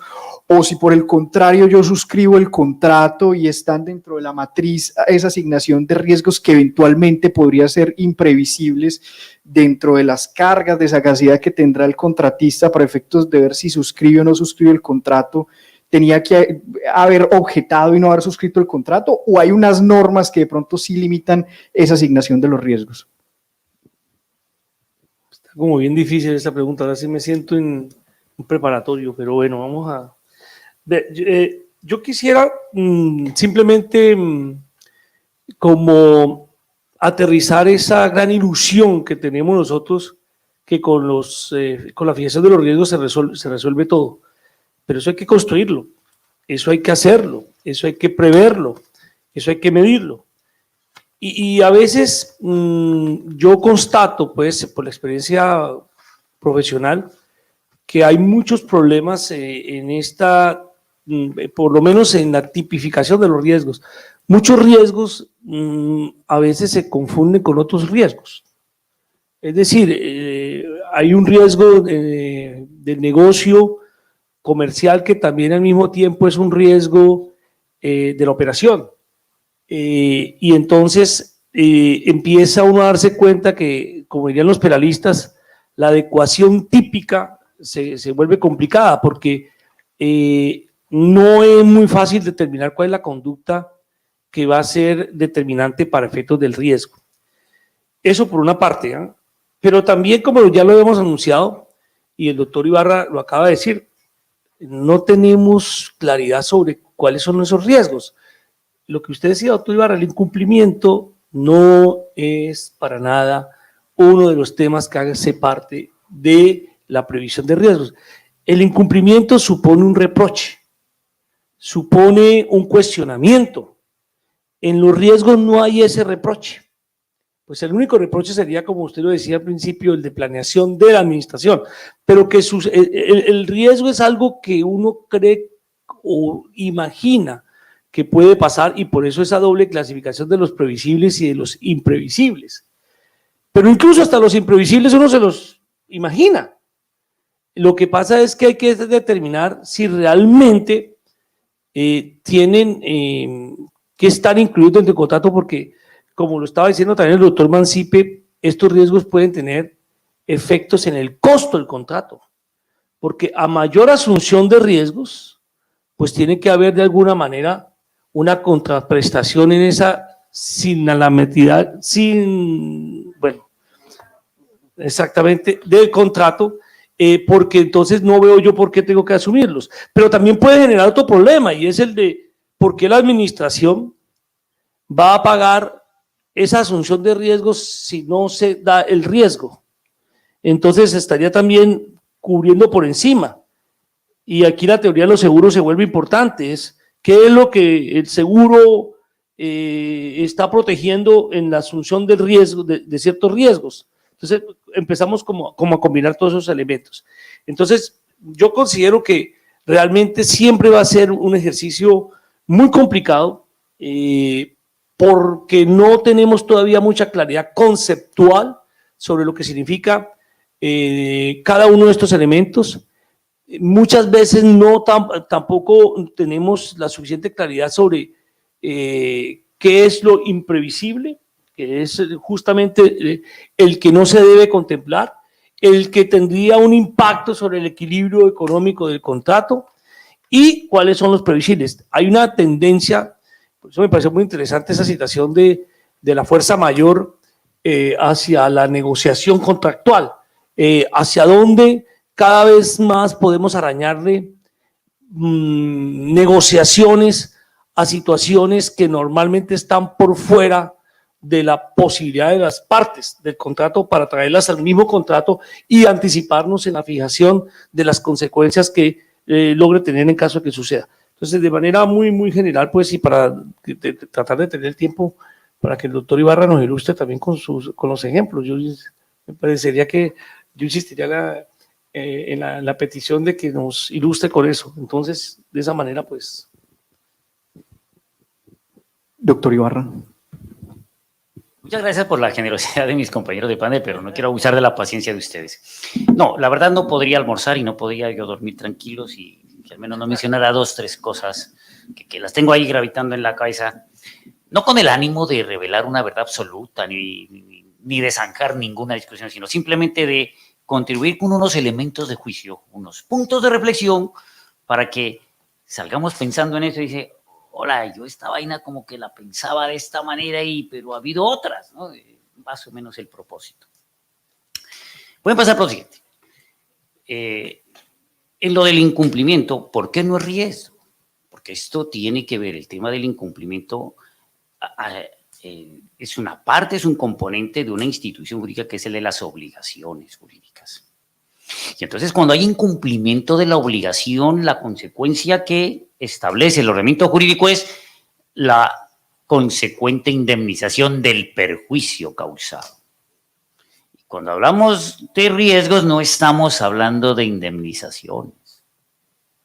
Simplemente quién tenía que asumir unos eventos adversos o no, y en el evento en que no le tocaba lo tienen que compensar, pero no indemnizar. Ojo con eso. 2.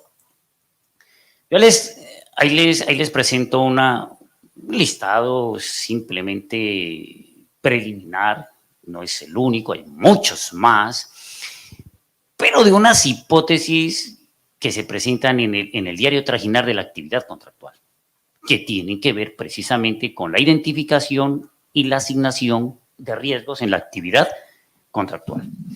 Miren, el primero, la asignación de riesgos tiene incidencia directa y necesaria en la determinación del precio del contrato. Ya lo decía hace un momento mi colega el doctor Gustavo Quintero. Claro, porque los proponentes deben tener certeza sobre las condiciones en las que van a contratar. Van a proponer y a contratar. Deben tener certeza. Por eso los estudios previos. No dejar las cosas al azar o sujetos a la improvisación. Sobre ese punto, esta especial referencia, por ejemplo, entre otras, una sentencia del 15 de mayo del 2017, expediente 2009-0024, de la sesión tercera del Consejo de Estado, con ponencia de la doctora Rudestela Correa Palacio. ¿De qué se trató? En resumen, a alguien se le ocurrió demandar la nulidad del parágrafo del ya derogado artículo 88 del entonces decreto 2474 del 2008. ¿Qué establecía esa norma? Esa norma, en materia de riesgos, estableció que la audiencia de revisión y de asignación de riesgos, que tiene que haberlo por mandato legal, esa audiencia de revisión y asignación de riesgos se podía realizar, ojo, a juicio de la entidad, en la audiencia de aclaración de pliegos o previamente a la apertura de la licitación o concurso, lo que dijera la entidad. Esa norma fue objeto de suspensión provisional y finalmente de anulación por parte del Consejo de Estado. Dijo, no, eso es como en el partido de fútbol, usted no me puede venir a tratar de poner las reglas del partido cuando ya hemos jugado el primer tiempo o cuando estamos en el tiempo adicional, en el extra tiempo, en el minuto 90 y me dice, estas son las reglas. No puede ser así, tiene que ser antes de. Aquí no sirve la pastilla del día después, es antes de, se anuló. El segundo, ¿qué es lo que se puede asignar en materia de riesgos?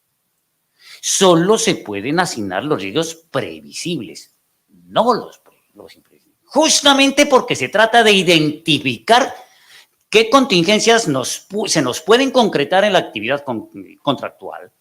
De variada índole, geológicos, jurídicos, económicos, financieros, tecnológicos, científicos, etc. Y entonces es lo previsible para decir quién lo va a tener que asumir. Igual, alguien demandó el artículo 8 del artículo 22 del decreto 1510 del 2013, que traía esta regla, o trae esta regla. Los pliegos de condiciones deben contener, por lo menos, dice la norma, los pliegos de condiciones deben contener, por lo menos, la siguiente información. 8. Los riesgos asociados al contrato, la forma de mitigarlos y la asignación del riesgo entre las partes contratantes. ¿Qué dijo el demandante? Oiga, digo, así con esa fórmula tan abierta, pues ahí le van a asignar toda clase de riesgos, incluidos los imprevisibles. Entonces dijo el concesado, no señor, el entendimiento correcto que hay que hacer, la lectura de esta norma es en consonancia precisamente con el artículo 4 de la ley 1150. Solo se pueden asignar los riesgos previsibles, ningún otro más.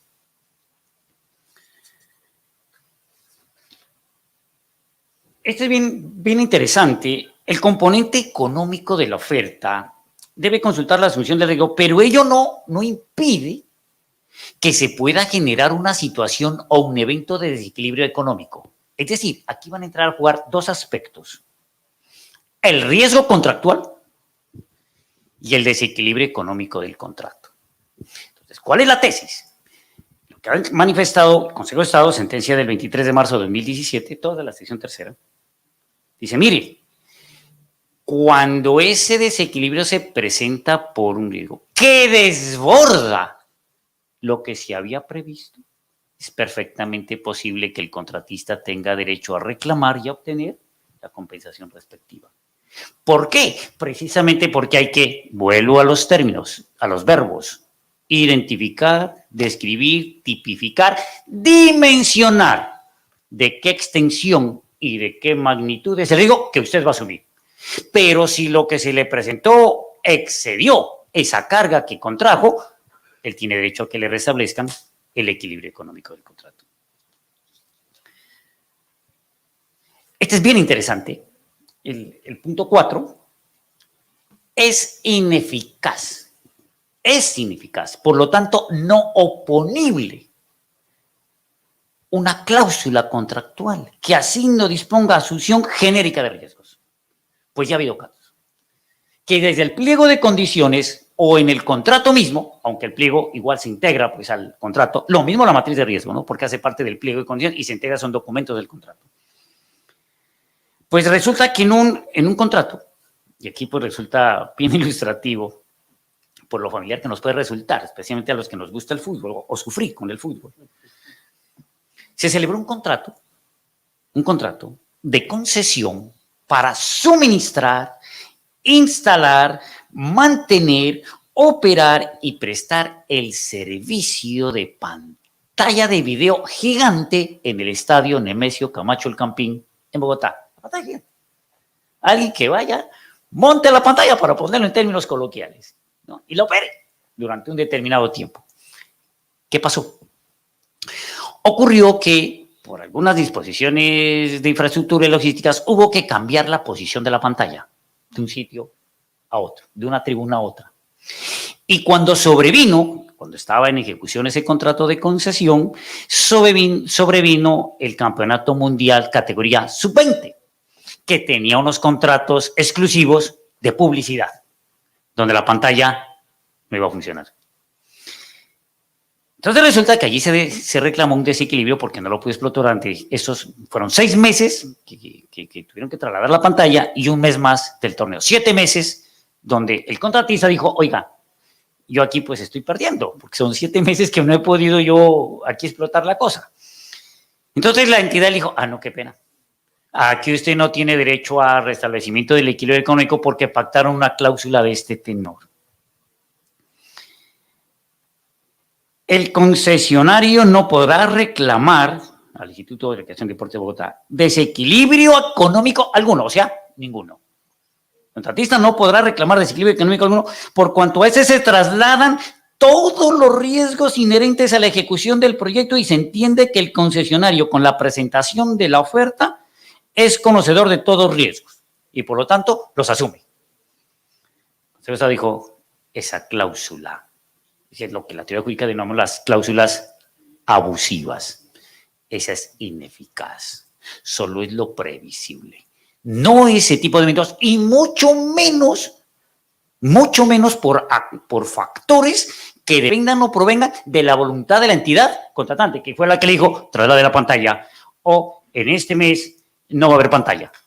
Eso no se puede. Y el tribunal, primera instancia, había negado pretensiones, el Consejo de Estado revocó y accedió parcialmente a las súplicas de la demanda. Sentencia del 23 de noviembre del 2016, expediente 2012-00233. No sé si con esto baste o me regalan 3 minutos para poner. Este también es bien importante, ya lo había mencionado, la existencia, la número 5, la existencia de una matriz de riesgos, la existencia de una matriz contractual de gestión de riesgos no excluye la aplicación de la teoría de la imprevisión, porque pueden ocurrir eventos, hechos externos a la conducta o voluntad de las partes que afectan negativa y anormalmente, extraordinariamente, la ecuación económica del contrato, que pueden dar lugar a reclamación de restablecimiento del equilibrio. Esto lo pueden ver en una sentencia del 19 de julio del 2018, expediente 2013-01826. Lo del incumplimiento ya lo había manejado, ya lo había comentado. La tesis 6, la concreción de un riesgo asumido no permite reclamar desequilibrio económico y el incumplimiento no es un riesgo. Lo primero, claro, si se me presenta a mí la contingencia, el evento, y yo asumí el riesgo, pues yo no tengo derecho a reclamar restablecimiento del equilibrio económico. ¿Por qué? Por la sencilla pero suficiente razón, yo ya lo asumí. Y el incumplimiento, por las razones que ya noté, no es un riesgo. Y estos dos, con estos quiero finalizar para no cansarlos, además que se nos están ahumando los frijoles. La 7 y la 8 que van de la mano. Esta es una sentencia del 27 de marzo del 2014, expediente 1996-08864. El pliego de condiciones no puede asignar todo riesgo al contratista ni imponer obligaciones de extensión ilimitada. ¿Qué pasó? Parecido a lo del camping, le dijeron, oiga, usted contratista asume todo riesgo. ¿Cuál? Todo. O sea, los previsibles y los imprevisibles, los identificados y los no identificados, los cuantificados y los no cuantificados. Pues no se puede. Cláusula ineficaz. Así lo pactaron en un contrato que era para construir unas 48 casas en Neiva, departamento de Huila, donde le dijeron que el contratista se comprometía a asumir todo factor o elemento o contingencia que pudiese afectar el contrato. Y hay uno que sí llama mucho la atención, digamos que es muy discutible, con todo respeto lo pongo de manifiesto, que es una sentencia del 8 de febrero de 2017, expediente 2013-01717 de la sección 13 del Consejo de Estado. ¿Qué pasó? Aquí la tesis que se esgrime en esta sentencia es que es posible asignar, óigase bien, es posible asignar a la parte contratista el riesgo de fuerza mayor. El riesgo de fuerza mayor que haga imposible la ejecución del contrato y este podía ser previsto por el contratista. Entonces, dice, mire, se puede asignar el riesgo de fuerza mayor que haga imposible la ejecución del contrato y que podía ser previsto por el contratista. Me parece que ahí hay una contradicción. La fuerza mayor es esa situación, ese hecho, ese acontecimiento que tiene 3 grandes características que lo tipifican. 1, la imprevisibilidad. No podemos saber, no podemos conocer de antemano qué va a suceder. Eso es imprevisibilidad. La irresistibilidad, que una vez que se desata el fenómeno no es posible contenerlo, contrarrestarlo, ponerle freno. No es posible. Y 3, no interviene la voluntad. Voy a decir aquí un plano, la conducta humana. O sea, como los hechos de la naturaleza. El sismo, el terremoto, etc. ¿Aquí qué ocurrió? Aquí celebraron, aunque entonces digo yo, si lo que se puede asignar, según el artículo 4 de la ley 1150-2007, son los eventos adversos que pueden impactar el equilibrio económico, el contrato, previsibles. Entonces uno dice, ¿cómo le van a asignar la fuerza mayor? Lo que pasa es que este caso de esta sentencia del 8 de febrero de 2007 tiene una particularidad. Es que se presentan unos fenómenos y que podrían ser constitutivos de fuerza mayor y sabe el contratista una parte inicial y dice, no importa, yo le jalo. Yo sigo con esta cosa, con este contrato. Fue un contrato que celebró el Distrito Capital. Contrató la excavación de unos pozos exploratorios profundos con el objeto de incrementar el conocimiento geológico de unos terrenos que iban a hacer unas grandes obras. Y resulta que cuando empezaron a excavar, se encontraron con plástico y se encontraron con unas porciones de subsuelo arenoso, o sea, totalmente inestable. ¿Qué taponaban tuberías? Y la ola invernal, se sumó a eso, la ola invernal del 2011, que azotó pues a la capital de Bogotá, y además que tenía una condición el contratista que en esos terrenos donde estaba realizando esos trabajos, de esas excavaciones de esos pozos profundos, no podía perturbar la estadía de unos semovientes, de unos animales. Se desatan esas cosas, se encuentran el plástico, encuentran las arenas, sobreviene la ola invernal, la cosa de los equinos y los semovientes, y no puedo cumplir. Y entonces el contratista dijo, no importa, ojo, no importa, yo asumo, yo sigo con esto, yo sí puedo cumplir. Y finalmente no pudo. Y entonces le declararon el incumplimiento contractual. Entonces vino el tema de ese riesgo. Oye, es que usted lo conocía y lo asumió. Entonces me parece que típicamente ya no era fuerza mayor, ya estaba conocido, pero así lo llamaron. Voy a leer textualmente para ser fiel a lo que dijo el Consejo de Estado. Dijo lo siguiente: si una parte, por ejemplo, bajo su íntima convicción o creencia, confía fundadamente en que superará las diversas dificultades o vicisitudes que se han presentado desde el inicio de la ejecución de las obras, e insiste en continuar con su ejecución, suscribiendo acuerdos para superarlas, pero una vez vencido el plazo contractual, alega la imposibilidad para ejecutarlas en su totalidad, que fue lo que ocurrió, celebró unos contratos adicionales, dice el Consejo de Estado, es evidente que en esta hipótesis su comportamiento contradice el deber de buena fe objetiva, pues bajo su íntima convicción, creencia, creyó fundadamente que podría superar o atenuar sus efectos. Las circunstancias, dijo más adelante, alegadas por el consorcio contratista como constitutivas de fuerza mayor y generadoras de un desequilibrio económico en contrato, no cumplen con los requisitos de ser carácter imprevisible e irresistible o inevitable, pues, como se anotó en líneas anteriores, este tenía pleno conocimiento de las mismas de estas desde el momento en que empezó a ejecutar el contrato. Sin embargo, ahí se dice que se trasladó y se asumía el riesgo de fuerza mayor. Pues si era previsible, era anticipable en el tiempo, pues significa sencillamente que en estricto rigor jurídico no asignaron fuerza mayor, era asignación de un riesgo estrictamente previsible, o sea, no fuerza mayor. Pero si uno lee desprevenidamente la sentencia, dice, miércoles, así como dice ahí esa tesis, dice, oiga, ¿es posible asignar el riesgo de fuerza mayor? Eso no es posible.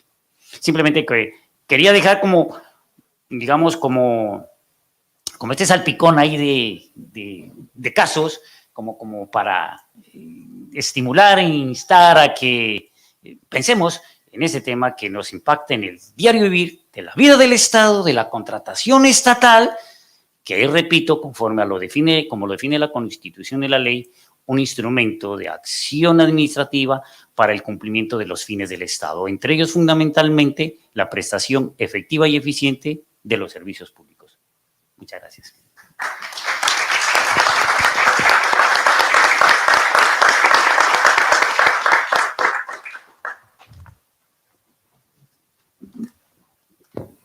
Bueno, muchas gracias a todos por acompañarnos esta jornada académica y ya damos por finalizado este panel. Gracias.